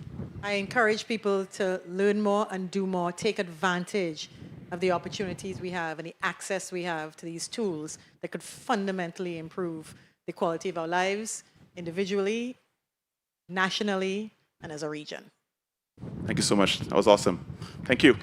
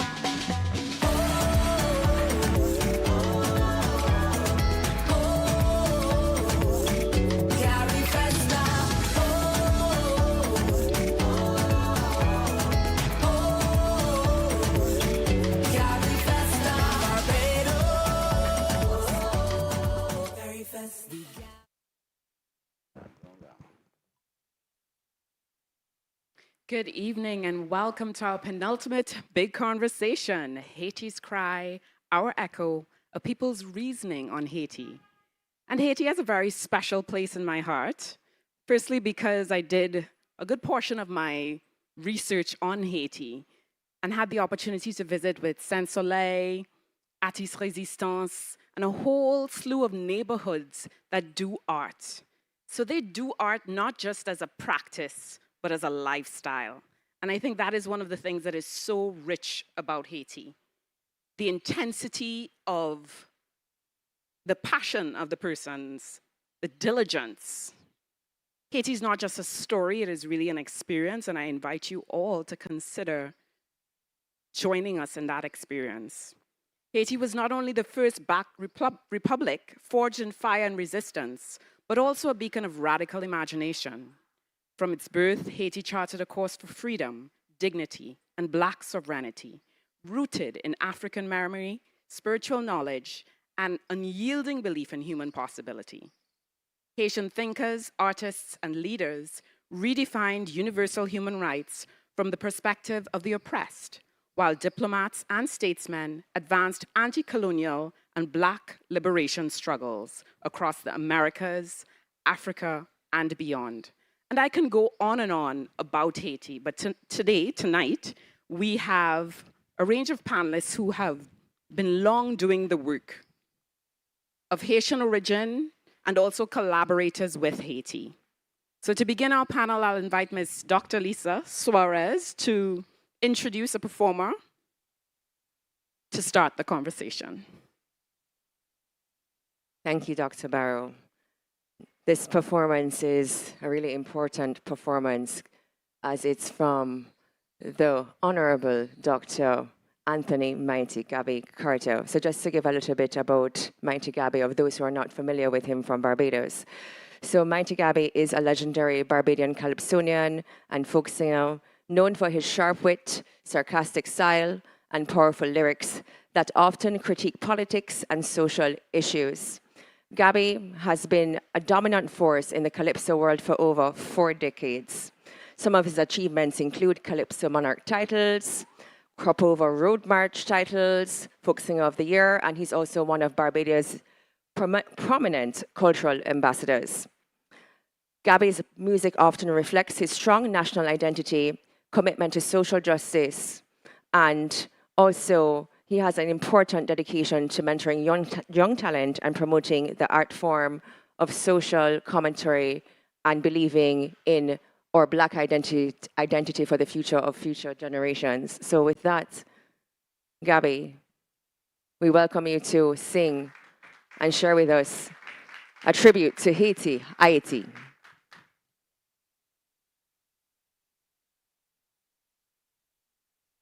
Good evening, everyone.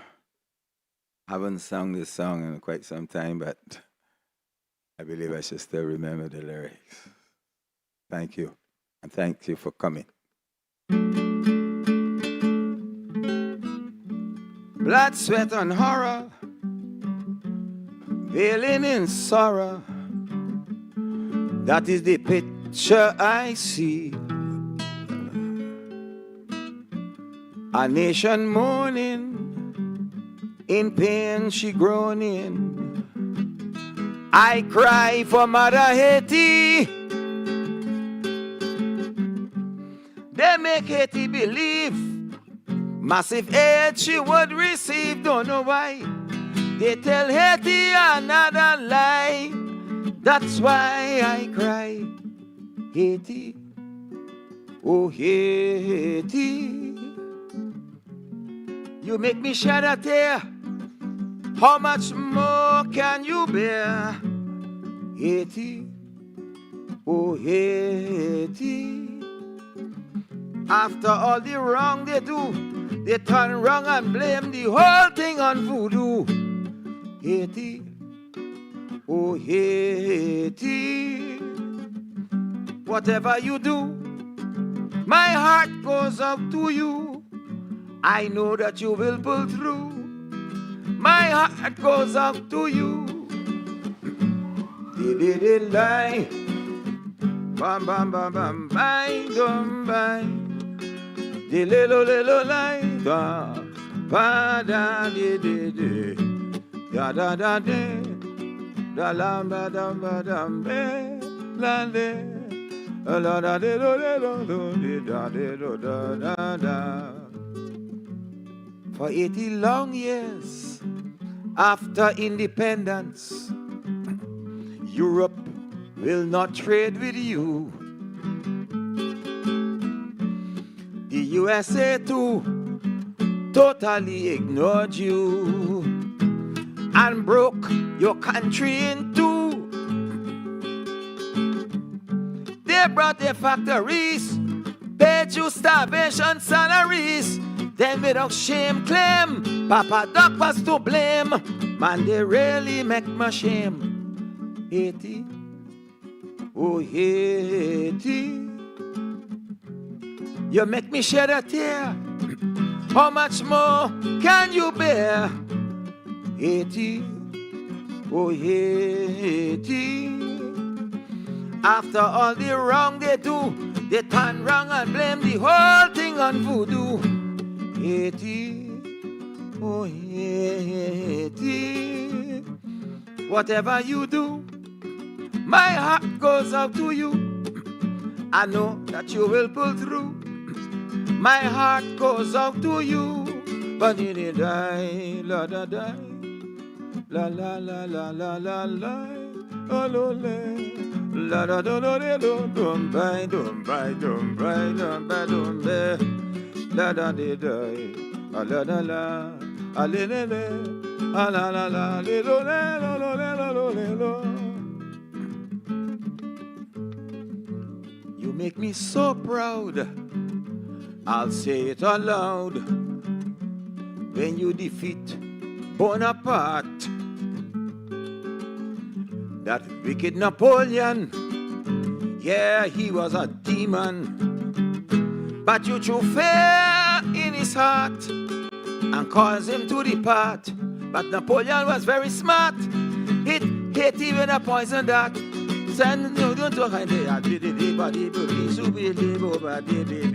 Yeah, I say that wicked Napoleon, yeah, he was a demon, and he put you in trouble too. And that's why I'm so proud, Haiti, this evening to sing about you. I say, Haiti, oh Haiti, you make me shed a tear. How much more can you bear? Haiti, oh Haiti. After all the wrong they do, they turn wrong and blame the whole thing on voodoo. Haiti, oh Haiti. Whatever you do, my heart goes out to you. I know that you will pull through. My heart goes out to you. Haiti, Haiti, Haiti. I love you, Haiti.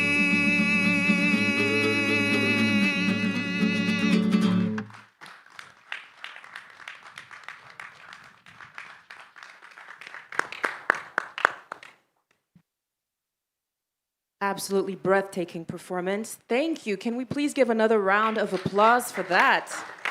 Haiti, I love you. Good evening, everyone. My name is Shaina Silva. I'm Haitian American, based in Washington, D.C. I am the founder and CEO of the She Builds Global Initiative, which is a platform that aims to equip women entrepreneurs and creators of color with the tools, networks, and capital to scale their impact in local and global markets. I have the absolute pleasure of being the moderator of today's panel and touching on a topic that is deeply personal to me as a Haitian, which is Haiti's past, present, and future.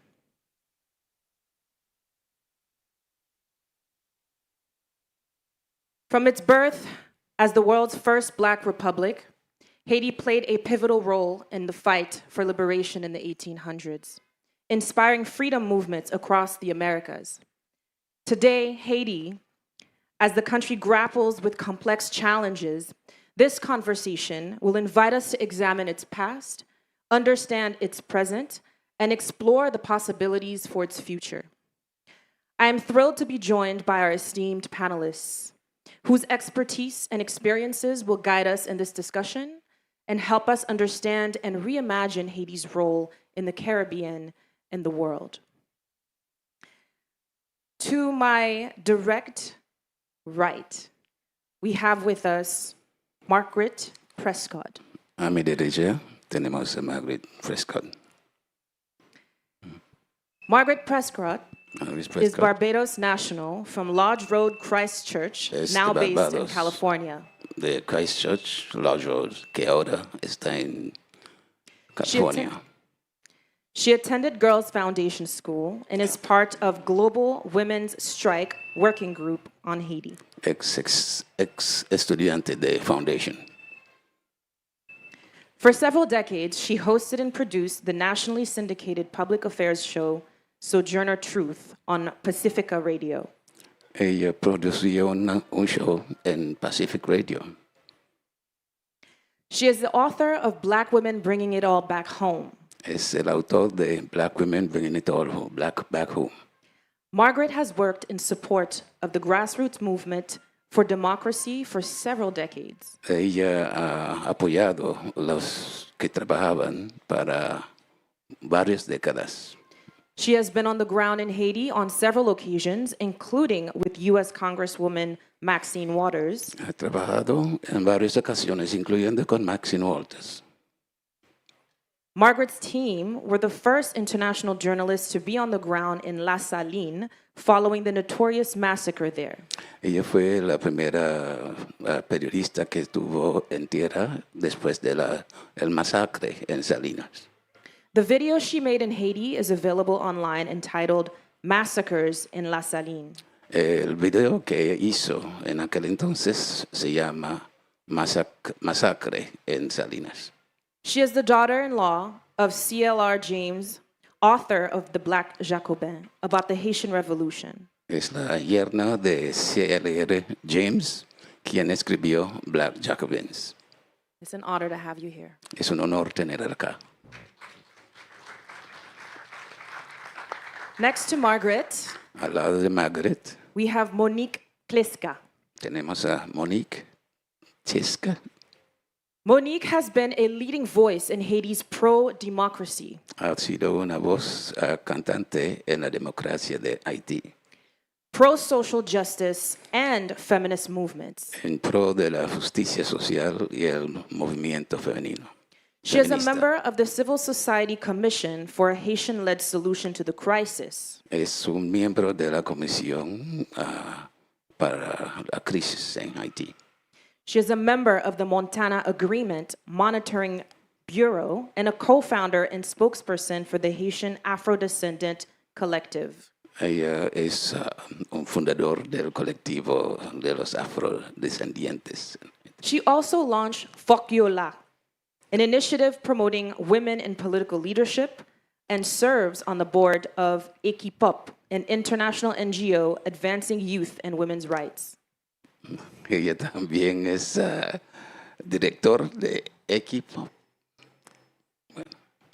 Her career spans over 25 years of experience in international development, crisis communication, human rights, youth and women programming. Tiene más de 25 años de experiencia en varios movimientos para las mujeres.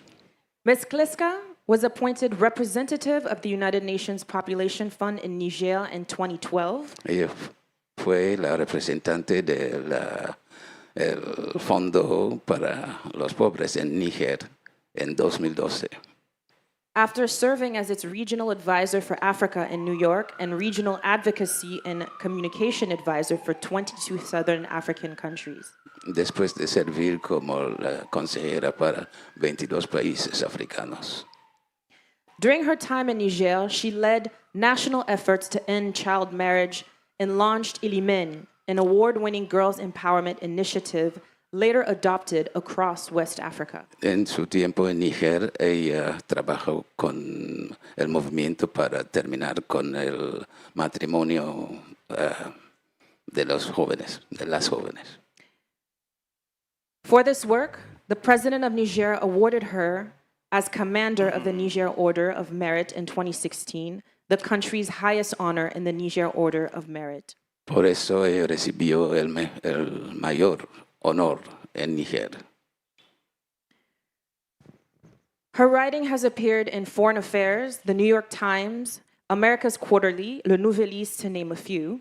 Ella ha escrito en varias revistas mundiales. She is the author of a novel, La Confession, Es la autora de la novela La Confesión, a collection of essays entitled Mosaic, varios ensayos que se llama Mosaic, and her forthcoming memoir, Silence and Résistance, Memoir of a Childhood in Haiti under Duvalier dictatorship, will be published in the fall 2025. Pronto va a publicar sus memorias, las memorias de una niña que creció durante el régimen de Duvalier.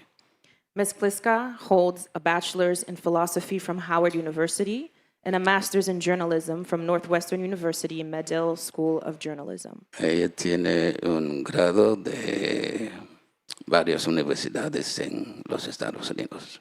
Welcome, Monique. Bienvenido. Vale. And finally, Y finalmente, on the right of Monique, a la Luis derecha, Felipe Pellicer Peñuela. Luis Felipe Pellicer Peñuela. Penguela, He is a Venezuelan historian, professor, and researcher. historiador venezolano y investigador. He holds a degree in history from the Central University of Venezuela Tiene un grado en historia de la Universidad Central de Venezuela and a master's in history of indigenous worlds from the University Pablo de Olvide, Spain. y una maestría de la Universidad Pablo Olvides en España. He is a founding member of the National History Center Él es miembro fundador del Centro de Historia Natural and the Network of History, Memory, and Heritage.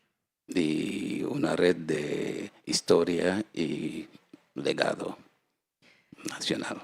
Professor Pellicer has held several key positions in national historical institutions, including president of the National History Center.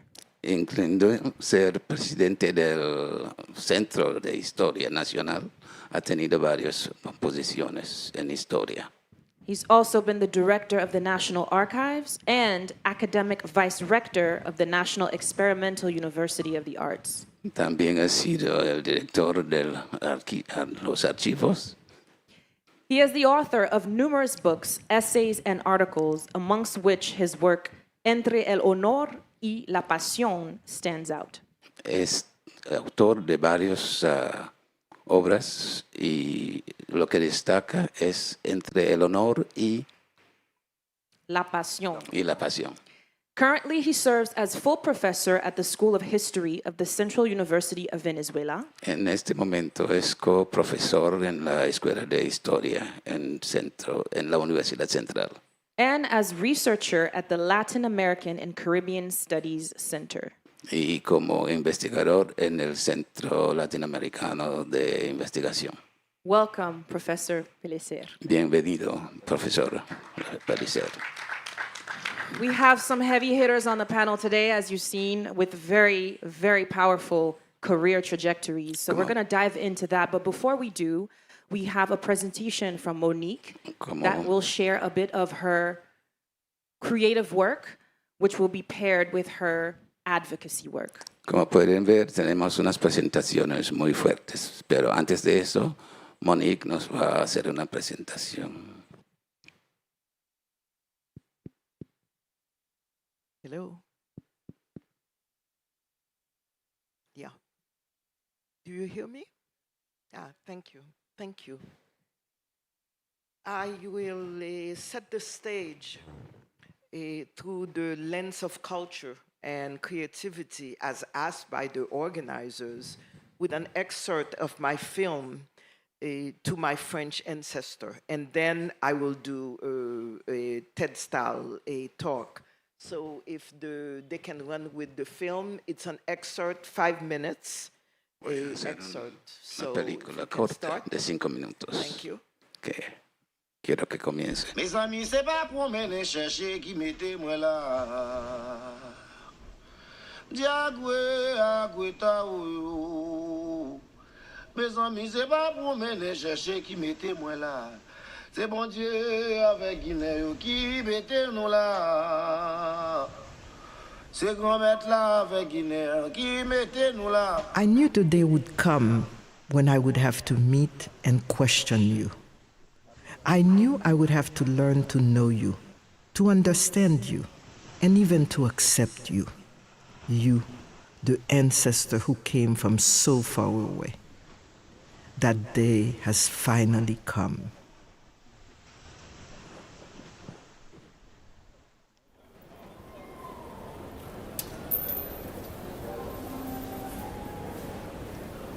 Mesdames, Messieurs, TGV 1901, destination de Saint-Nazaire, départ 7h23, partira pour la numéro 4. Alors, où est-ce que tu vas là? Bon, là, je vais à Nantes. Nantes. Faire quoi?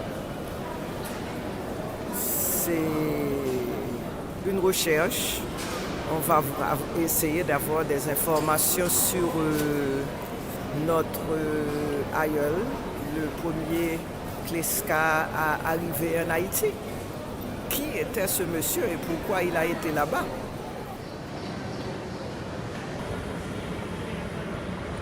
Joseph Kleska, tell me, why did you leave your motherland, the country where you were born? Why did you, my ancestor, white as cotton, want to cross the Atlantic Ocean?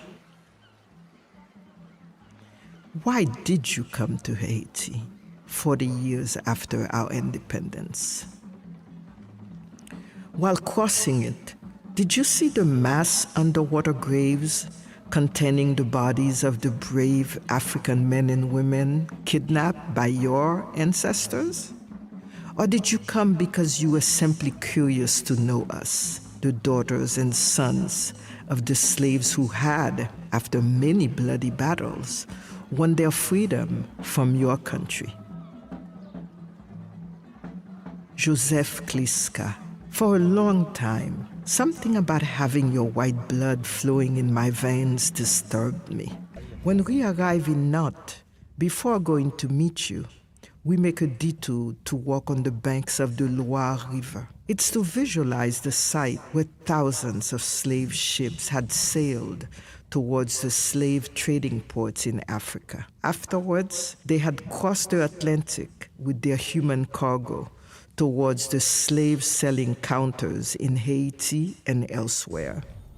It is also here, on the banks of this river, that these ships filled with cotton, sugar, and coffee produced by the vile human traffic of slavers had docked, contributing to the immense wealth of this city. I look all around me at the capital of the French slave trade of Africans and ask myself if the people of Nantes bear a burden of shame as I bear the burden of sadness of the stories inherited from my ancestors.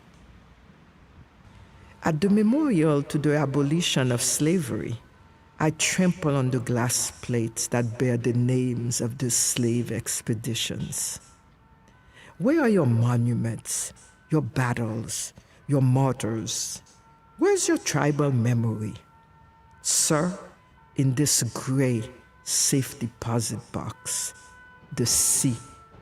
The sea has imprisoned them. The sea is history, writes the poet Derek Walcott.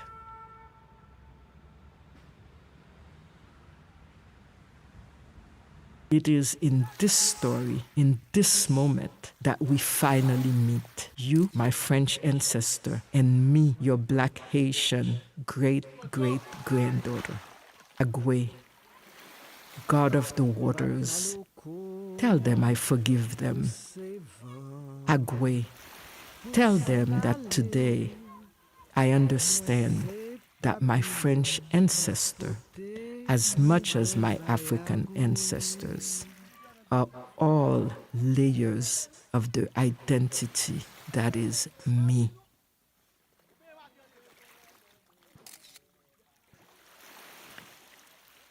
This cinematic letter is an artistic testimony.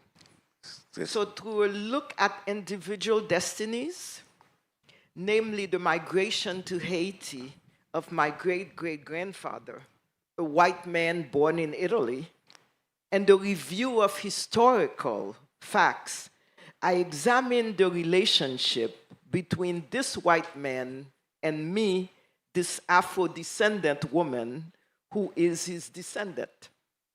Here I am today, his Afro-descendant. Moving from the personal to the collective, this is also about transforming art into advocacy. This is about raising consciousness about the historical trauma of slavery, of colonization.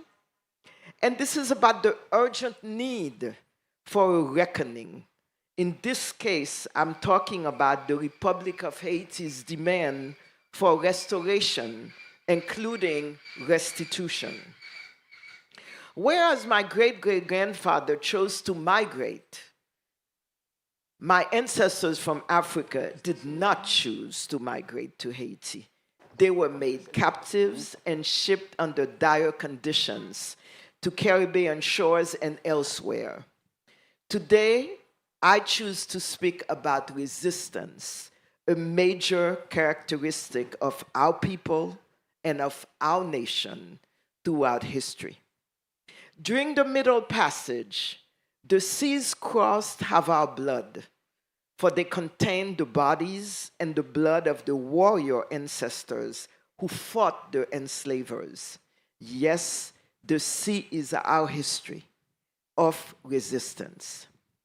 During colonization and after independence, despite the harsh colonization, the illegitimate and shameful independence debt imposed by France, and the grave crisis it created for Haiti, it must be recognized that during the last 220 years since 1804, we, Haitian men and women built a Haitian civilization with our own language, Creole, with our own religion, Voodoo, with our own spaces called Lakou, with our own literature, with our own music called Compas, and our own way of life.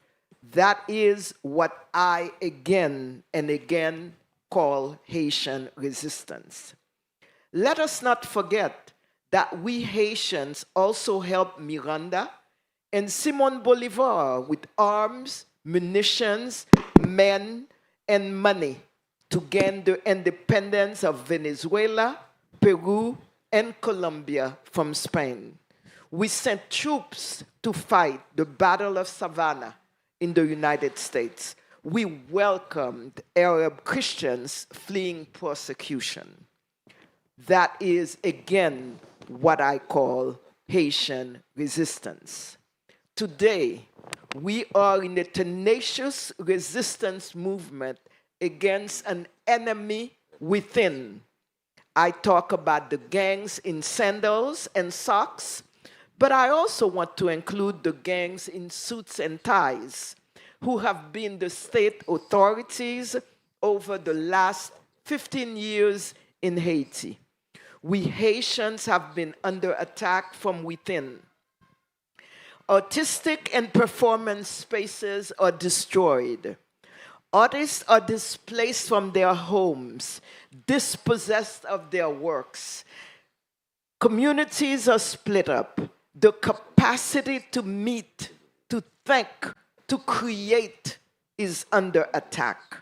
The gangs are systematically eliminating all the spaces and institutions that make independent thought, therefore creation, possible.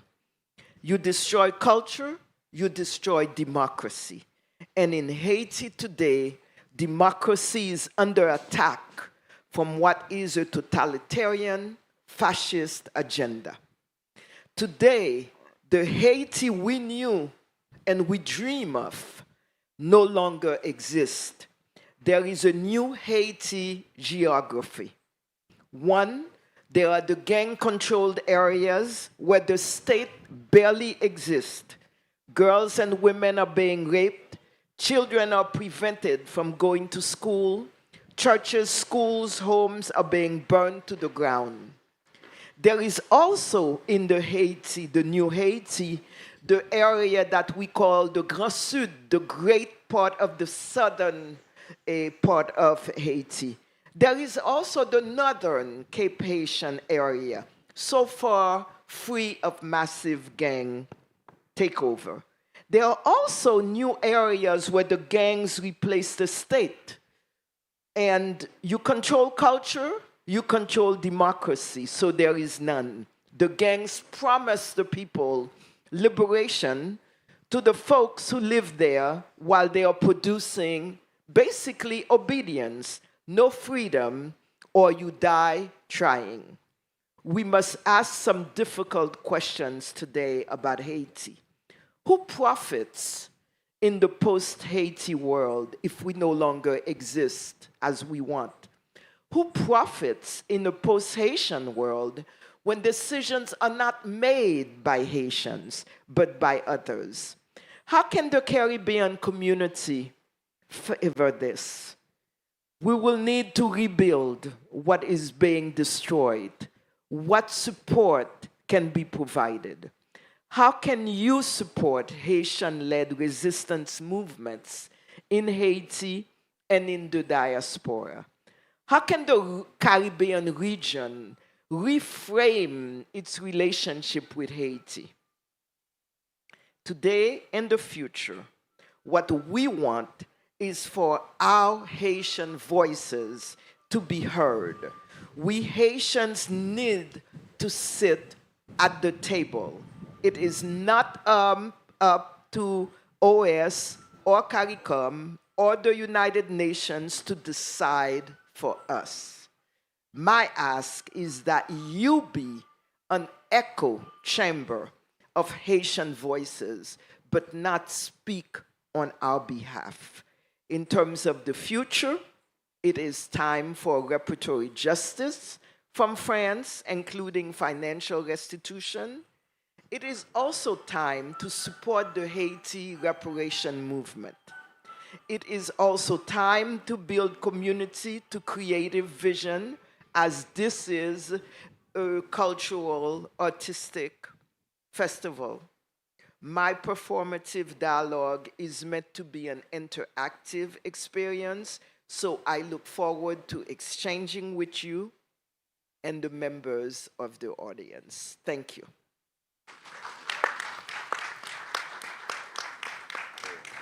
Thank you, Monique, and thank you for such a moving piece. Gracias, Monique. That's taking us a little bit into your ancestry and tying what's something very personal to you as a tool for how we can apply it towards the collective. Now, Professor Pellicer, I understand you have a video also that needs to be shown.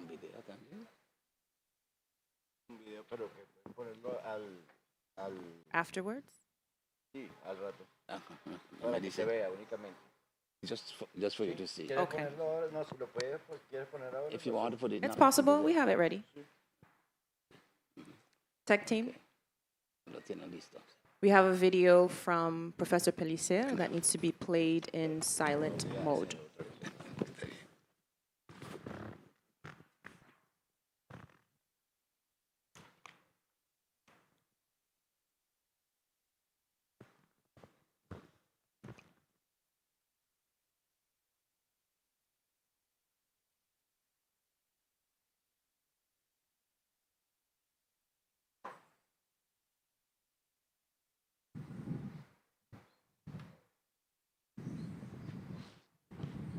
No, que sí, que sin silencio, que no en silencio.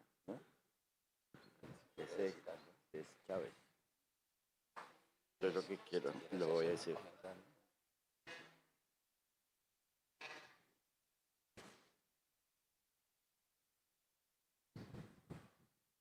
Eso, estamos en el 2007. This was in 2007. This is Chávez. Esto. In Haiti. In Haiti, this is Chavez.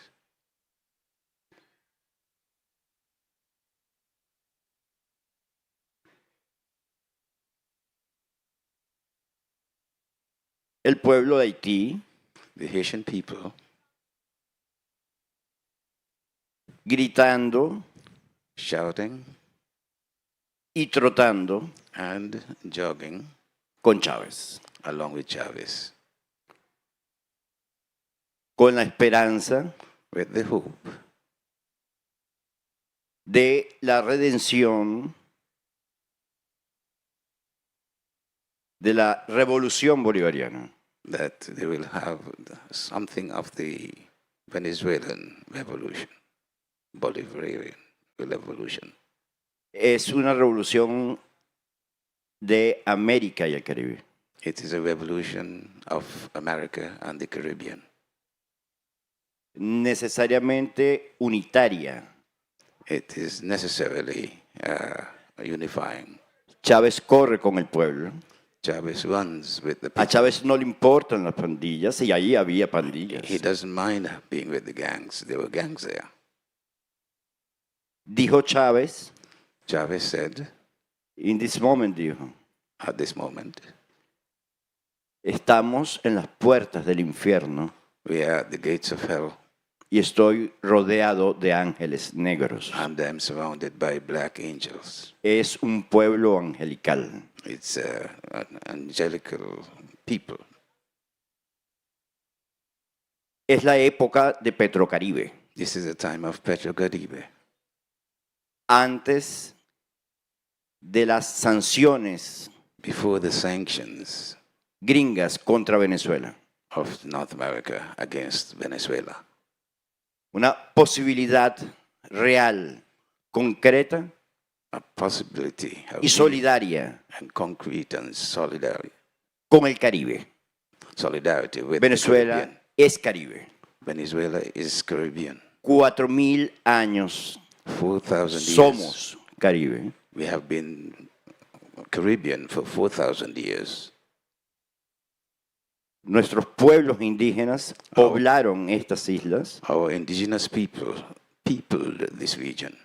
De manera que somos hermanos. So we are brothers. Y tenemos una historia larga de 5,000, de 4,000 años. And we have a long history of some 4,000 or 5,000 years. Una historia de 500 años de lucha. A story of some 500 years of struggle. Cuando trajeron a nuestros hermanos when they brought our brothers de África, from Africa, esclavizándolos, enslaving them.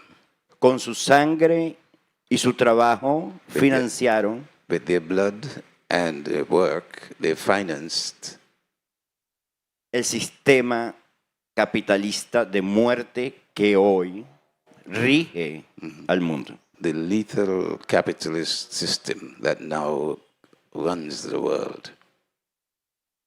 Hace un poco más de 200 años, some 200 years ago, Bolívar llegó a Haití. Bolívar arrived in Haiti.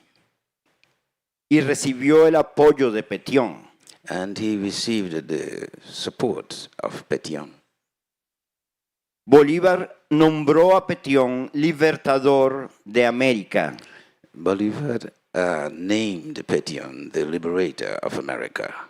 Porque sin la ayuda del pueblo de Haití, because without the help la América del Sur no fuera libre. Haiti, South America could not be. Si hay una posibilidad de descolonización, if there is a possibility of decolonization, hay que buscarla en Haití. You have to find it in Haiti. Un pueblo que se liberó a sí mismo, a people that freed themselves, un pueblo que liberó a otros pueblos, people that liberated other peoples, un pueblo que creó una manera de comunicarse diferente al de el opresor, a people that created a way of communicating different to the one, una religión diferente, and a different religion as well, una cosmogonía diferente. a different cosmology.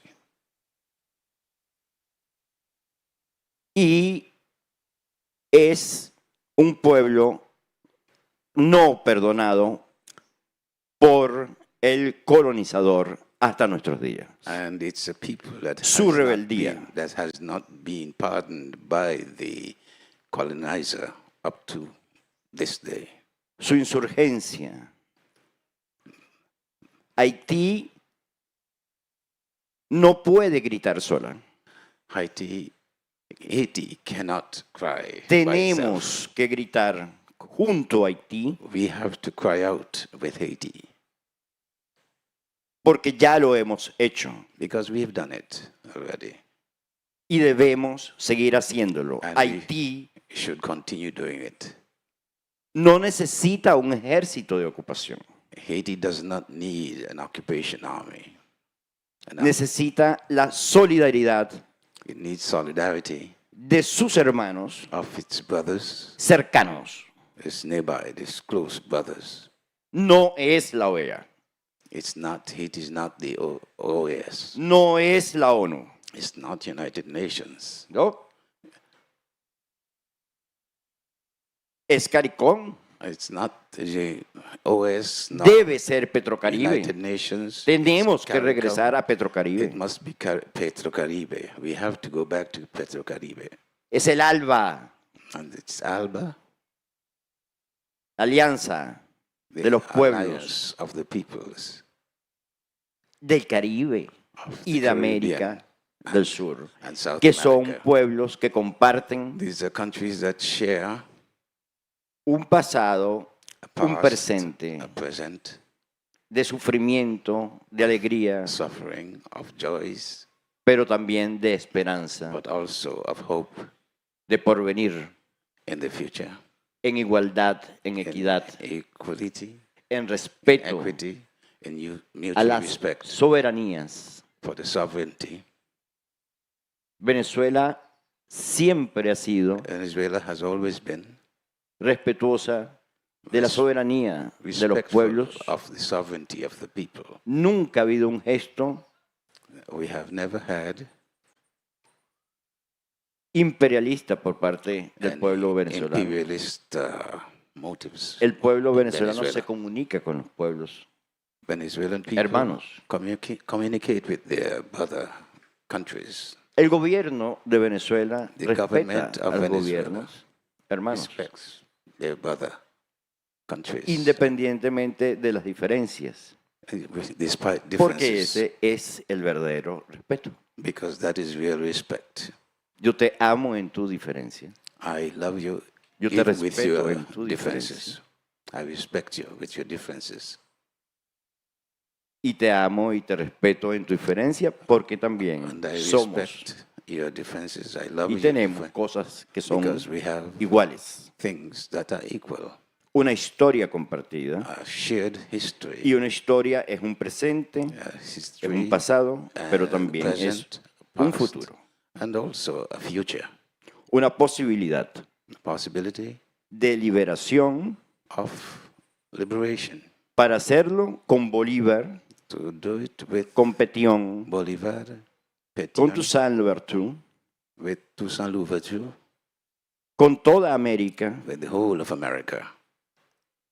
Tenemos que hacerlo soberanamente We have to do it in solidarity. desde nosotros y nuestras maneras de hacer las cosas Us and our way of doing things. y no desde la colonialidad And not from que todavía colonialism, quieren imponerle a nuestros pueblos still wants to impose on our people. por las buenas While y por las malas. good, in the Con las good way or bad amenazas. way, with the threats, Amenazas, sanciones, threats, saqueo, que todavía looting persiste which en nuestros territorios continues y hacia nuestros pueblos. in our region. Tenemos que luchar juntos We must struggle y gritar together juntos and con Haití. together fight Y with solo Haiti, en la unidad no and hay only manera in de unity. que sea There is no way desunidos that se we pueda can be conseguir la verdadera soberanía e divided. We independencia cannot have sovereignty and independence. del pueblo latinoamericano y caribeño. Latin America and Tenemos la Cari- experiencia Caribbean, para we hacerlo. have the experience to Tenemos fight together. la voluntad We para have the hacerlo. will to fight together. Y tenemos el deseo And de hacerlo. we have the desire to do it. Gracias. Thank you very Muchas much. gracias.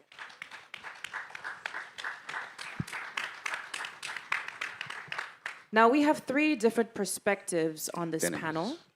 Tres perspectivas diferentes en este panel. One that is a Haitian perspective Una from que es Haiti. una perspectiva haitiana. One that is a Caribbean perspective of Bayesian descent. And one that is a Latin American perspective of Venezuelan descent.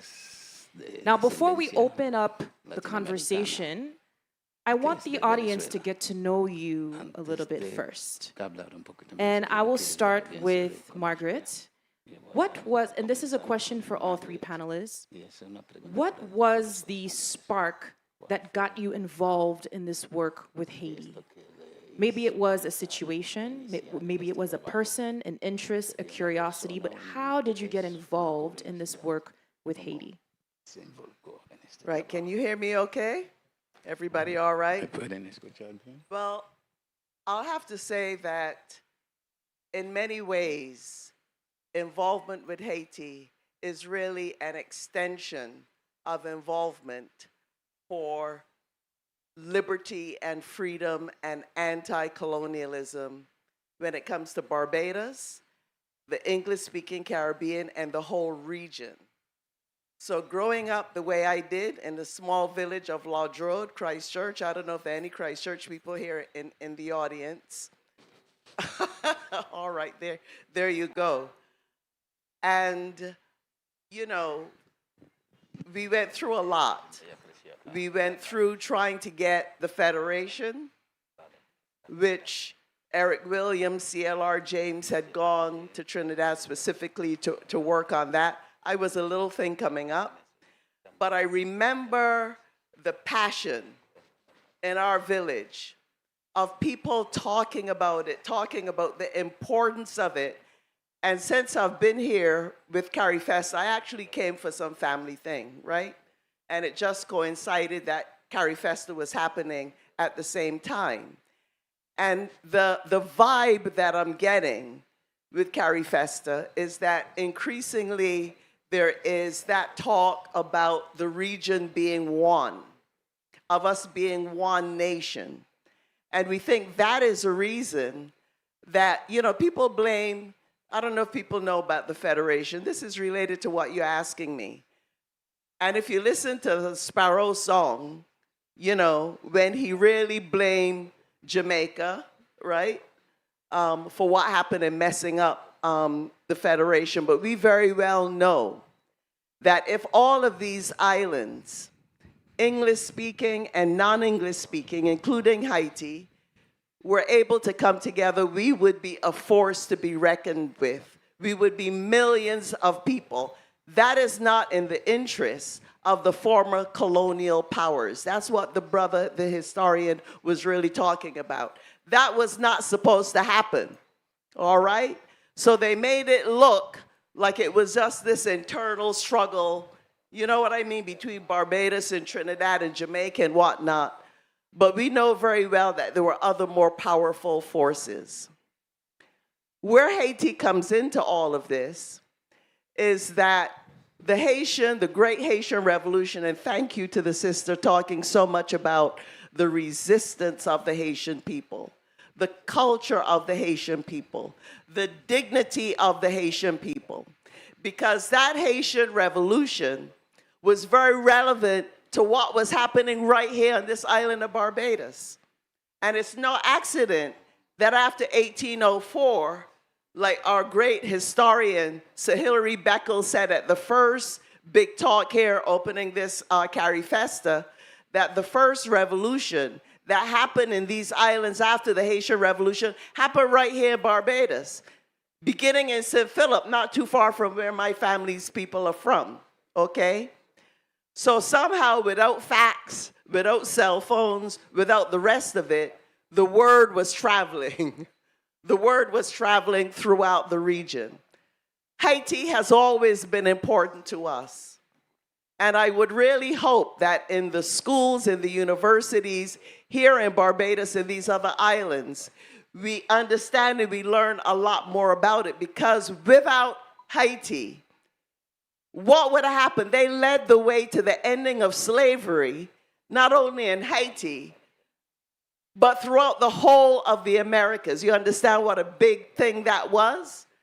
And not only that, but it led to the great expansion of what they're calling the United States. They call it the Louisiana Purchase. You know, Louisiana, what is it, about 15 states or something like that? Expanding the United States by about 2/3 of its territory. Why? Because the Haitians had twice defeated France. Napoleon, then when he sent his brother-in-law, they kicked him out too.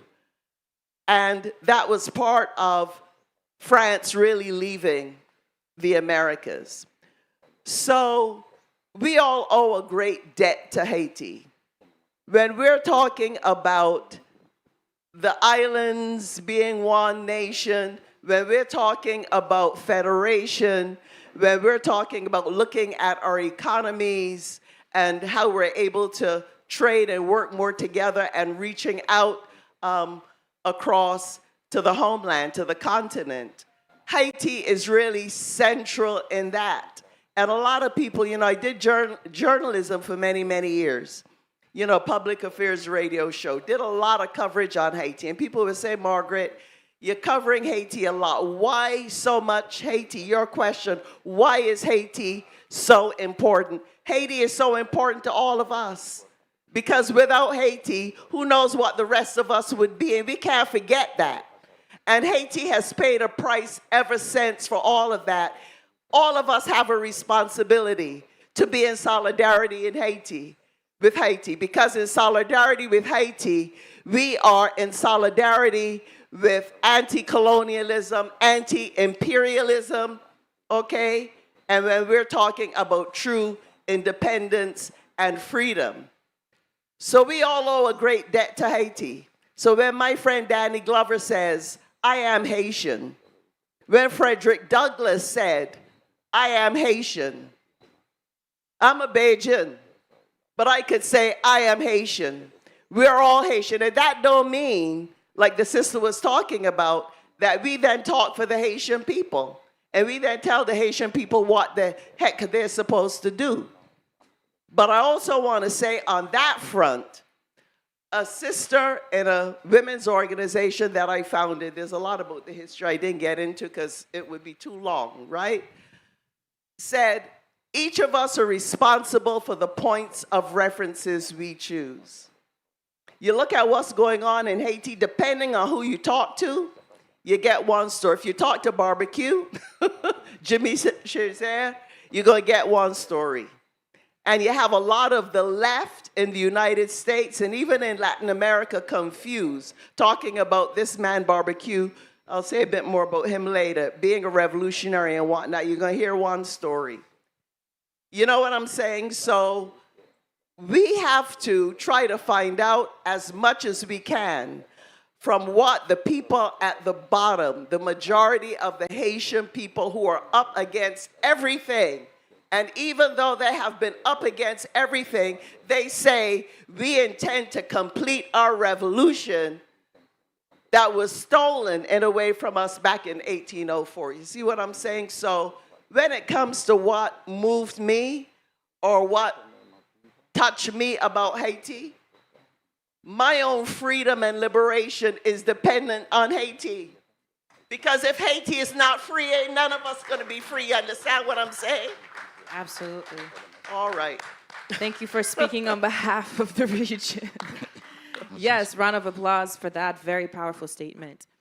Monique, you grew up in Haiti, so your relationship is going to look a little bit different. Tell us how you came into this work given that background.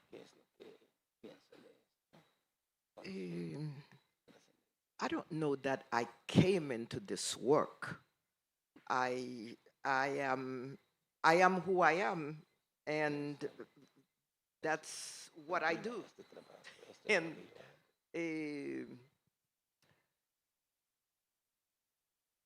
I'm trying to kind of connect the dots from what the sister just said, and also what the professor said. There are a few things that I want to say linked to that. One of them is undeniably everything that has been said about Haiti is very true. However, today, to me, I really want to come to today, because today we are going through practically an existential crisis. And I think it's important to kind of put some, bring some attention, some more attention to that. There are some names that I don't mention, like the name that you mentioned a little while ago.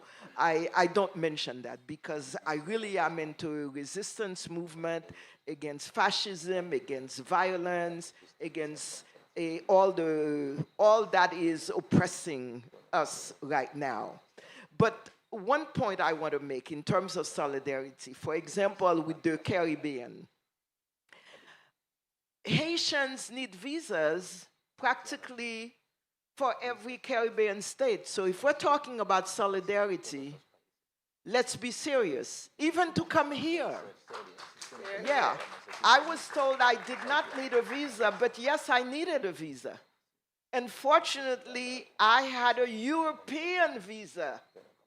And Barbados allowed me in because I had a 6-month on my European visa. So if we're talking about solidarity, let us be serious. And the passport I carry says Caribbean community, but I can't come into the Caribbean community without a visa. So I think these little things are important, extremely important. So solidarity must accompany, there are some measures that must accompany this solidarity. So that is an important point. I go back a little bit. Yes, Bolivar, we held Bolivar, etc. But wait a minute, there are 2 points. The first point is the first time that there was a meeting of Latin American states, Haiti was not invited because we were black. We were not invited. Granted, today what had happened a few years ago in terms of the Petro-Caribe, we were given billions of dollars through the Petro-Caribe Fund, and in large part because of President Hugo Chavez. However, one of the big issues we have is most of that money was stolen by Haitian leadership, Haitian authorities. So, and there is still a lot of impunity going on because we still don't know. We have ideas of who stole the money, and we say follow the money, but they are still the ones who are in power. So right now, we do not have, we are paying the debt because it was a loan. Venezuela lent us the money for social development, for education, for culture, for all of that. But none of that happened because they stole the money.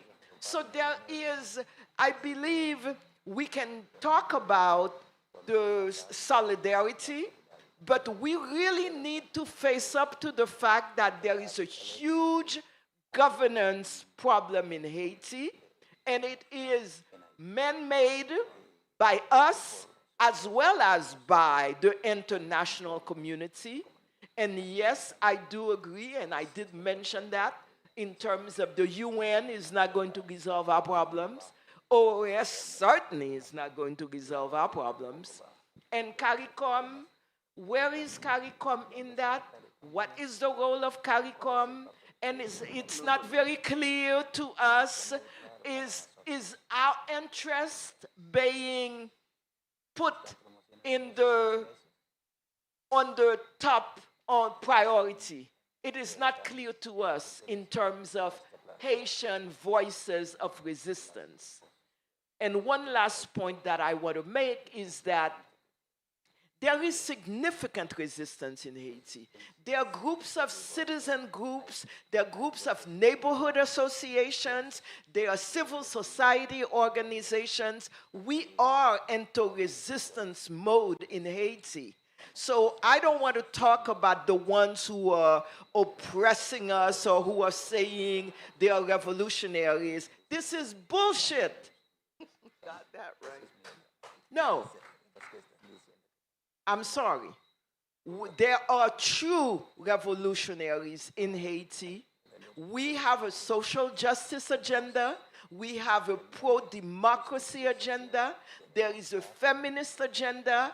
And there are social forces in Haiti right now that must be heard, that must be pushed, that must be supported, and these are the voices that I choose to talk about, that I choose to bring forward. Thank you.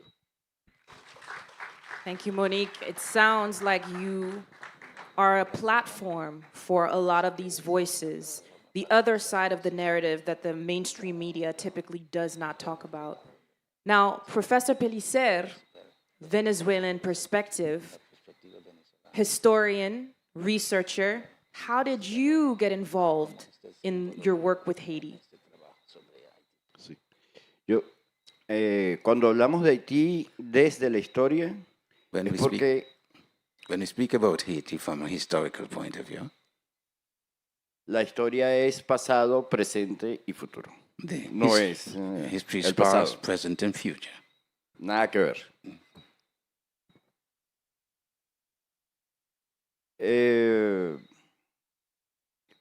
Pero el recuerdo de Bolívar para los venezolanos y las venezolanas, but the memory of Bolivar for la us, deuda de amor de Bolívar para los venezolanos y las venezolanas, debt of love es presente. Bolivar is present for us.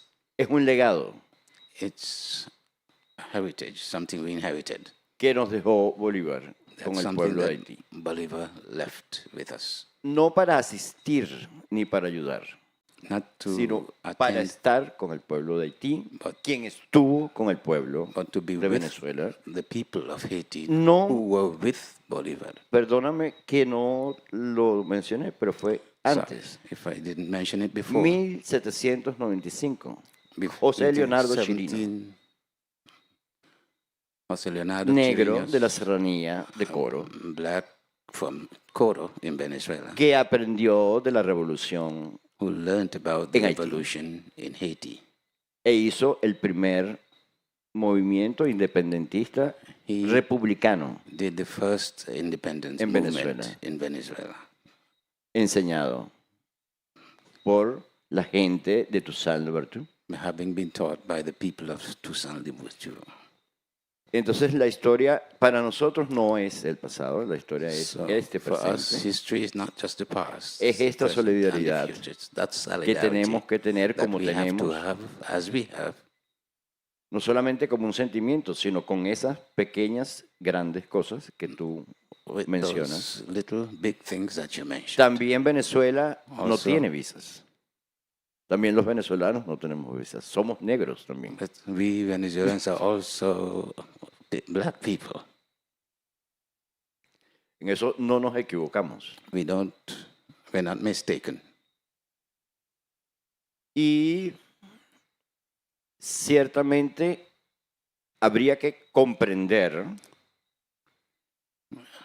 que cuando Estados Unidos You would have to understand that when the United States le pone precio a la cabeza put a price on the head de una persona, of a person, uno duda one doubts si esa persona es buena o no es buena para su if that pueblo. person is good or bad.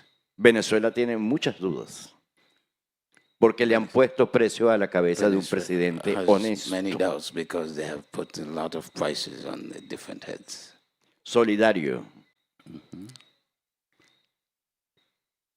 que ha combatido el narcotráfico. All those people who have been in solidarity, Más bien, who have fought él against. les echa a perder el negocio. Deben estar muy ofendidos los narcotraficantes del mundo For example, the por eso que drug le hicieron traffickers in the world must be al very presidente de Venezuela. Ellos deben estar muy angry ofendidos for porque son what they have done mafiosos. to the president of Venezuela. Y para ellos es un honor For them, it's not an ser honor lo que son los mafiosos, ¿verdad? to be what they are. Y que le den un premio de el mayor mafioso del mundo a un no mafioso, And they give a prize to the biggest mafia leader in the world, somebody los debe who's not ofender. a mafia leader. Cierto que las élites corruptas It is true that the corrupt elite de nuestros países of our countries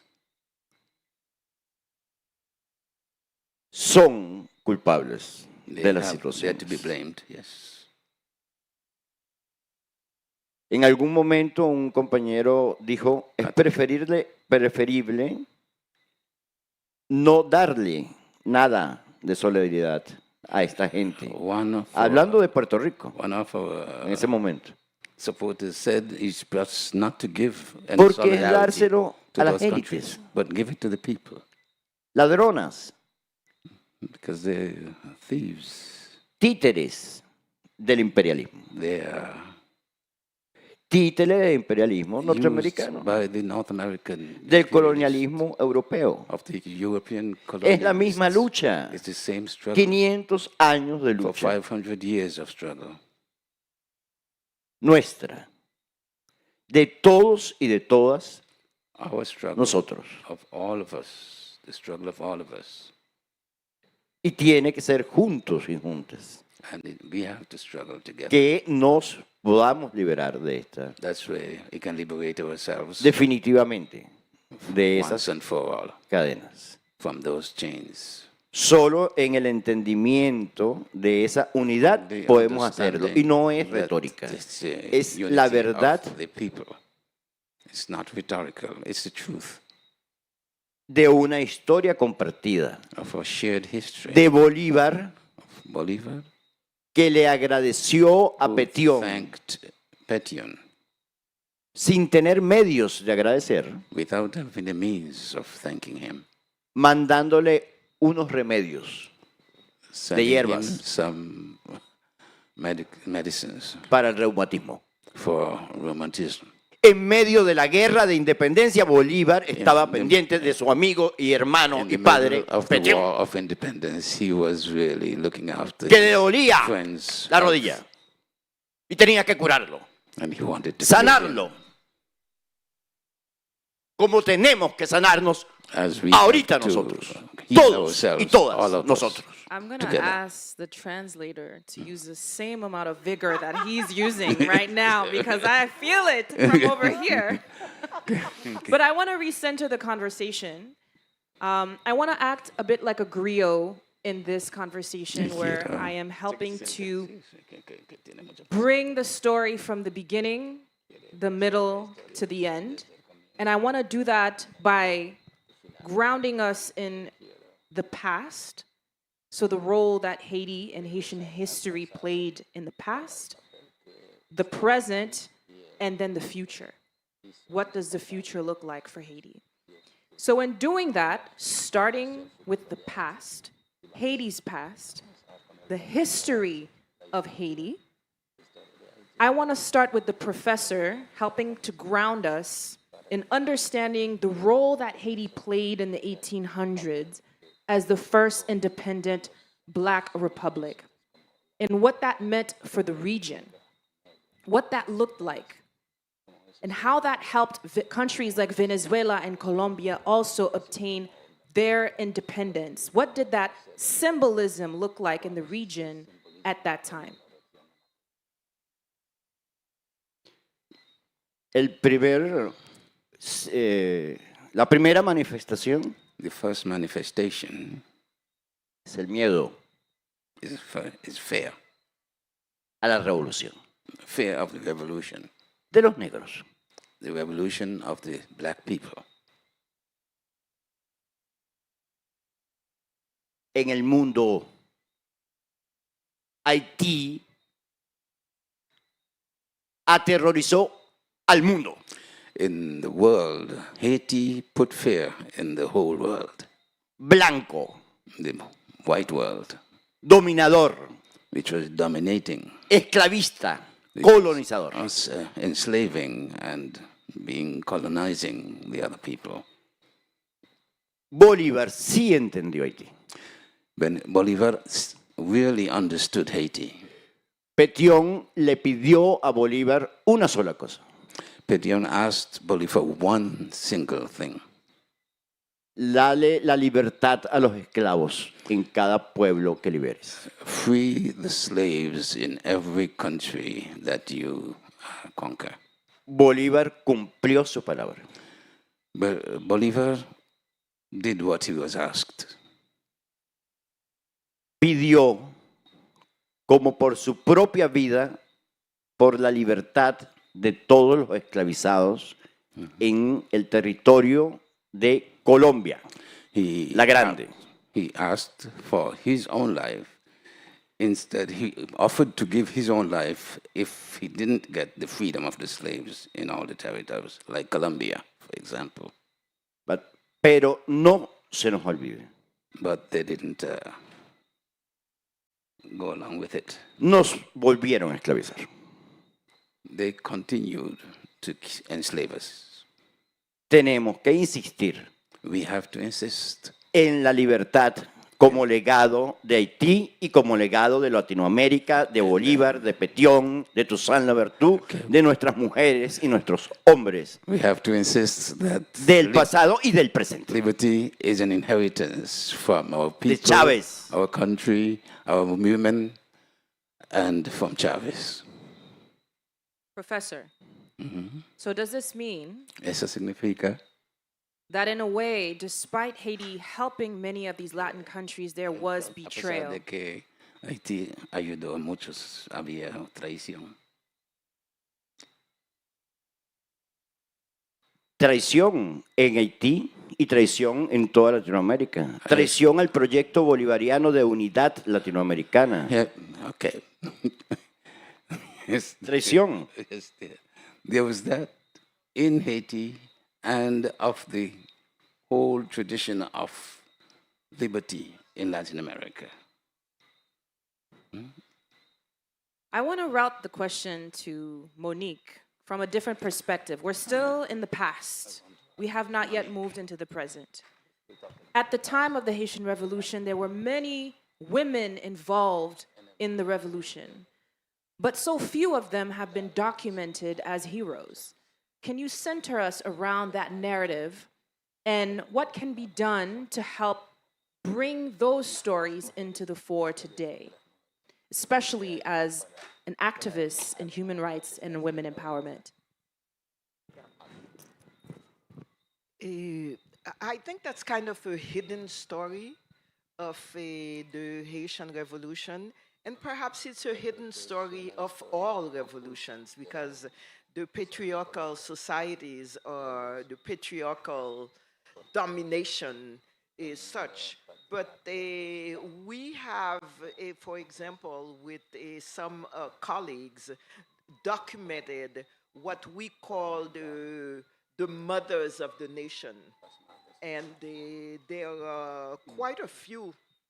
Cécile Fatma, there is also Marie-Louise, who was the wife of the Emperor Henri,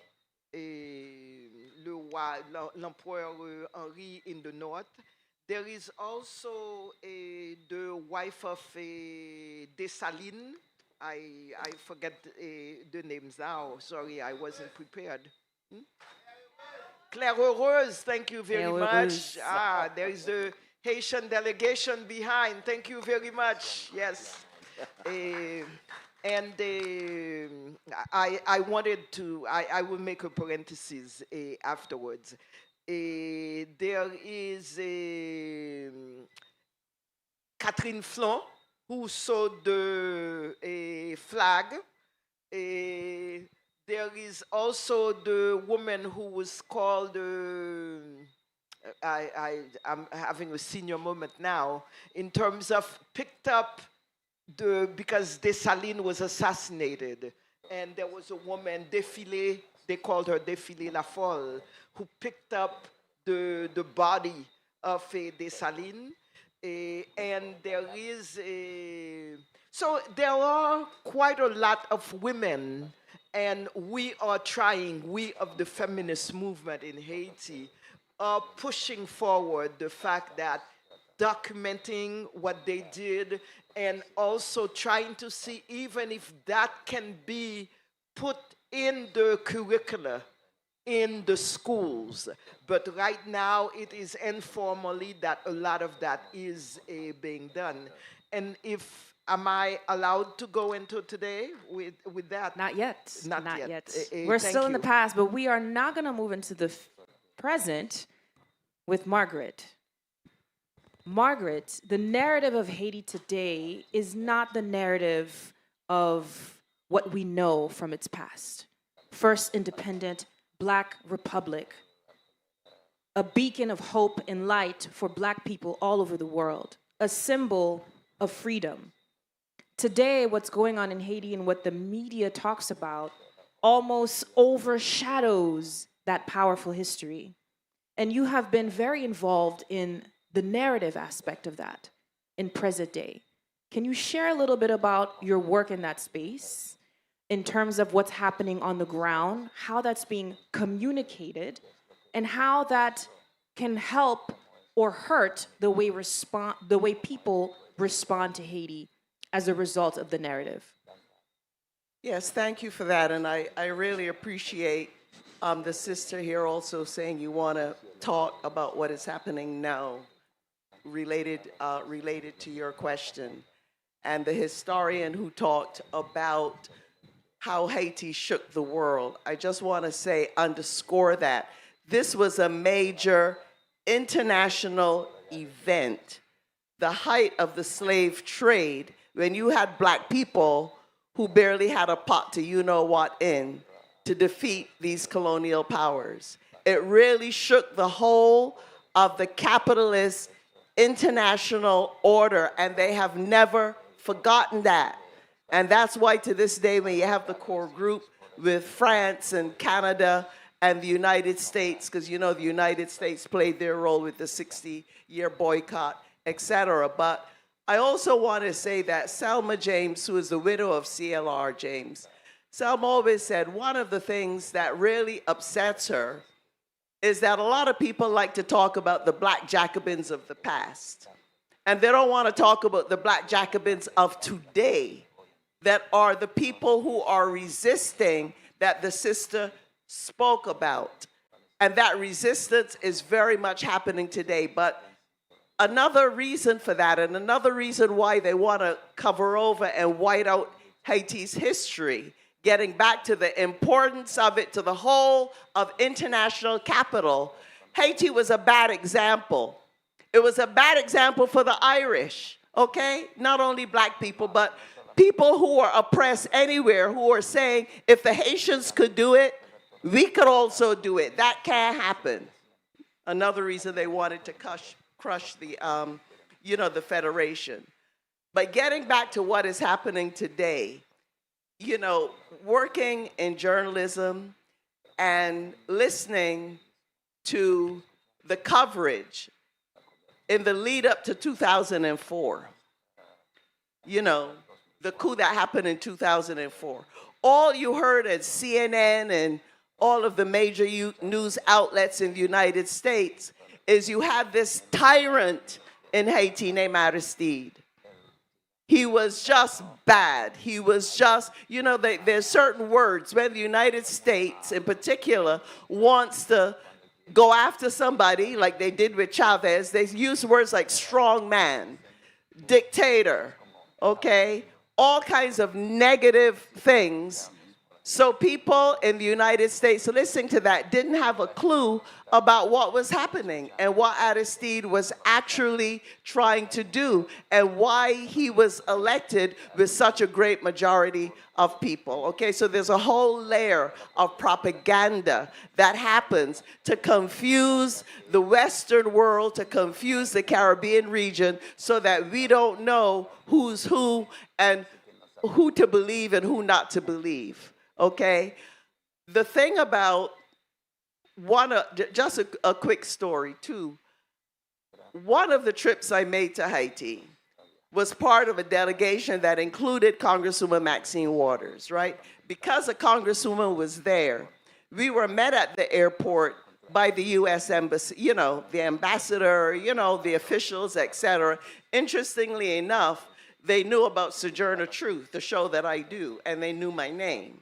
So they, you know, they keep an eye out on things. They had various meetings with the intelligence community and naval intelligence and this and that, and they brought them in because they're supposed to be briefing this U.S. Congresswoman, right? Then they wanted photo op, which I didn't want to have anything to do with because I wasn't going to show up in pictures with any of those people. But afterwards, when they were taking us to a project to show the good work the U.S. was doing, one of the people from the embassy, without acting like he was actually talking to me, he walked past me and he said, "We know it's not gangs." That's very significant, all right? Because I call them death squads. They're criminal elements that are involved in it. We know that very well, but that playbook isn't only in Haiti. This is a playbook they do in Venezuela. This is a playbook they do in Guatemala. This is a playbook they do all over the damn world. Bring in criminal elements, right? So people get confused. Is this a death squad? Are these death squads? Who is backing them? Sorry, I named some names. That's kind of, I know you can't, but I do. And I do it on the radio as well. You know, because there are forces that look like they're friends, like in the embassy, but meanwhile, there's a whole other program that's going on. That's part of what is happening on the ground in Haiti today. There's a lot of, you know, all these weapons that are coming in. You think the average poverty-stricken Haitian youth has the money to be going and buying high-powered sniper weapons? These are questions we have to ask. And they're questions we have to ask right here in Barbados and throughout the Caribbean region, where we're increasingly seeing violence on the ground and all these guns coming in. There are efforts to destabilize, okay? And we have to ask, in whose interest is it to destabilize? I just want to say something quick about Chavez. Because when that coup against Aristide happened, and they were killing all kinds of people on the ground on Haiti, supporters of Lavalas, a lot of them. And those of us, and Daya from Guyana and other people, friends in Trinidad and whatnot, and we knew that we needed to get some people out. Talk about solidarity, practical solidarity. I went to Venezuela with Danny Glover, with some human rights people, and we met with Chavez. And we didn't have to paint the whole picture for him. He understood exactly what was going on. He says, I know, because I remember the time when they were taking people in helicopters in Venezuela and throwing them into the sea. You don't have to explain that to me. I know how these things operate. And he helped people. A lot of people don't know that. He helped to save Haitian lives at that time. Another person I saw recently, Gonzalez from St. Vincent and Grenada, I have to mention him too, because he was another one that we were able to go to Gonzalez And Gonzalez stood up, and Gonzalez helped, and he helped to get people out. And when I saw him the other day, I thanked him for it. Because we're not going to forget Chavez, and we're not going to forget Gonzalez, because we knew what they were doing was for Haiti, but it was also for the rest of us. And I also got to mention Cuba, because when Aristide, after the people mobilized for 7 years, whatever it is, a long time to get him back out of exile, and we were waiting for him to arrive, we were in a courtyard with who? Some Cuban doctors. The Cuban doctors had been on the ground on Haiti like they were in Venezuela, like they were throughout the Caribbean people, helping us, okay, providing medical care, the teachers. But if you listen to the United States, when you talk about Cuba, you don't hear any of that. You hear these same words: strongman, dictatorship, communism, terrible. They say the same thing, you know, about Chavez. So when we're trying to understand the situation on the ground today, it's very important to have eyes in front of you, at the back of your head, and on the two sides, all around. Because there's a whole COINTELPRO operation. If you don't know what COINTELPRO is, that they pulled in the United States to destroy the civil rights movement and the militant black movement, the Black Panther Party. There's COINTELPRO operation going on in Haiti, and there's COINTELPRO operation happening in other parts of the Caribbean region as well. And we better be very, very much aware of that. Beacon of Hope.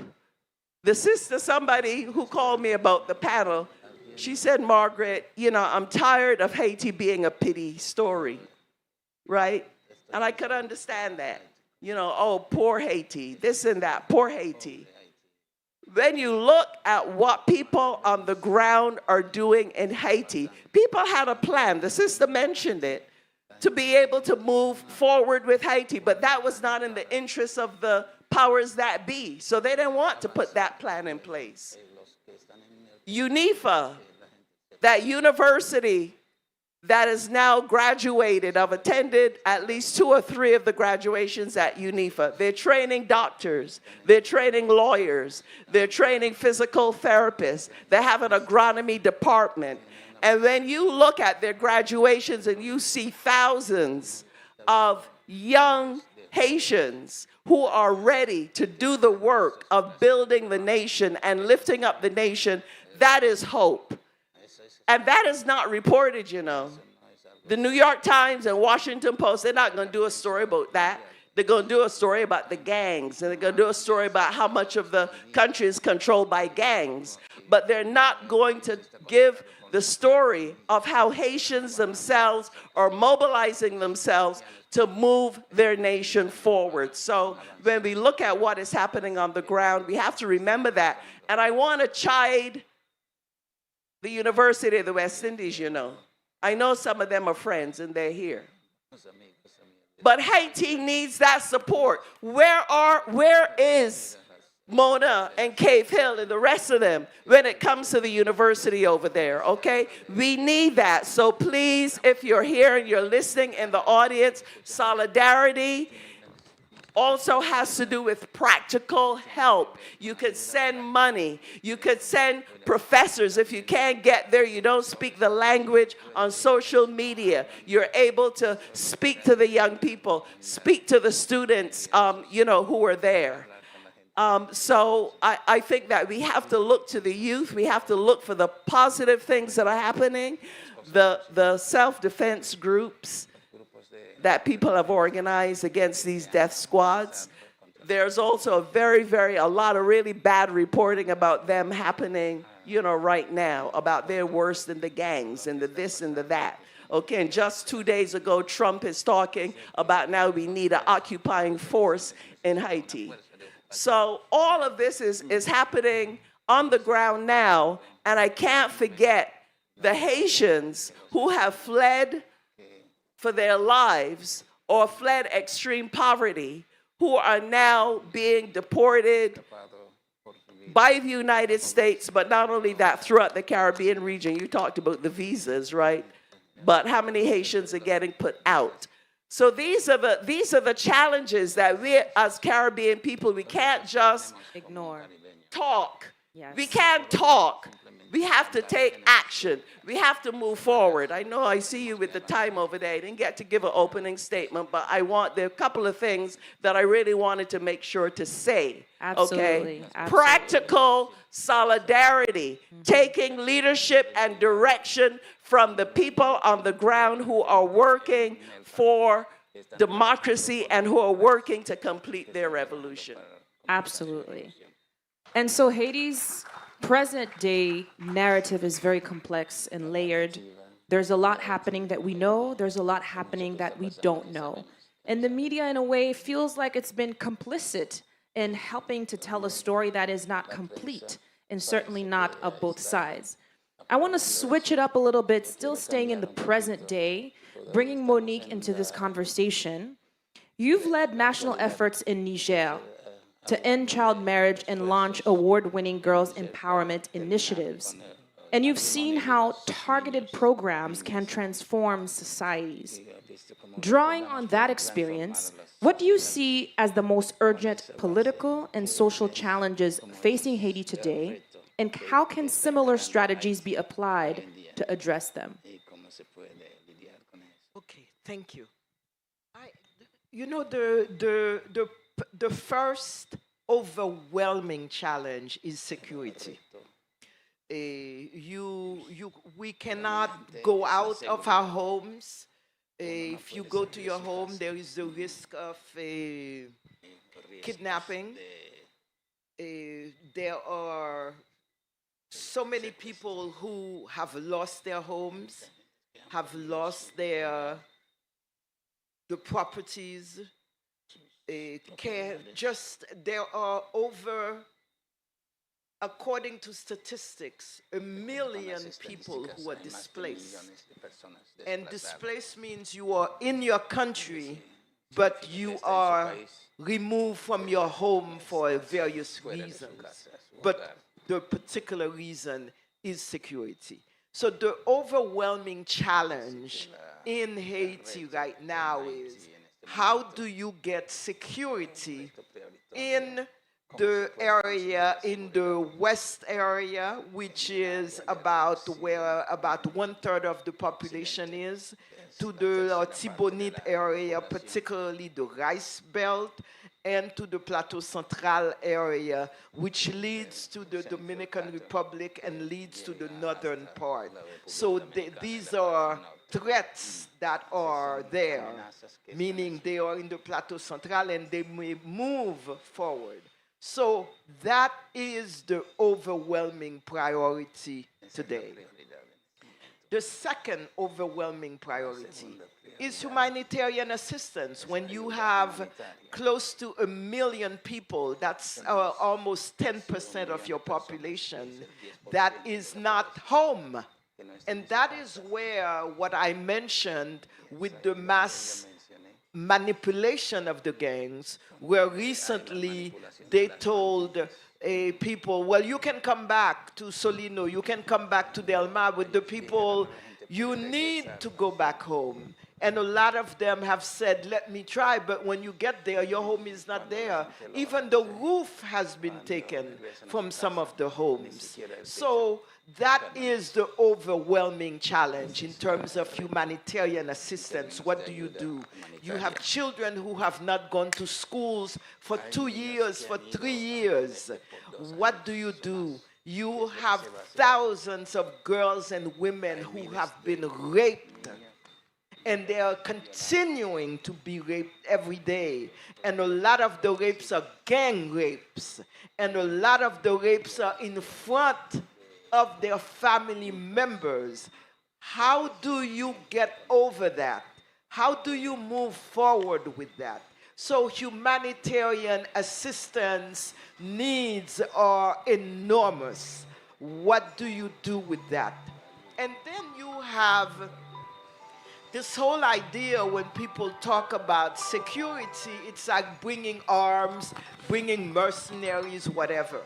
But you have about 60% of the population that's under 24 years old.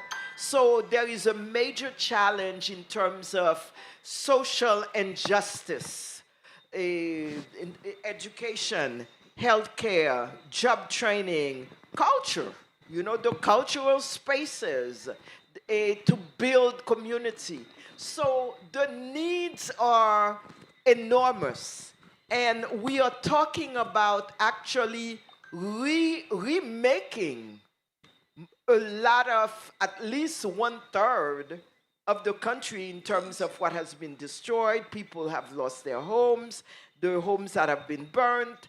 The Ministry of Education recently, just this week, a lot of the buildings were burned down. So you are talking about an area that is wiped out. You are talking about people who are lacking major necessities. So yes, we are into resistance mode. So we need that solidarity. We need to know that others can support us. And we need, bottom line, to define what is the way forward to get into a Haiti that we want, that is at peace. Because bottom line, in terms of the population, we have gangs, authorities, I said, in terms of suits and ties, as well as gangs in sandals, who are at war with us, the population. And bottom line, we don't know why. We don't know what we have done to be assaulted in this manner. So there are massive things that need to be done: security, humanitarian, social justice, and then just governance. Get honest people in government so that the money is not being stolen. There are huge justice needs. The justice system is broken up. So there are huge, you know, it's really kind of remaking. But then there are examples. There is Rwanda. Rwanda went through a genocide. And Rwanda is now really a kind of wonder in not only in Africa, but throughout the world. There are the Asian tigers. Singapore is one example. So we do have hope. We are not desperate in terms of the resistance movements that are going on. We are fighting. There are neighborhoods that are fighting. And we're not talking about limited neighborhoods, but pretty much throughout they are fighting. And the fact that the gangs have not taken over totally, it is because there are viable resistance movements that are going on in different neighborhoods. So I think it is important. But the main problem is there political will with the authorities that are there, that I call the gangs in suits and ties, to resolve some of the issues? I am not sure that there is that. It sounds like there might be a need for a total reset. I work in the world of technology, and this sounds like reformatting the entire operating system completely. Absolutely. Without losing the history. So I want to end on a final point, because we are at time. I want to bring us into the future. You brought a few examples, Monique, of blueprints that exist. So despite the fact that Haiti is in the situation that it is today, having been a symbol of liberation and freedom, and to be in a sort of bondage around its own narrative and governance and human rights today, which is a complete paradox to the past, there is still hope for the future. And we have seen examples from Singapore, which is a similar situation of having been an impoverished, colonized nation, and is now a destination for innovation in Asia. We have seen examples from Rwanda that suffered a genocide, but is now one of the most forward-thinking nations on the African continent. We have also seen examples from Estonia, that was battling for a very long time, being an Eastern European country, hovered over by Russia, and impoverished because of where it is situated, is also now one of the most innovative countries in Eastern Europe. You can actually set up your e-citizenship in Estonia in 24 hours. So if anybody here wants to be a citizen of Estonia, you can do it from your phone right now, which is powerful. So there are blueprints that exist of countries who have gone through similar hardships and have gone through the fire and have transformed themselves as an entirely different nation, a different brand of their nation. So I want to ask each of the panelists in a very short, very brief statement, how can we bring Haiti into the future? Very short, very brief. Let's start with Professor Pellicer.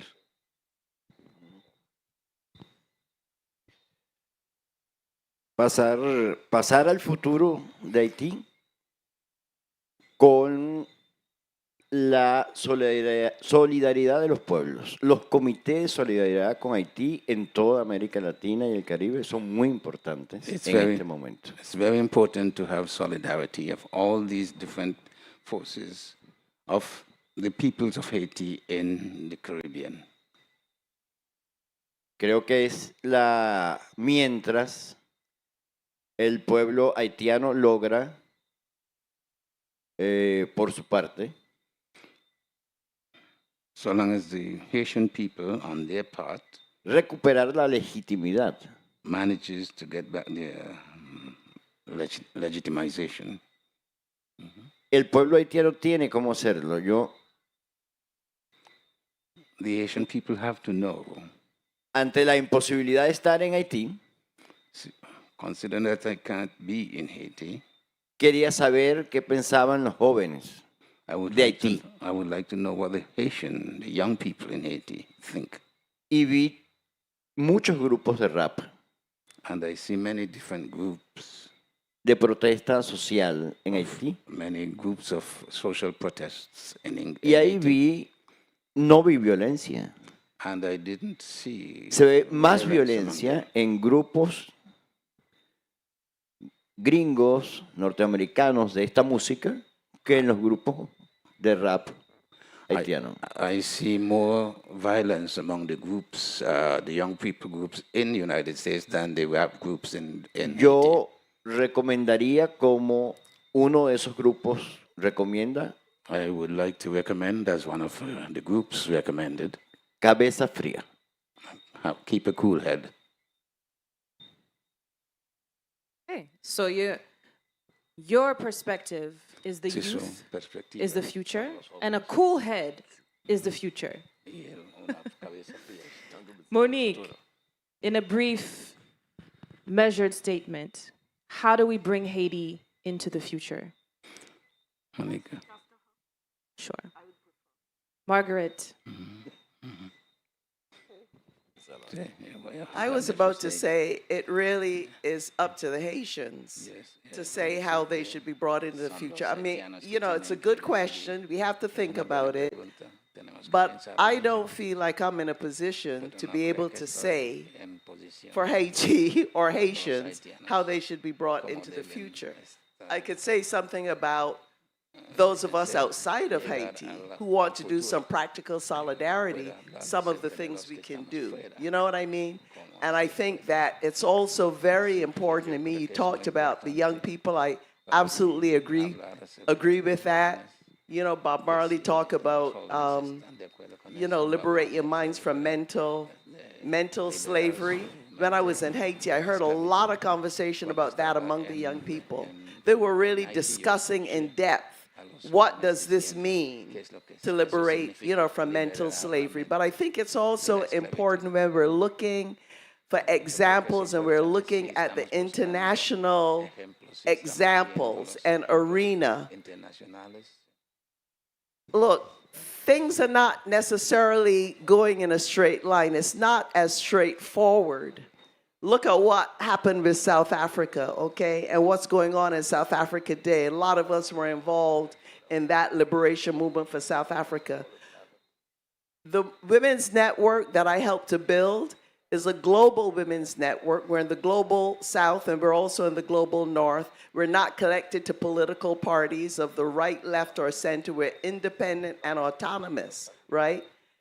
And our network in the UK were very upset when the UK was making a deal with Rwanda to deport people who are fleeing poverty and whatnot, dying, you know, in the strait between France and England and trying to get out of Libya, et cetera, to do that. And now Trump has the same idea where he's negotiating with countries to send people to those countries who are not from those countries. So all I'm saying is that there's a lot of pressure on individual countries when they try to do something. We see that with Venezuela. We saw what happened with Allende in Chile. You try to do something, there's a lot of pressure on you. So, you know, victory is not always guaranteed.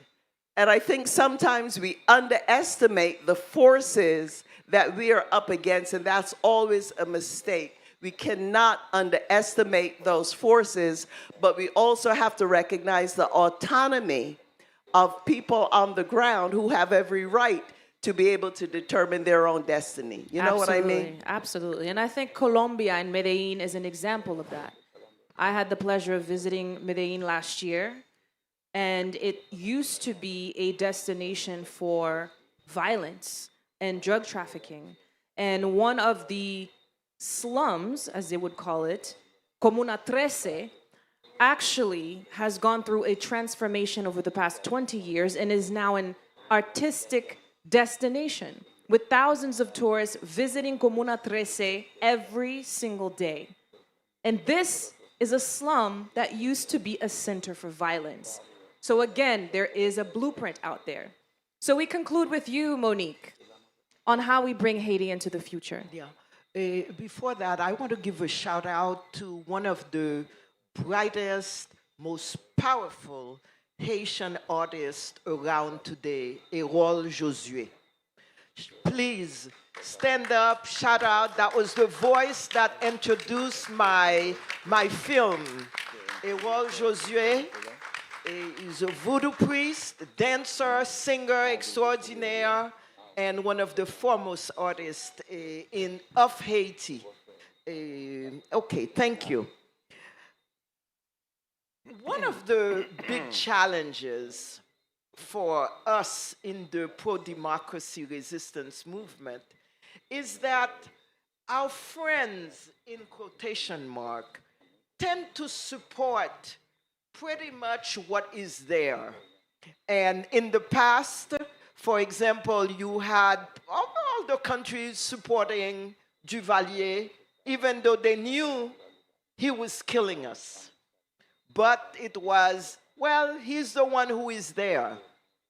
And we had the United States actually in 2011 decide that the person who had actually, people who had won the election really did not win the election. And the number 3 came to number 2, and then the number 2 came to number 1. So you have a situation where then Michel Martelly became the president because they changed the numbers, they changed that. So Haitians, for the most part, are saying, what's the use of me voting? Because when I vote, but it doesn't mean anything because the United States will change the numbers and put somebody else in place. We are at that level. And so the support of other countries for leaders who have stolen money, who are killing people, who've had massacres on their watch, is still going on, and that is that is linked to what you had said in terms of do not estimate your enemies. So that is a real issue because we have drawn up alternatives, but the alternatives are bypassed for others who are, that is the status quo, that is the person that is there. Let's go with that. So to me, in terms of the future, it is what are Haitians pushing these days? What is civil society saying? We have been saying, for example, now, for over a year, that the governance system that we have now is not working. That's right. It is corrupt. It is linked with the gangs. However, all the countries in the world, including the UN, including OAS, including CARICOM, that is what is being recognized. So it seems to me that the plans that we are drawing up, and we don't lose hope, but the plans we are drawing up in terms of social justice agenda, in terms of humanitarian, and also in terms of possible security, because we have been saying for 5 years, control the arms traffic. It has not been controlled by the United States. It has not been controlled by the Dominican Republic, where a lot of the arms are going on. So in terms of solidarity, I think one of the things that is important is stop saying Haitian-led and actually listen to it and actually push that agenda forward. And I think, to me, in terms of the future, if we can get our friends, our allies, our neighbors to believe that not to believe, but to push really the Haitian-led solutions that we are pushing forward, to me, that is the present and that is the future. Thank you. Thank you, Monique. Thank you, Professor Pellicer. Thank you, Margaret. Powerful panel tonight. Everyone, thank you so much for tuning in. Just want to close with what we discussed. We anchored the conversation in Haiti's past and the role that it played, and the role that the Haitian Revolution played in Black liberation, not only in the Caribbean and in the region, but in the world. We talked about the current situation in the country and what can be done, and how the narrative, particularly the narrative that is portrayed by mainstream media, is hurting Haitian history, is hurting Haitian present, is hurting the way people understand Haiti today, including the diaspora. And then we went into the future and talked about how important it is for the youth to be involved, how important it is for institutions to pay attention and allow Haitian-led solutions to be led by Haitians and to be implemented by Haitians. And we talked about the need for collaboration within the region and across the world. With that, I say thank you to CARICOM. Shaina. Thank you, thank you. And have a wonderful night, everyone. Barbados.